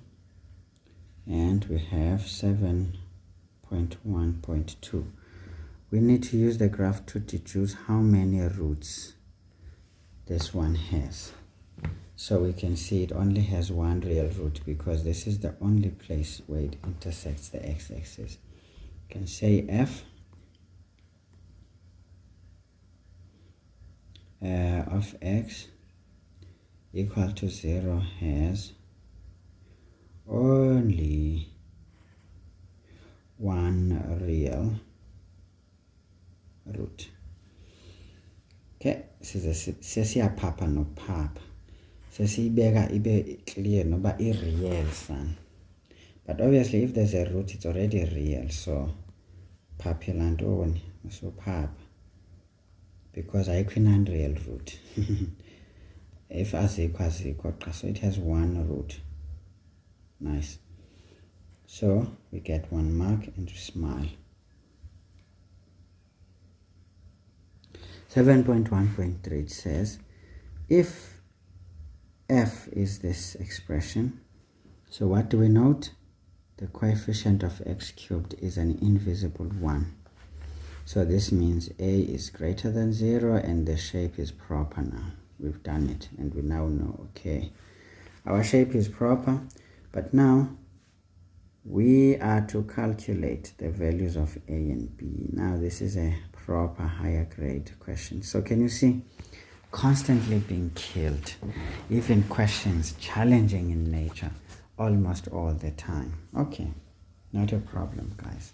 This is just to show you you need to be at this level, to be honest. This is exactly the level of examinations properly constructed. But yeah, we see a lot of standard exams rather than proper exams. That's why we're becoming malnourished as a country, because we're examining a little bit carelessly, rather less vigorously. Maths is supposed to make a student cry, guys, so that when you finally get the hang of it, your brain is so widely opened. You feel like you can do anything. Okay, guys, so this is okay. This is all right. Now we need to essentially play a very smart game, because we have at least some x values. Now those x values are going to help us because we use the derivative at the turning points. Those are stationary points. We can use this to help us in many ways. In many ways we can use this to help us. Okay, fine. We know that d is a constant. So d is a constant. It does not feature in the derivative expression, right? It goes away because we know d is the y-intercept, so not a big deal. It's a constant. Okay, guys, let's plan the attack. Do we have enough space? Maybe. So we know, folks, that at a and b, must be very specific, at a and b, we know that the first derivative is equal to 0, right? Why do we know that this is equal to 0? Because these are the turning points. Okay, so what does this mean, sirs and Mrs. or Mems? This implies that we can do the first derivative of this function. It means 3x squared plus 2bx plus c is equal to 0. But when x is either -1 or -2. So now, for you and I, mina ngilivila andithanda ubhala okoko, ndivele ndifuna ubhala nje zibekwa nje ndingabe ndilibazisa. So where I see x, I put the x value for which the derivative is going to give us is 0 when we substitute the corresponding x value. So what does this mean? This simply means it's going to be 3 minus 2b plus c is equal to 0. Now we can see we've got two variables there, and the nice thing is that we can use both turning points to sort this out. And if we use both turning points to sort this out, we will find the values. So we know that also, maybe we can call this one equation 1. Also, we also know that 3 to the 2 all squared plus 2 to the 2, 2b to the 2 plus c is equal to 0. This implies that now this is 2 squared, that's 4 by 2 by 3, that's 12, plus 4b plus c is equal to 0. We can make this one equation 2. Because, I mean, that's all we have. So you need to know how to use information available to you guys. Now what do? We can say then, we can take 2 and subtract 1. Remember, with simultaneous equations, you can do elimination, you can do the subject of the formula and substitute. But now this one is easy because I can clearly see that I have 1c. So I can get them out. So this is 12 plus 4b plus c equal to 0 minus into this one is going to be 3 minus 2b plus c, don't rush, equal to 0. Siyabangena. So what do we get, guys? This is 12 minus 3, which is going to be 9.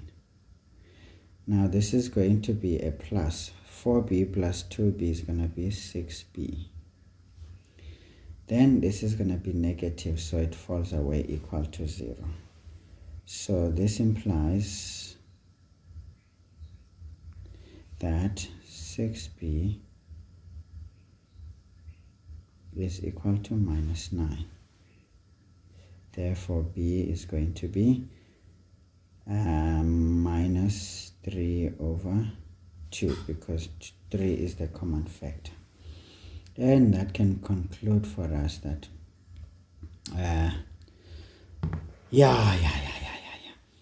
therefore we can just substitute this into the first equation, which means 3 minus 2 into minus 3 over 2 plus c is equal to 0.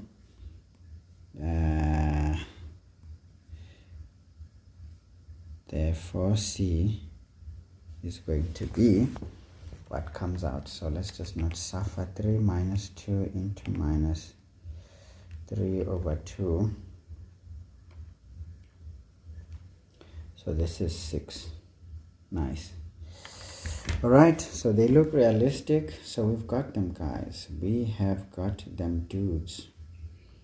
So we've got them, dudes. So we've got the value for C. We've got the value for B. Nice. Nice, nice, nice, nice, nice. Again, guys, what is important, unnecessary though at this point, but you can check here, because once you take these values and plug them back into this equation, we can even solve for D. But anyway, we don't need to solve for D actually, because no one asked us to find D. Then we can find these values, and that's it. So here, meticulous manipulations is key. The rest is history. All right, I would want to believe that these are correct. All right, so I think we are good. Let's mark this thing. So I'm not too sure how many marks. 7. Okay, maybe let's say this substitution and then this answer, but doing the derivative will need an extra mark there, 3. And then this one becomes the 4th. The technique here of taking each other, one from the other, and then ending up here. This is now 1, 2, 3, 4, 5, 6, 7. It's minus here. When you see, easy mistakes, man, easy mistakes. Now you would lose just a mark unnecessarily. See, be meticulous, guys, and make sure you've double checked, triple checked, and quadruple checked these things if necessary. Okay, let's get to applications of calculus. Miss Abrahams, I hope you're watching, my lady. You asked me to do videos where I show a video when I'm doing optimization or application of calculus. Of course, I'll try to pick out some other questions so that there can be more, but I hope this one would be, because we had a bit of calculus, a bit, not much, but a bit. All right, 7.2 says, in order to reduce the temperature in a room from 28 degrees Celsius, a cooling system is allowed to operate for 10 minutes. Now, the room temperature T after T minutes is given by in degrees Celsius by this formula. So we are given a formula. So this is nice. Okay, where T is an element of 0 to 10 minutes. Okay, great. Not a problem. So this is fine. Now the question says, at what rate, rounded off to 2 decimal places, is the temperature falling when T is 4 minutes? Okay, now let's have a look at this question. It says, at what rate, rounded off to 2 decimal places, is the temperature falling when t is 4 minutes. Now remember, the rate is going to be the gradient, but remember this is just the temperature. We're determining the temperature, not the falling. The room temperature is given by this, but now we want to cool it. But now at what rate? Meaning the gradient when time is 4 minutes. So this means we need to differentiate that expression, then we substitute for t, and that would give us the rate.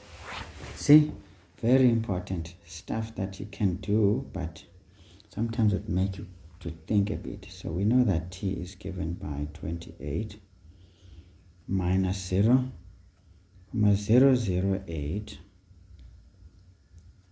t cubed minus 0.16 t. Okay, so we can say here now, remember guys, we can just say dt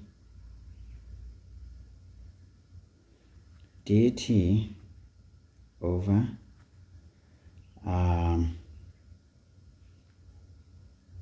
we can say dt, the small letter t. But now notations, guys, are important to master, because at times these notations are not provided in the information sheet. So if the expression is represented by that, you can do this, or you can even say this is going to be the derivative of t in terms of x. Does it work like this? No.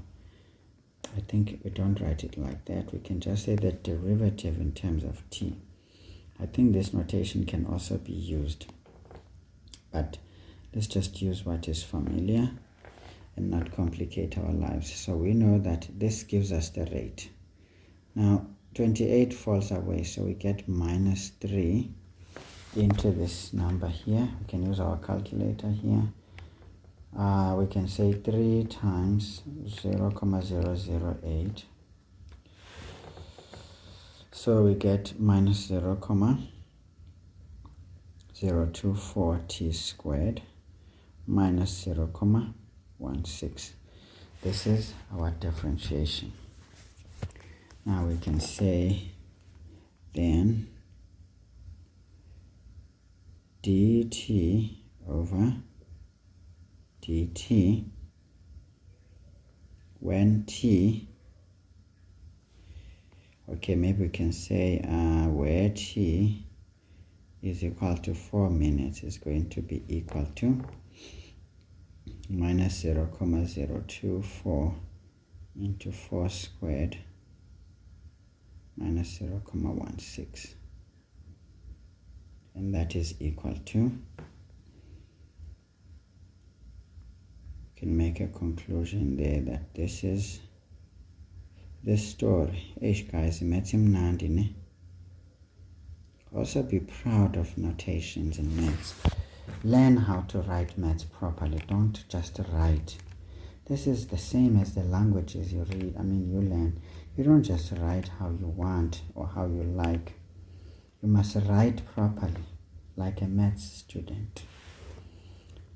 So this is minus 0.544. Remember, again, this is terminating. And sometimes I think it's best to leave it as a fraction, because if you start simplifying,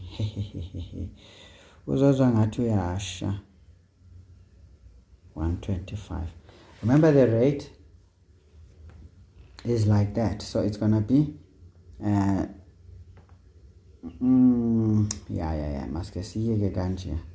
because this is a terminating, so you're gonna see minus 0.544. When it's terminating, don't round off, but to avoid issues, just stick with the fraction. Okay, leave the other things.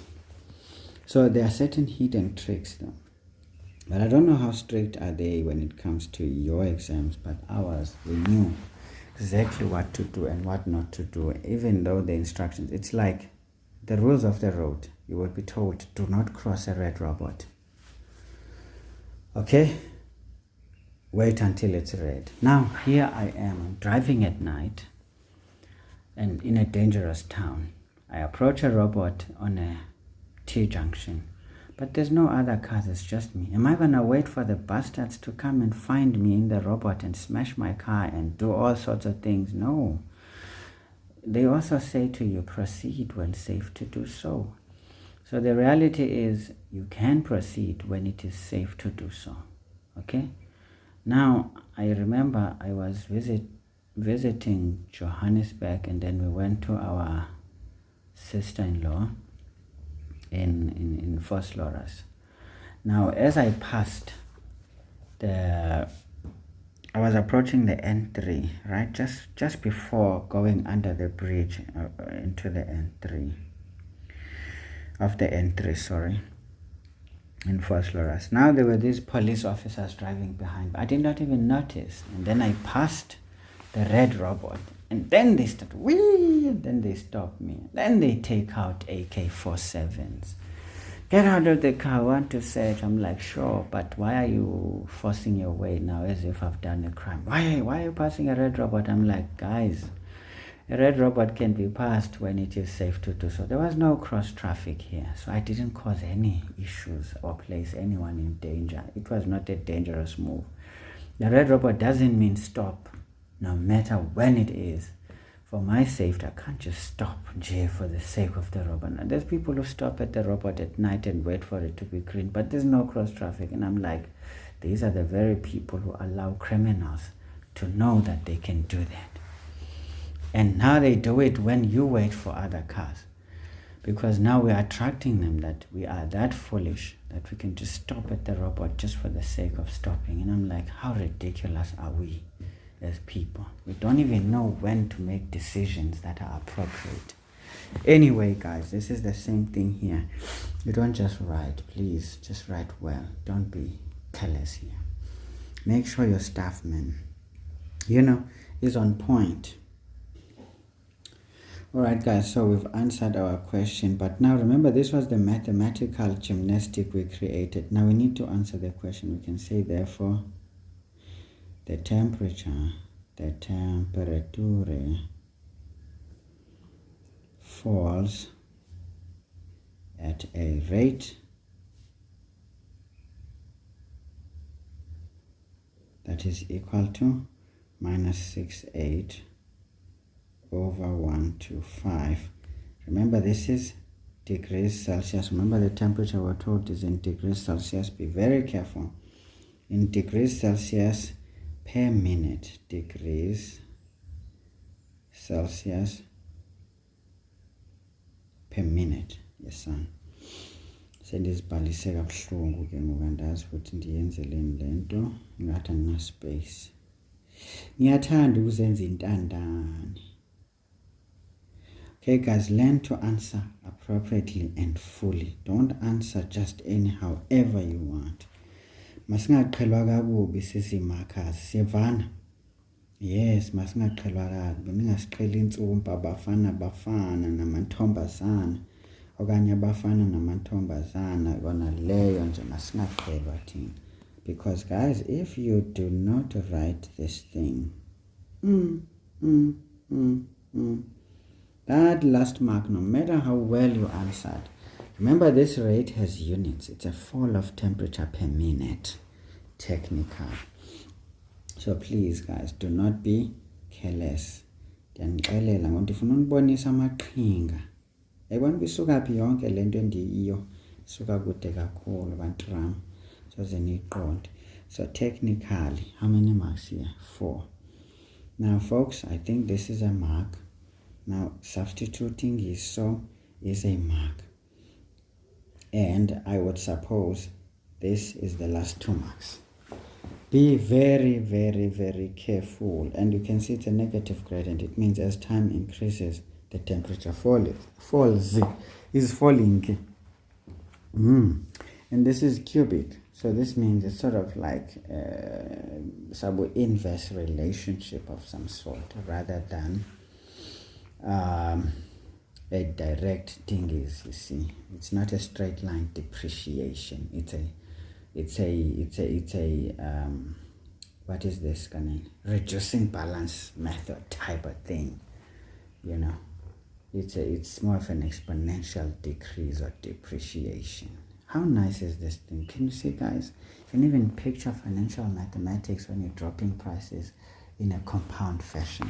This is more like it right here. Dang. I'd be danged. So please, guys, learn to write properly. But please do. Masebeti tu phayan velqon ba sibe sengiyakhawathi ke manje. Calculate the lowest room temperature reached during the 10 minutes for the cooling system. Okay, guys, it says now the lowest. So what do you know about lowest? You know this one. It says calculate the lowest room temperature reached during 10 minutes. During the 10 minutes for which the cooling system operates. But now the time here may not necessarily be, because we want to say during these 10 minutes, there was a point at which the room temperature was the lowest. What was that temperature? Now what is this? Maxima and minima. But now the lowest is the minimum. Application of calculi. Now we knew that we did the derivative here, and our derivative function is like this one. Now we know that at the minimum the derivative function is equal to 0. So we can say at, can we elaborate now, at lowest temperature, it is such that, guys, please be elaborating. It is such that the dt over d small letter t there must be equal to 0. Obviously, this is the minimum value of t. Once we say minimum, we are taking the derivative and we're equating it to 0. That is the stationary point. Let's get it. There it is. Now we've got minus 0,024 t squared minus 0,16 equal to 0. Obviously we need to solve for t here. This implies 10 ngathi soba nengxaki. Okay, asoba nayo. Aizoba khona 2 ingxaki. This implies that t squared is going to be, this one is going to be positive. Ingxaki funa uba khona make 10 ngathi khona ingxaki ngoba. Did I do everything correctly? I'm thinking retlobale mathata. Wait. The reason why I know we're going to have a problem is because something is going to force us down the path of destruction, severe destruction. But we can be smart, you see. But I don't think our smart behavior will work here. When calculate the lowest temperature reached. Because the problem the signs, guys, are not making any sense for me. The signs are not making sense, so I'm thinking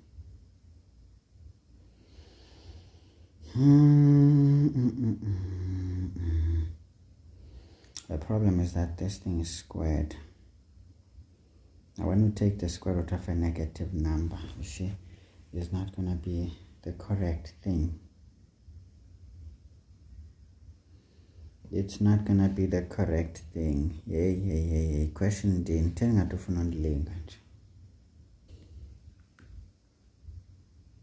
Yo, aye. Angisayiboni kahle. Uthe ngathi ufuna umqala kabi ngokhathi ngicinge man. Ingxaki ngidiniwe nodinwa. Sekuyakhathethe jwang.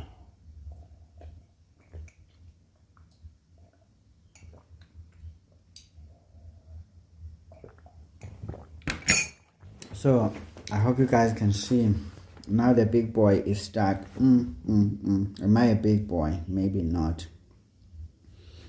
Okay, guys, cut this spring buses out. We can't do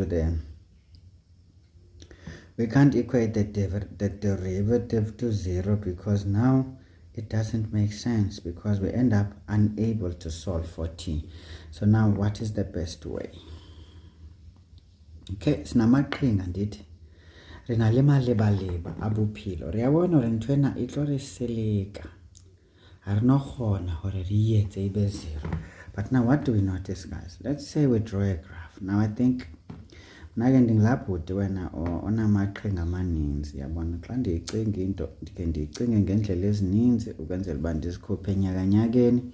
Now if this is temperature, this is time. Do you see this thing is doing stuff like this because it's like doing the things. Now guys, can you see the gradients are decreasing? They are forever decreasing, but asazi baziphelela phi. Now that means we will never really reach a turning point like this one where we can say iphelele lapana, we've got a minimum. So here the minimum will be the maximum time, right? Because as this, you can see this thing is decreasing, the gradients are negative right there. If the gradients are negative, it means they keep decreasing. So if this is 0, maybe 10 minutes is here. So 10 minutes, the maximum time is definitely going to be the lowest temperature ever because this thing is still decreasing beyond 10 minutes anyway. But then we focused on the 10 minutes thing because I don't think we have a better way of solving it.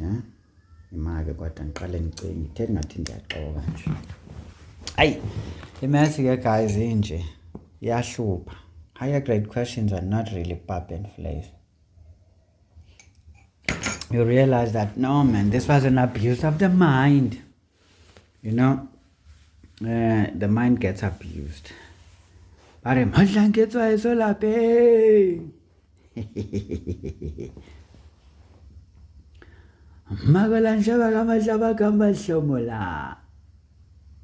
Hey, orange one. Harimana kamoya na kerati. Qetsola boko ke dipalo tsa di mathematics. Hempa go tshepile tao ka hore bohlale haholo wena. Hey, a ke re tsebe, a ke re sebedise he taba ena hore mhlomong re bohlale, ha re tsebe se hantle he hore ka nnete e jwalo ka nnete. Kampa re ithetsa fela baneng wa kgonahala mona. Hore Anzo dutse mono na no re mhlomong ha ke shebile ntwe ni bile ke tswere ganti ne we force it and that. A ke re shebe he mo rona ore ha rate mo re yang empa ore tshepile ka baka la hore re bohlalinyana wa bona re a bona wa bona mosakere. Again, yeah. Sharp. Usually do cornflakes, sharp. Hey. Atsewa ke morata jwang abutu ana ntsare. Usually do cornflakes, sharp. Hey man, was so to ka nnete. Ho bontsha hore ka nnete ha o le motho ikemiseditse o etsa ntho ho tlo e gona ka nnete le haeba e ka ba thata jwang. Ha o ka ikemisetsa fela. O sebetse ka thata le wena, o ska sebetsa hanyane fela and then o lebelle hore di results tsa teng di tlo ba ntho e kgolo e kana wa bapala. Nthwena e tsamaya ka matla wa hao hantle ha o shebile ka nnete o tlo bona hore le ha o ka kenya matla a mangatanyana o sebetse nako e ngatanyana empa ntho tse tlang ka mono ke tse nyanyane fela hanyane fela empa ha di lekane le matla a hao ebile ha di fit matla a hao wa bona.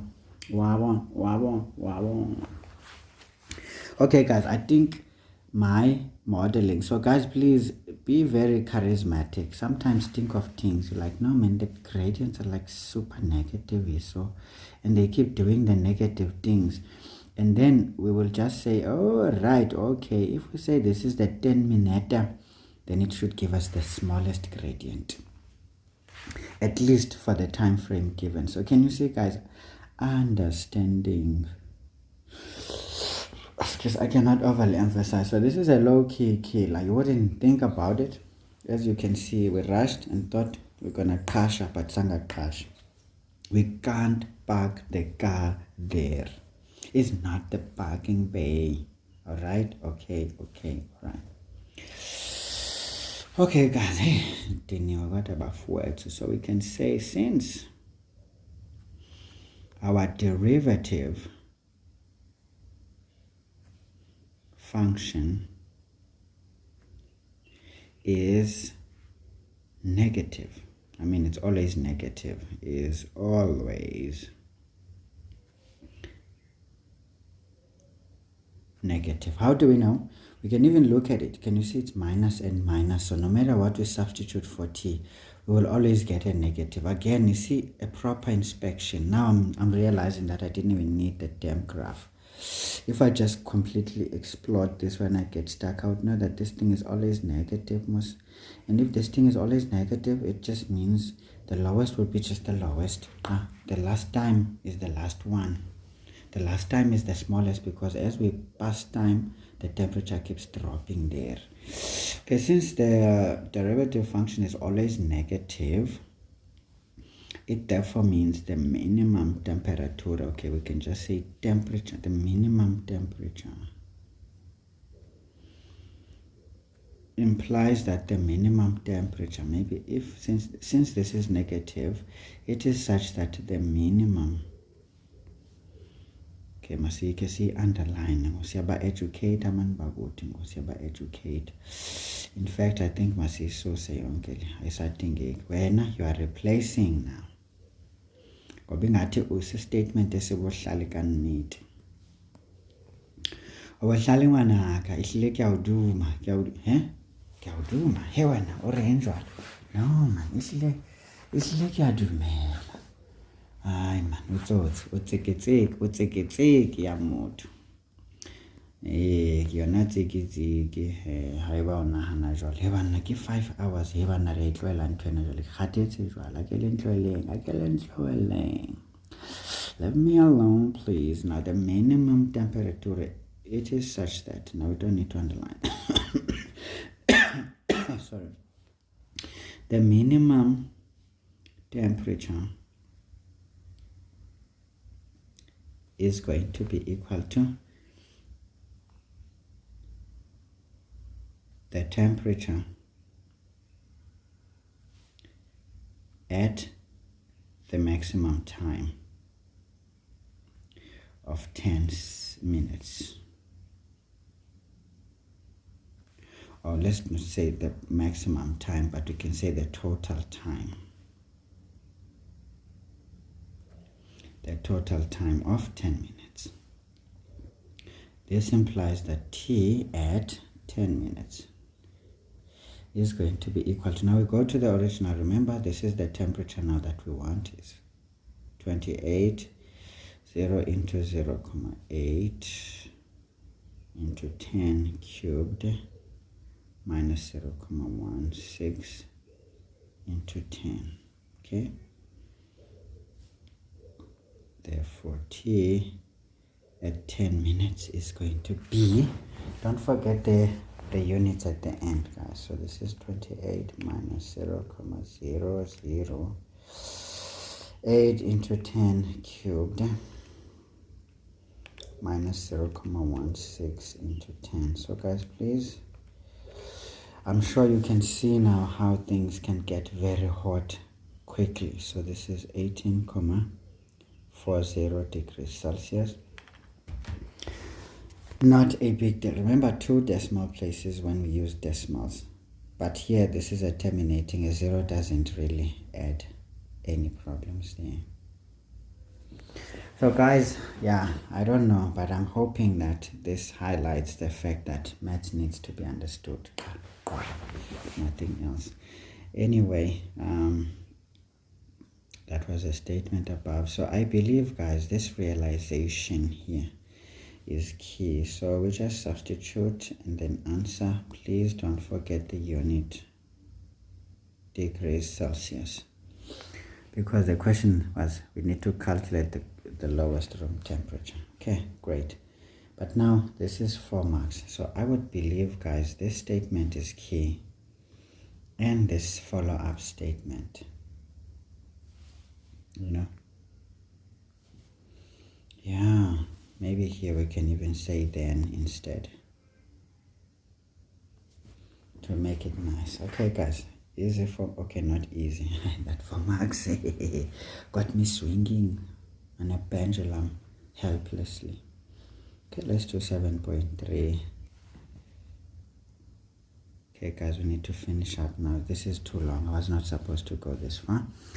A cereal box has the shape of a rectangular prism, okay, as shown in the diagram below. The box has a volume of 480 centimeter cubed. What? Volume.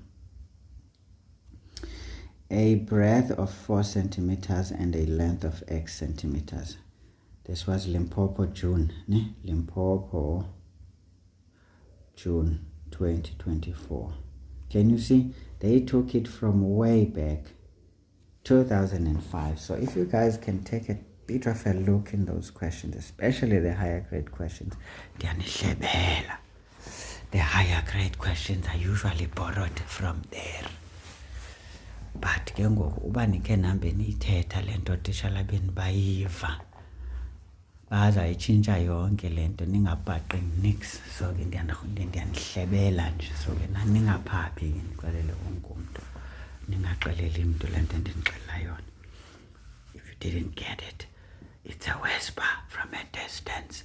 Do not tell anybody I showed you these things, you see, because they are going to change the strategy, and yet this is how you guys actually get chowed by these higher grade questions. They come from these old higher grade question papers. So try to find as much as you can from your teacher or your school. Get ready for some hot stuff. Stop practicing baby stuff and expect to crack big boys and big girl stuff. Thank you very much. Okay, now guys, this is the structure, so we don't need to picture it. If it is not given, you draw a sketch yourself, okay, because without a sketch you will die, but this one is already given. Now we need to show that the total surface area of the box in centimeters squared is given by this dingies there.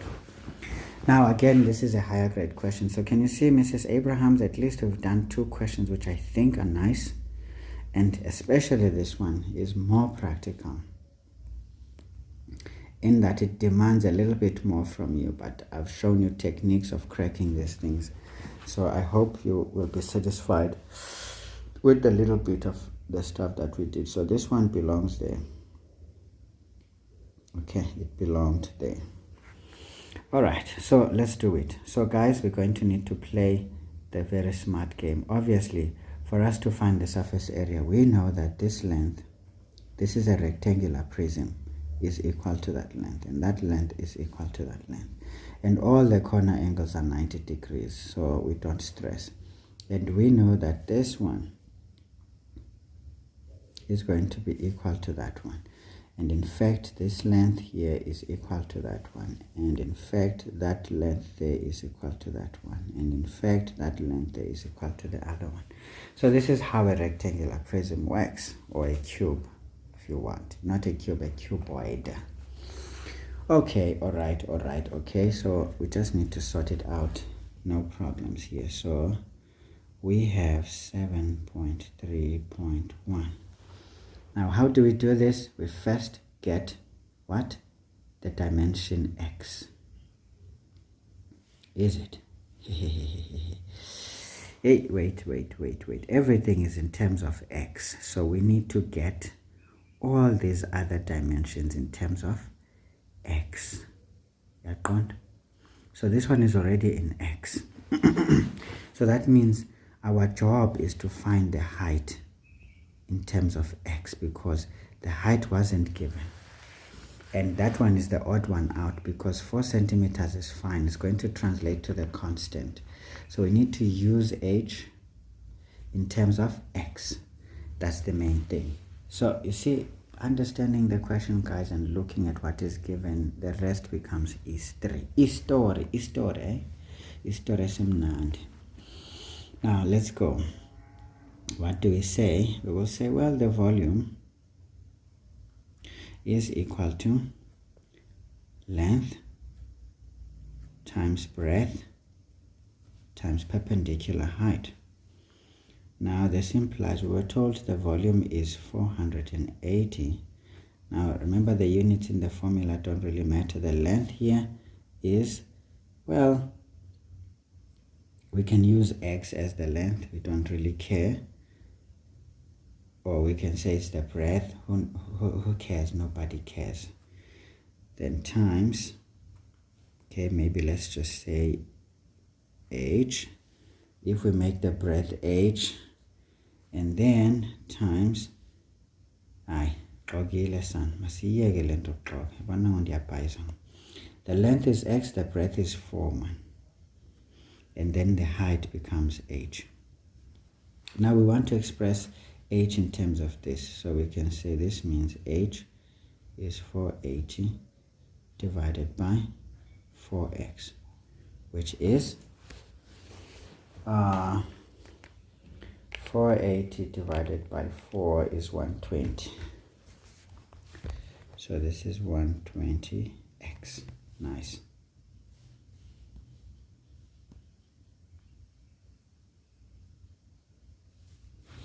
Okay, so again here you have to figure out your way. This is also an NBT type of question, you see. In the NBT, in fact, both these questions, 7.2 and 7.3, could feature in the NBT, and I believe this question also could feature in the NBT. This boy right here, it's a naughty boy. It's a naughty boy, okay. Think about these things, okay. Linear programming.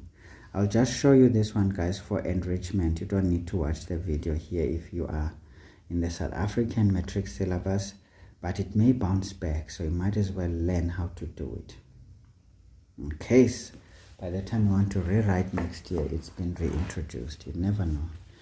Okay, guys, we can already see that, okay, we're getting somewhere. Now what do we want? Well, what we want is the total surface area. So this is going to be surface 1 and then 2 at the back, right? This face and the face at the back, and then it's going to be this face and 2 at the other side. It's going to be this face and 2 at the bottom, and that's how we're going to sort this out. We can say here then total surface area,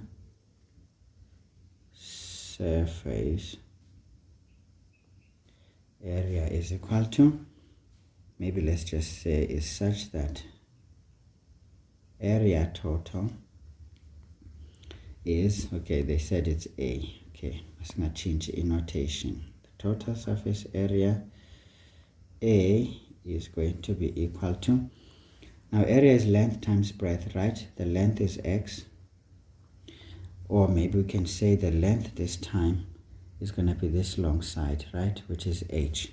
So this is going to be 120x into the breadth is going to be the x, like that, but now there's 2 of these sides, so we multiply this by 2, plus we pick the top surface here.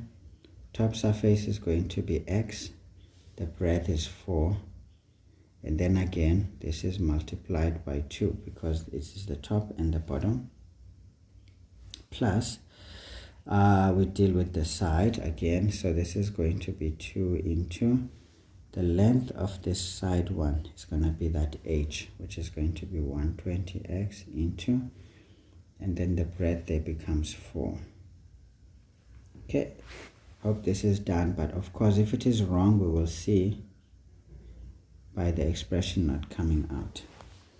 So obviously this is 2 times 120x squared, so this is basically 120x squared times 2 is going to be 240x squared, plus now this is 4 times x is 4x times 2, that's 8x, okay, and then we've got plus, this is 120 by 4. Yeah, wait, now 120 times 4 is 480 times 2. 480 times 2. So this is 960. Cha. Kodwa uphi x? Yeah, 160x. Yo, senibhala into engekho. Sobhala into engekho. Akuyiyo le nto. Yiyo nje na. But kutheni u240 ngoku? Engena x squared. Hayi guys, yabona ke nantsi into ke ngoku. Sanusiqhela kabi nina. And yabona ngoku bona basile into endiyibonayo ngoku nantsi phayana kuno x to the minus 1. Hayi. Intoni ngo?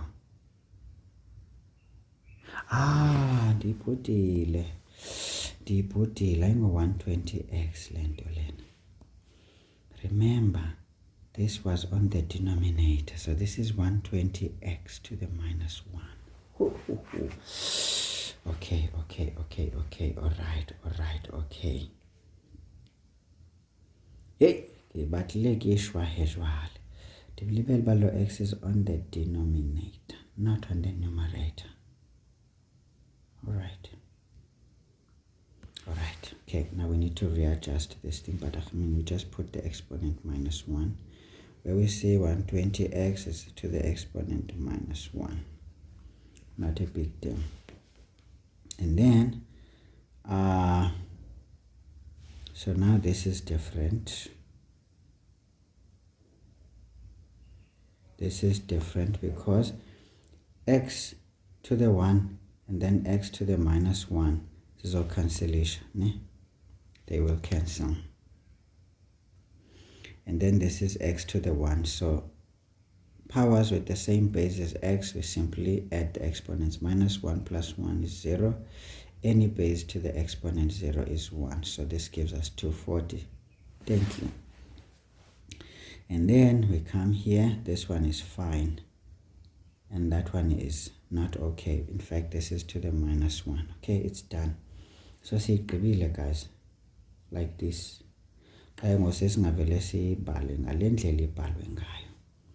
Sithi ke ngoku 8x silandele ngo960 x to the minus 1 plus 240. That is the one, guys. We did it. Almost made a meal of a simple situation. Okay, now guys, 5 marks is cool. So obviously what we did here, the most important is substitution and that h, and then constructing this area. I mean, these were already given, you see, these ones were already given. So I think the 3 marks come from this business, that business, and that business. The rest is mathematics, isn't it? So the 5 marks are scored nicely. 7.3.2. It says, determine the value of x for which the total surface area is a minimum, answer rounded off to the nearest term. Okay, I mean centimeter. Okay. Now, again, differential calculus principles. Sorry, so we need to do the derivative. Okay. So let's see. Well, we can say for area to be minimum, for area to be a minimum, it should be such that dA, the democratic alliance in terms of x, must be equal to 0. That's the definition of maxima and minima. Now when we differentiate here, we get 8 minus 960 x to the minus 2 this time. The constant falls away. Must 2 can be equal to 0. O batla o reng, ke batla o tjho jwalo monna. O batla ke reng kganthi wena. We transpose that thing to the other side. So we get 960 over, change this to the positive exponent, is equal to then the 8 stays on its side over 1. Now we cross multiply the things there. See, gymnastics now, guys, nothing really out of the ordinary. So we can keep this to the same side because now we've sorted everything. 960. This implies that x squared is equal to, let's say 960 divided by 8. And 120.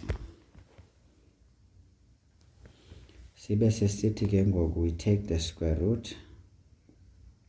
What we do on the one side must do on the other side. Therefore, x must be equal to. Remember now, x here is a distance, so the negative answer cannot be accepted. So we do not accept. So guys, we're rounding off to the nearest. So this is essentially 10,95. So if we round off to 1, it's going to push us to 11. So this is going to be 11 centimeters to the nearest. That is UAL. That is UAL. That is UAL. So this important statement, that derivative, is it a derivative? Yes, we differentiated. After differentiating, this is an Antoni, net gymnastics. Yeah? Then even further gymnastics in the final answer. Remember, this is still algebra anyway, although we are applying it. So I'm just trying to get these marks, guys. So mass is tall. Let's get them. This is 5 marks.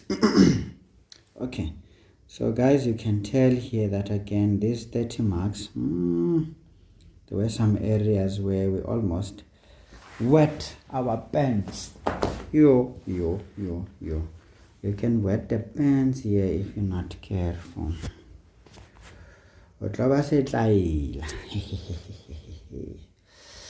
Alright guys, I hope I'm not making any meals of any situation, but of course you guys are watching. So when you see something funny, please shout out if you are not confident about whether it's right or wrong. But if you are confident, please correct me or correct those next to you.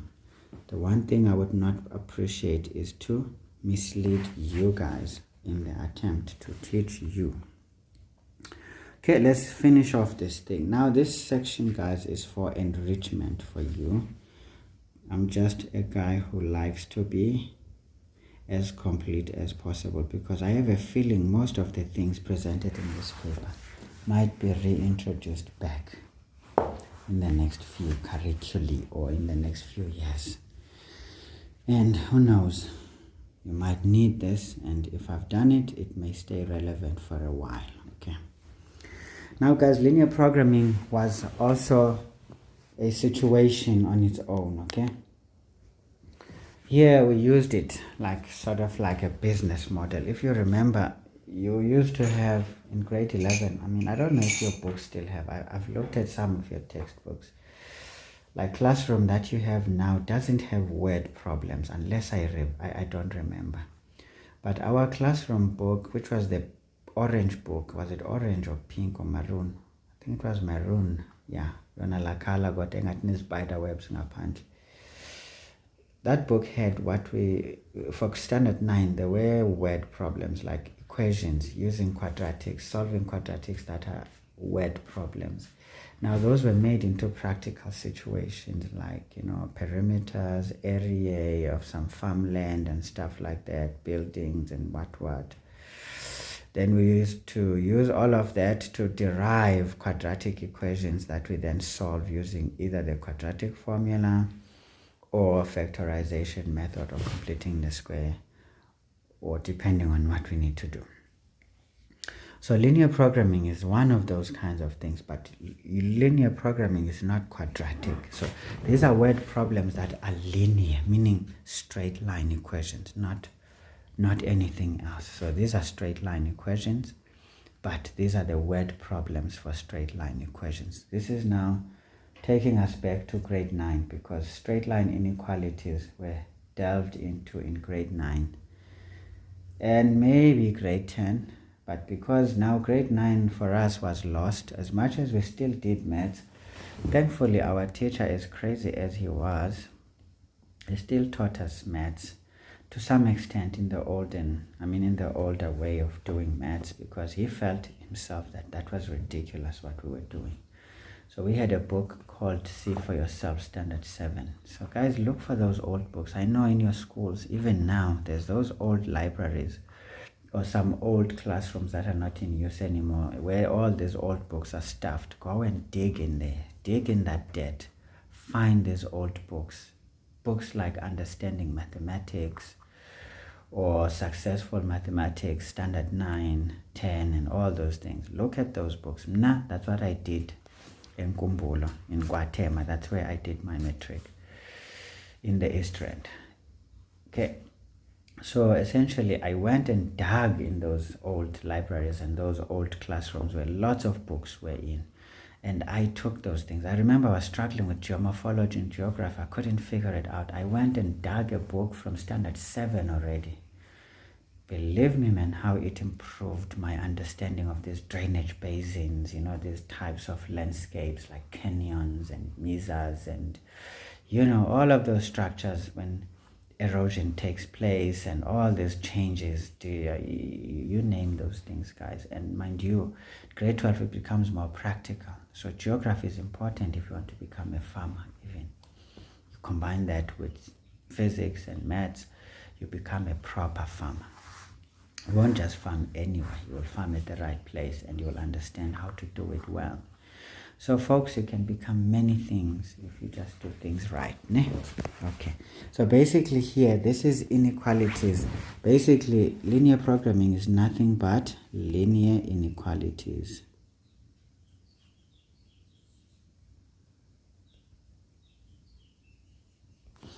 Now, I have a bit of a situation. I remember I used to teach guys. These were not taught usually.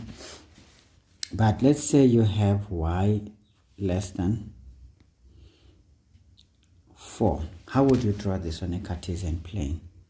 Obviously, like any other thing we draw on the Cartesian plane. This is x, this is y. Now, y less than 4, this is a horizontal line cutting at 4, right? So this is cutting at 4. But now when we say less, you shade below the line. Okay? Whether you slant it that way or you slant it backward, but the fact of the matter is that you shade below the line. Now when you've got, say for example, x plus y less than 0, so this means we are saying y must be less than minus x. Ne? Yeah. So what are we doing here? What is the gradient? Is negative. So where will it cut? Through the origin, isn't it? Because there's no y there. If we say x is 0, y is 0, so it cuts through the origin. So this is the straight line that you would draw. Same like you would draw any other straight line, decreasing. But now we are saying less than 0. So this line must be less than 0. That means we will shade below this line. So it was all about knowing how to shade. Okay, and then if I write here, there was another inequality that say x is greater than or equal to minus 5, for example. Then we can say, okay, there it is, there it is. So we draw this line. It's a vertical line, and it is cutting at minus 5. But now where would you shade? If it says greater than, you shade to the right like that. Now there was what we call the feasible region. Now to define the feasible region, you take the confluence of the shadings. It becomes this trapezium. Not trapezium, but this triangle. No, it's a trapezium here. Now this would be the feasible region. Now when you want to maximize profits depending on the function. Now remember, let's say our function to minimize or maximize something goes in this fashion. Maybe let's choose another color. Just trying to highlight the idea now. Now let's say this is the say this is something about profit. Maybe someone wants to design a business selling fat cakes, and then now they want to maximize profits after drawing constraints regarding flour, time, baking, electricity cost, and what the rent if they're renting a building and stuff. Now what you would think is that, okay, if I want to make my profit maximum, I must take this line to the highest point. Now we take our line to the highest point because we can't put it at the bottom. We must take it to the highest point, you see. Now the highest point is over there, but it must maintain the slope. Now this means anywhere along this line here, we can maximize our profits or do whatever we want, because it will always be a maximum along this line, because x increases, y decreases. So that means what takes charge towards the right is the x values. But if we want to do it at the back, what takes charge is the y values. But because this is, things like that, guys, stuff like that. So this is the concept of linear programming. And in fact, it's easy. It's never really difficult. So I hope this question will help clarify the issue as we answer the questions. And obviously, if you are smart, you will start practicing this as well, obviously after the exams, because it's not part of your current exams. But for those who probably need this, it may just be important. So these are just linear inequalities. Important here is to know how to shade.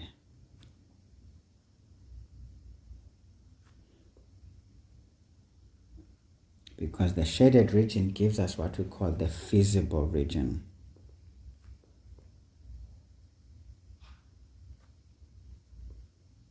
Because this is where we maximize or minimize stuff. I'll just say stuff because whatever it is, because that is all this is about. As we know, calculus helps us to maximize and minimize. This is another model using linear equations to maximize and minimize stuff. Okay, so this is just how beautiful maths is, friends and peers. Yes, and colleagues. Okay, let's just stop the nonsense now and start talking. We're told here to meet the requirements of a specialized diet. Can you see? The aim is to meet the requirements of a specialized diet. A meal is prepared by mixing two types of meals. Can you see? Two types of meals. Now, always we usually dealt with multiple things, maybe 3, maybe 4, maybe 5, but whatever, but 2 different things. So we can make these ones x and y, because remember, this is linear inequalities on a Cartesian plane. So one has to be x, one has to be y. Now, of Cyril. Okay, this is Cyril, not Cyril Ramaphosa, our president, but Cyril. Okay, I would never call Mr. Ramaphosa with his name like he's my peer, okay? I'm well brought up, man. Respect, RSP. Respect, RSPECT. You understand? Yes. RSPECT. Okay. Now, we have a VUCA and a molo. Xhosa lo design paper, but I suspect to Mr. William Smith, because he knew Xhosa, Zulu, Tswana, what. It could be him here. VUCA no molo, sinto zaseMpuma Koloni ezo. Okay, you can see we have an influence, must you have an influence there, man. Okay, the mixture must contain X packs of VUCA, okay, and Y packs of molo. Molo meaning hello. Cereal. Right, so we've got X for VUCA, X for molo. So already they're helping us categorize, but if it is not done, you do it yourself. Okay. Now the meal requires at least. Now you needed to understand words like this. What does at least mean? At least means greater and equal to. That's minimum in literal terms. This is a minimum. So meaning it cannot be less than 15, but it can be more than 15 or equal to 15. So this meal requires at least that 15 grams of protein. Can you see? Protein must be 15 grams. Okay, nice. And at least, again, can you see? There is that term again. At least, meaning greater and equal to 72 grams of carbohydrates. Okay. Now, these are totals, or maximas and minimas, but these ones are minimas. Now, each packet of Vuga cereal contains how many? It contains, now Vuga contains 14 grams of protein and then 16 grams of carbohydrates. So the only problem with these ones, you would be given a whole lot of things, then you have to organize them, just like you would have to in statistics. Okay. Now each packet of not molo, you are khahlela, must always welcome. Overlay umoya. Molo, no. Ayo don't sing and kamis, we are kamis, how kamis, we are fagumoy when you cook. Molo. This is a language. Now each packet of molo, yes, hello. Each packet of hello cereal contains 3 grams of protein and 24 grams of carbohydrates. Now there are at most, now hear that word again, when izabulala imaths ke mntwana wesikolo xa ungaqaphelisisi iyavithiza ayidlala. Do you hear this one? At most. Now at most means max. At most means max. So at most means less than or equal to, because it means we cannot get above 5. At most, this is maximum. Sometimes it would be at most. This one, it's a minimum. It would also be termed at least. Okay guys, I'm just trying to introduce the topic at the same time answer the question, because there's no time to teach in class here. Hey, moment, proper revision, course or something, because you'll never find stuff like this, at least for now. But in the future you might, and you might find even better, because you guys are smarter than all of us have ever been. So you'll definitely master this if you keep at it for the next 2-3 years. Then after that you'll be flowing, you'll be the guy to go to. So please put an effort, guys. But for those who are at university, rather maybe do this a little bit while you are discovering more, but focus more on your exams. When you have time, once you work, you can go back to this and then help our countrymen get somewhere, because we are getting attacked all the time. We're getting the progress we need. Now we need to become solid as a nation by helping ourselves and not worry too much about the government, and so that the government can also feel pissed that we're actually doing things ourselves, and they will start doing better things for us, because right now we're not doing anything, so they're doing the least they can do for us. But sometimes I feel sorry for the government, because the people are just too petty as well. When we grow up eating izikhokho netiye, sometimes umpupudlo okanye amafutha enkomo exhelwe kunyaka ophelile egcina ebhotileni, ufike ufudumezela amafutha nepapa ugalela ityiwutyi sela amanzi tshona ezinkomeni. We didn't really have to eat all this nonsense. You must eat protein before you can pass ridiculous stuff. I mean, get out of here. We ate papa nezikoko and did maths, and no one of today who eats amaqanda nefish beans and what can count in maths nezikoko ezifana nathi. Uzokhala inyembezi, because we will embarrass you. Nolwazi lwakho lutsha olu-advanced sometimes, because sizaluquestionisha okokuqala ungakwazi ukulichaza olo lwazi. Not that uba uzawube wrong, uzawube right actually. Qha ngenxa bathina sakufaka imigqobho kuyo yonke le nto yakho, usangakwazi ukuyichaza ugqibe emotional. Xa uba emotional sivele sibe sesiyaxabana ngaphezulu ke ngoku sinazo neendlela zokukoyisa ngokukusebenzisa kwawena. Kuba xa uqala uthi yaqumba uthi ufuna ukulwa, sivele sisebenzise kwale passion yakho yofuna ukulwa to actually destroy you further. So please don't fight the old boys, you'll be in trouble. we are not the type that you want to fight with, huh? Because thina bafethu sisebenzisa lento kuthiwa ngamaqhinga. Amaqhinga sawafundi, sawancanca ebeleni. Mina zange ndancanca kwibele. I think yenye yezinto endenza namaqhinga amaninzi kakhulu. Zange ndancanca nelo bele landi-influence uba ndicinge ngendlela ethile. Into zamancane ezo zancanca amabele. Hayi, anindiyeyo. Ndancanca umno wam. I used to suck 2 fingers on my left hand. Zinamazinyo la phambili, kunamagqomgqomo amazinyo. Ayinande ufonqa mntakaba. Yazi bantu uyeke nini umntu? Uyeke 2003 when I was doing grade 10. And I will tell you the story ngenye imini uba ndawuyeka kanjani. But ndawuyeka sentimdala and phantsi ndangabusawuyeka at all. Ngoba kudade oncancane. Anyway, it says this thing here.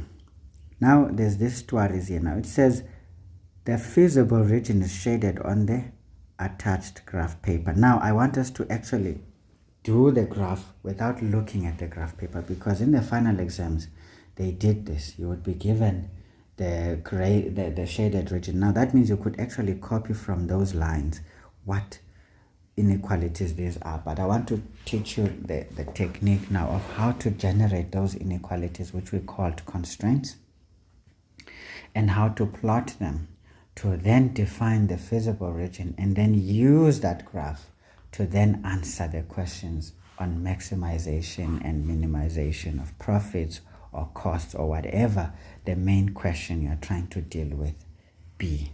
All right, then we can use it what they've given us and show you how to use it as well. Then I hope that would be more of a complete course on this as well. As much as it was just one single question, I think you can actually attempt any other question using the same principles. Of course, they come in different shapes and sizes and levels of difficulty, but the issue is that it's just the same thing. This is how it works, okay? Now, let's just first do it. It says write down the constraint inequalities. Okay, we know that that is what we need to do. So we have 8.1. Now, guys, let's have a look here. What were we told? We're told that there's 2 types of series, Molo and VUCA. Okay, so that is not a problem.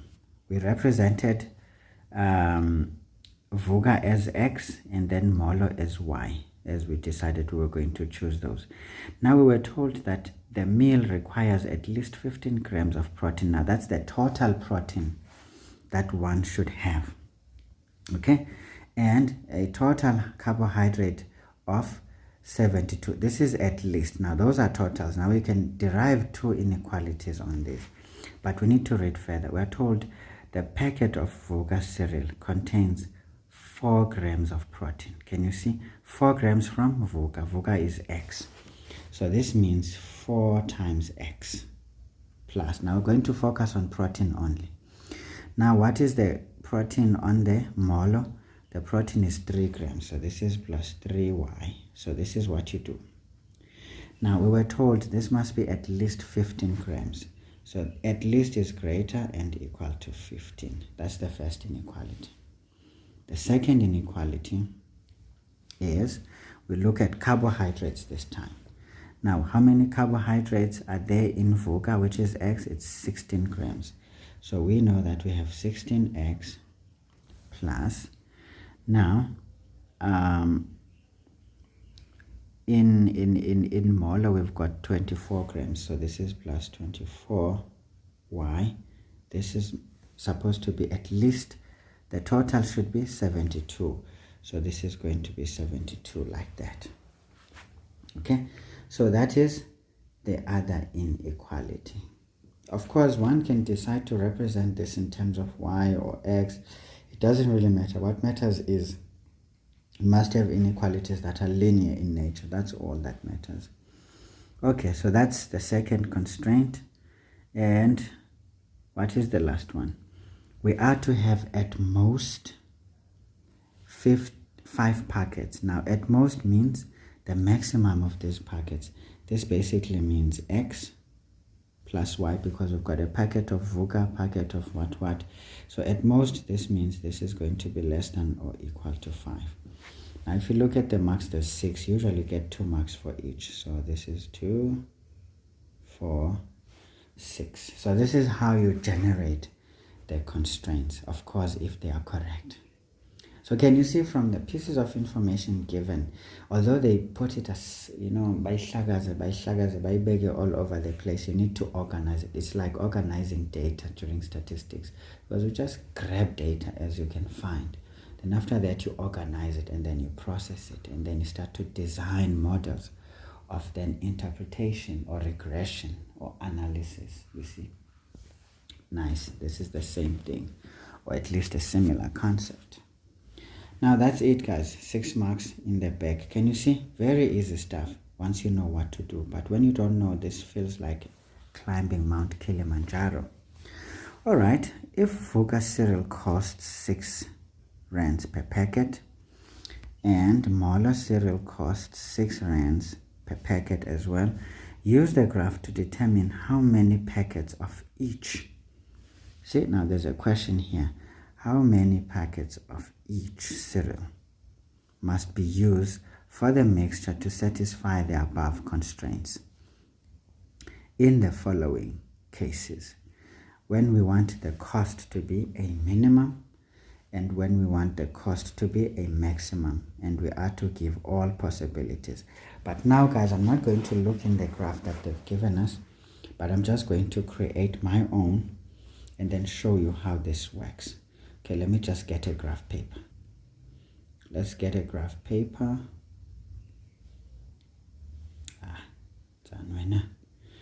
We want a template, man. A template, that's so. We want a template, man. Yeah. Give us the template when Relagabi.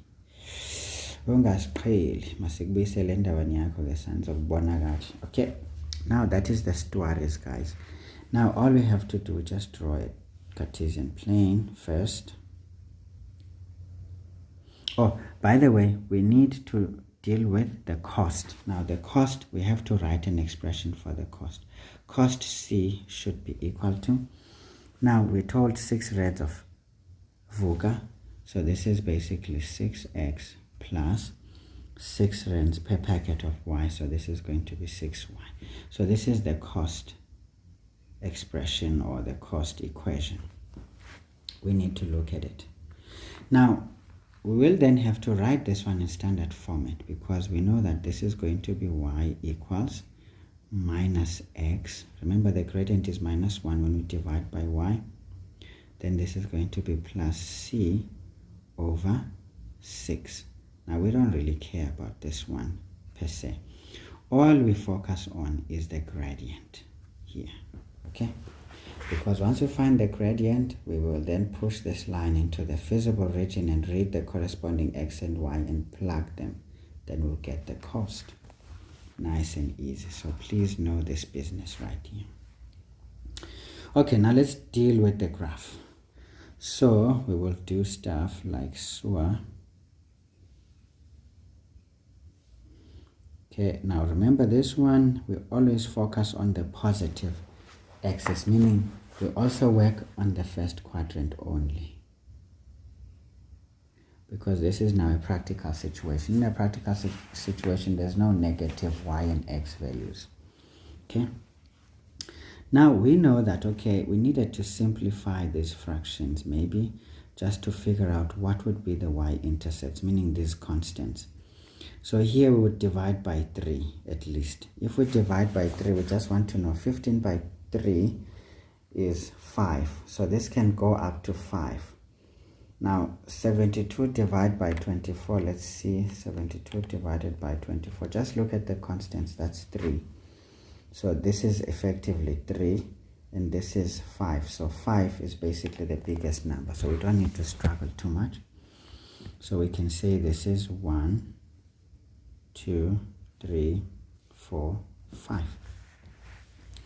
We know we're going up to 5. And then on the x, we can do the same, because it's not a big deal. Because effectively on the x, this is when we divide by 24. But it's not a big deal. I don't know what I'm going to do here. But let's say this is 1, 2, 3, 4, 5. But be careful of how you choose your scale. Maybe masiyiphungule kakhulu. It's too long, man. It's long, diagram. Too long. So this is x, guys. This is y.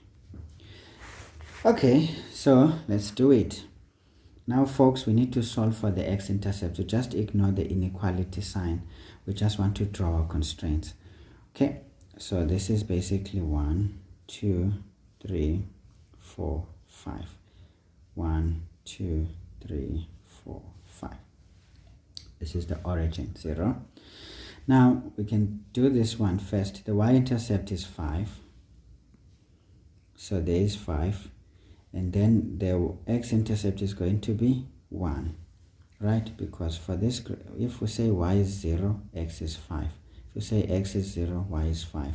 So this one is this one, there, there.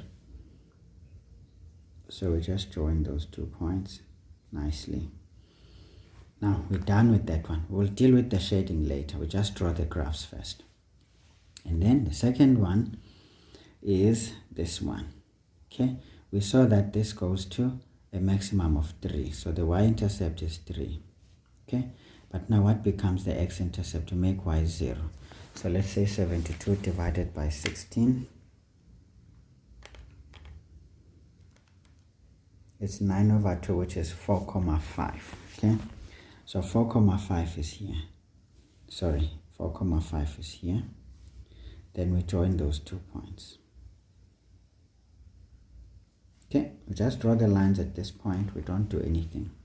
So this is the 1. This is the 1. Okay, now we make x 0 here. What is y? 5. So this one is fine. It's here.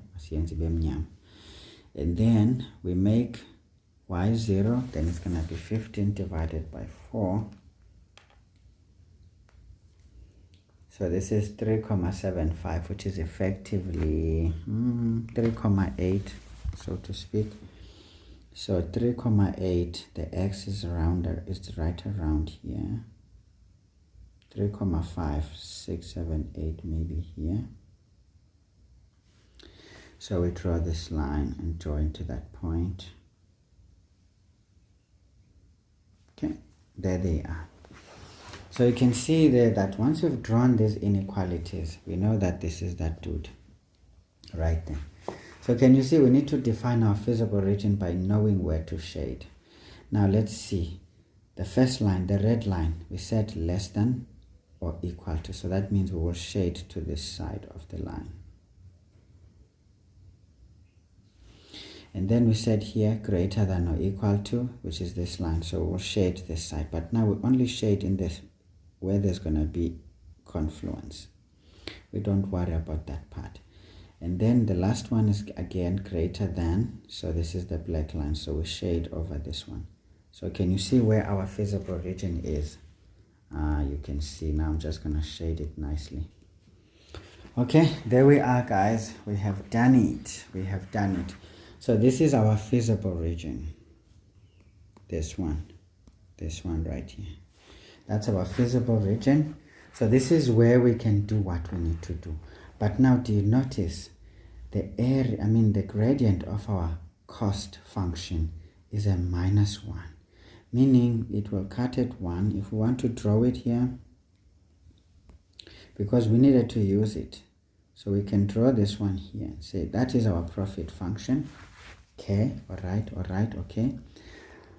But then this profit function of ours, we need to do stuff like this with it. We just choose any gradient in the Cartesian plane here that would be representative of that. We can choose anyway. Then we move this line into the feasible region. Now for this to be a minimum, we must be at the lowest point, but such that this line here only touches one of these points. You see the points, this is a geometrical figure. Now the feasible region is bounded by these points. So we need to move this line into these points, but it must be tangential to those points. It must not cut into the feasible region. It can go along the border or boundary, but it must not intersect the feasible region. That's the rule of this thing. So if we move our line here, we move it into our graph. Can you see if we move it here, that is the feasible region. But if we move it here, it cuts into the region. If we move it here, it actually sits there. But now that is the biggest we can get. But now we want the minimum, so the smallest point that we can get to, because here this would be maximum all along this line. But we want the smallest, so it must sit here. It must sit there. So when it sits there, we just extend it if we want. Cuts almost at 4, because this is not drawn to scale, and also at 4,5 there. Not 4,5, just at 4. So can you see it's almost at 4 and 4, but maybe we can just angle it nicely so that it does what we need. Yo, daimosh. Okay, now remember, this is the line that we want to use, so we can break it up and say, okay, this is what we're trying to use to sort out our problems, because this line is from here also. So we always drew a line like that, and then we broke it up to show that we're using this line. So what you do, you just take your ruler, maintain this gradient, and go into the graph, and then you plot where you would read off. Now can you see here at this point, we just read off these coordinates. Can you see this is 1 and 3. So these are the ones, and therefore we just go to our cost equation, and then we sort it out. We can then say here 8.2.1. We know that our cost is going to be 6x plus 6y, which implies that our cost is going to be 6 into x is 3 for minimum, plus y is 1 for minimum. So this is 6 into 1. Therefore, cost is going to be, now 6 by 3 is 18, plus 6 is 24. Ne? So it's going to be 24 rands. So this is the minimum cost. Remember, this is money in rands. Okay. All right. Okay. So that's it, guys. So this is how you use linear programming to sort things. So first, read the statements, draw up inequalities, linear inequalities, draw up the investigation function also, which is going to be linear, and this one will always have an equal sign. It won't have these inequalities. That's another thing to note.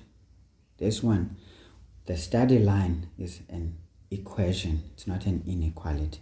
The constraints are inequalities. They cannot be equal to, okay? But maybe they could be, but if they are equal to, then it's a different story. You can't shade. So you can't define a region with that. That's why those ones become inequalities, okay? Just mention, remember that one. So now we have here 8.2.1. Oh, by the way, what was the question? How many packets of each must be used for the mixture? No, we're doing the wrong thing here. So can you see, we do all the good work, we're not answering the question. So guys, we can see here that it's not about the cost per se. We want the number. So we can see here that x must be equal to 3. Yeah, it says how many packets, so it's going to be 3 packs of x, and y must be equal to 1 packet. Okay, so that's it, guys. So a whole lot of work though is included here. So obviously we can say 2 marks for each, because all of these things will have shown in the graph how you did it.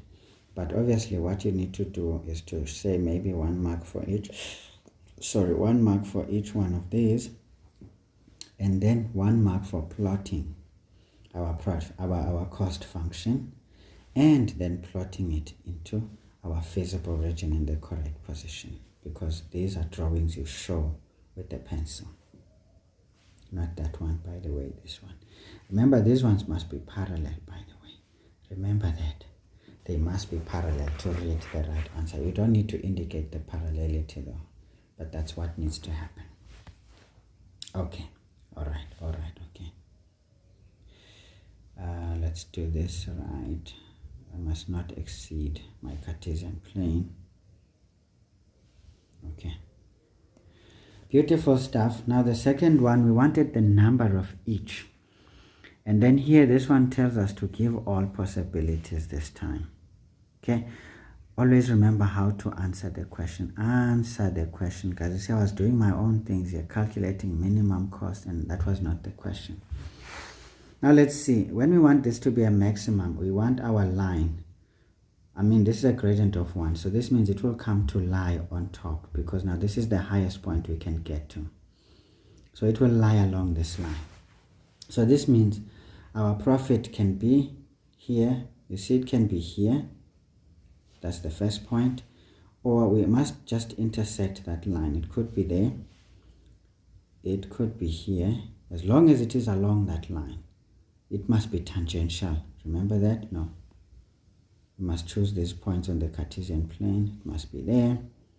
It could be there. And it could be right at the top. So any one of those points will give us the maximum cost, because no matter which one we choose, we get the same cost. Because if x is increased, y is decreasing. Or if y is increasing, x is decreasing. Simple and straightforward. So now here, it says show this. Now we can just choose the coordinate form, because yeah, this one would be ridiculous if we do it otherwise. So we can say, this could be, we were told to show all possibilities. Now we can say, you can say number of each in format x is to y. Always, guys, be elaborate what we are doing here. Now if we do it that way, we can say the first one would be x is 0, y is 5. Or it could be, okay, maybe let's write, yeah, it could be this one. We can say or, because or means plus in maths. That would be the total number of possibilities. The next one, we read this one. This one is 1 and 4. So this one is 1 and 4. Or we read the next one. It could be 2 and 3. Or this one could be 3 and 2. Or this one could be 4 and 1. Maybe let's do another one. Or this last one could be 5 and 0. Okay, of course, everything will depend on the scale chosen, basically. That's the idea of this thing. So can you see we've got 1, 2, 3, 4, 5, 6 possibilities. Now this would be 3 marks. So this means 1 mark for each 2. Oops. Niyasqhela. So that would be 3 marks, guys, for that question, for a grand total of 13 marks. Very easy section, honestly speaking. There's nothing really strange in there. And we are doing this for a total of 200 marks. I don't know why I chose to write so low. Look at me now, I'm squashed for space. My Lord. Am I losing my mind? Tyhini nabafundi. Nanku umuntu ezenzela ubunzima esithubeni nje. Asike besingekho nyani isidingo soba ndizipitse kangaka.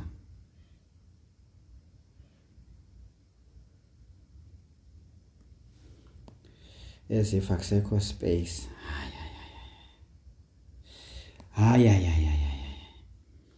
Okay ke guys, siwenzile umsebenzi wethu, siwugqibile.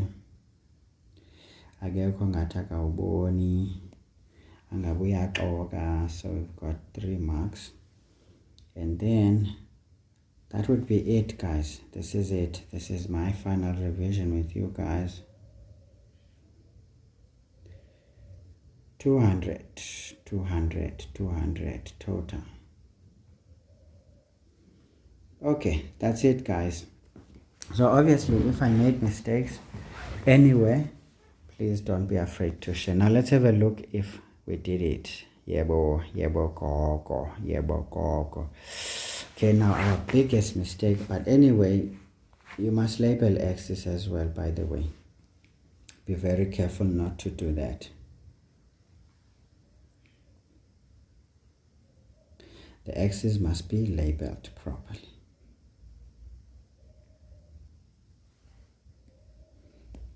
The x's must be labeled. So this is number of packets of Vuga, and on the y is the number of packets of Molo. Hello, how are you? I am doing fine. So guys, we've done it. So obviously you'll be given this, and then you just show this one right there. You break it up to show that this is the one, and then you steal it. You just copy that thing.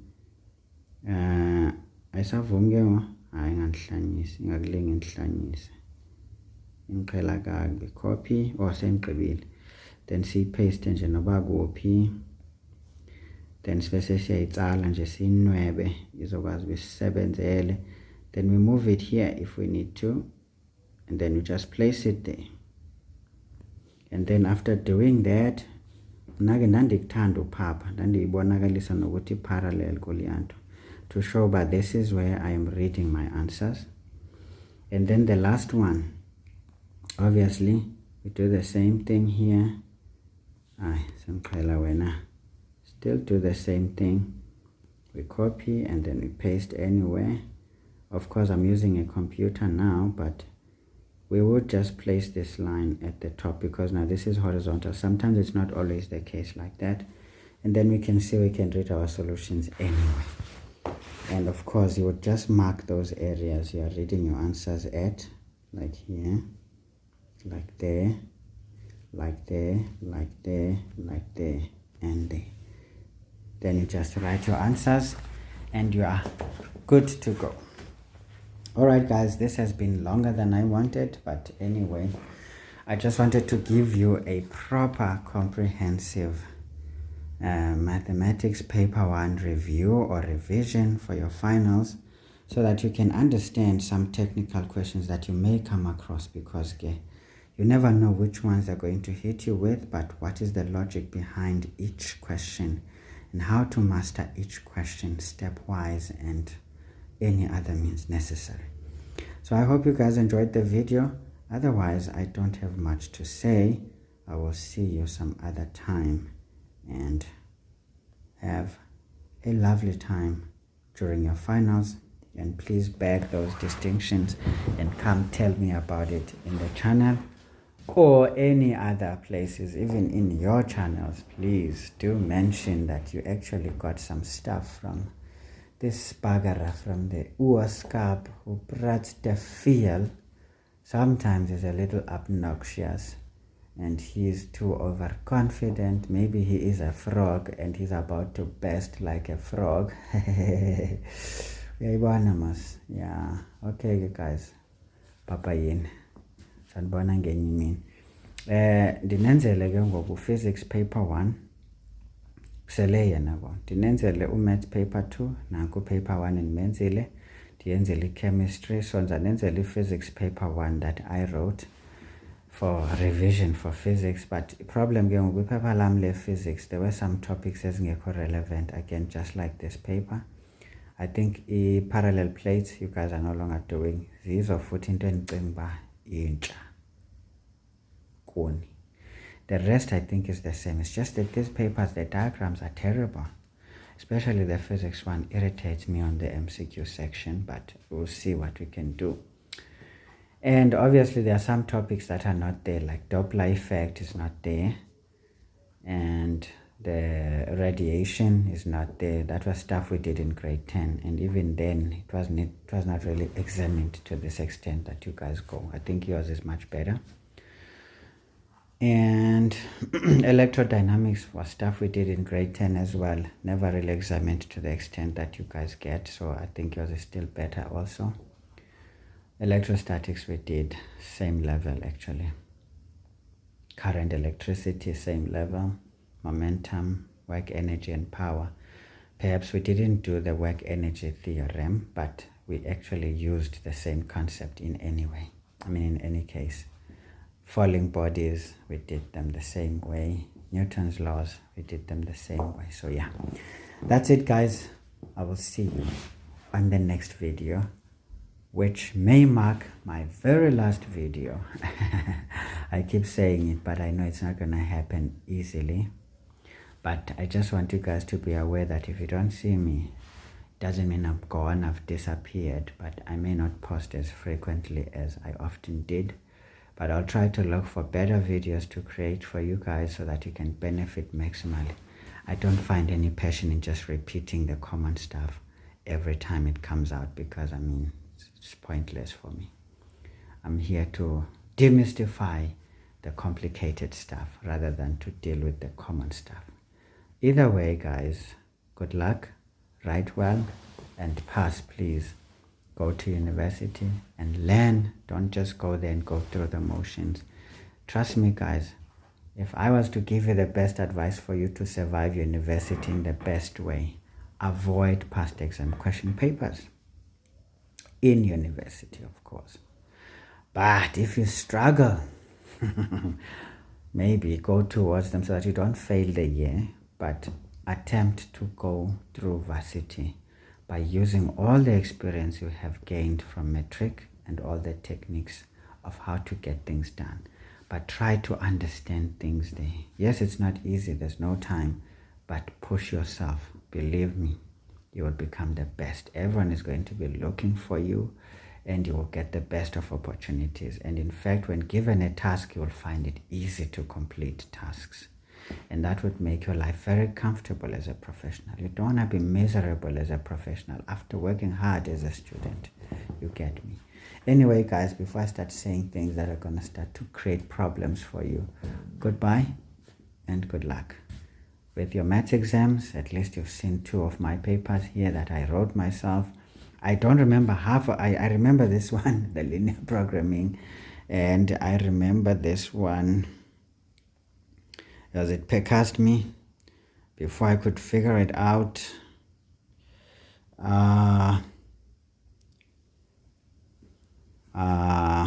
I remember this one because I actually botched it. I botched this one. I only got 1 mark here. Damn, that was bad, eh?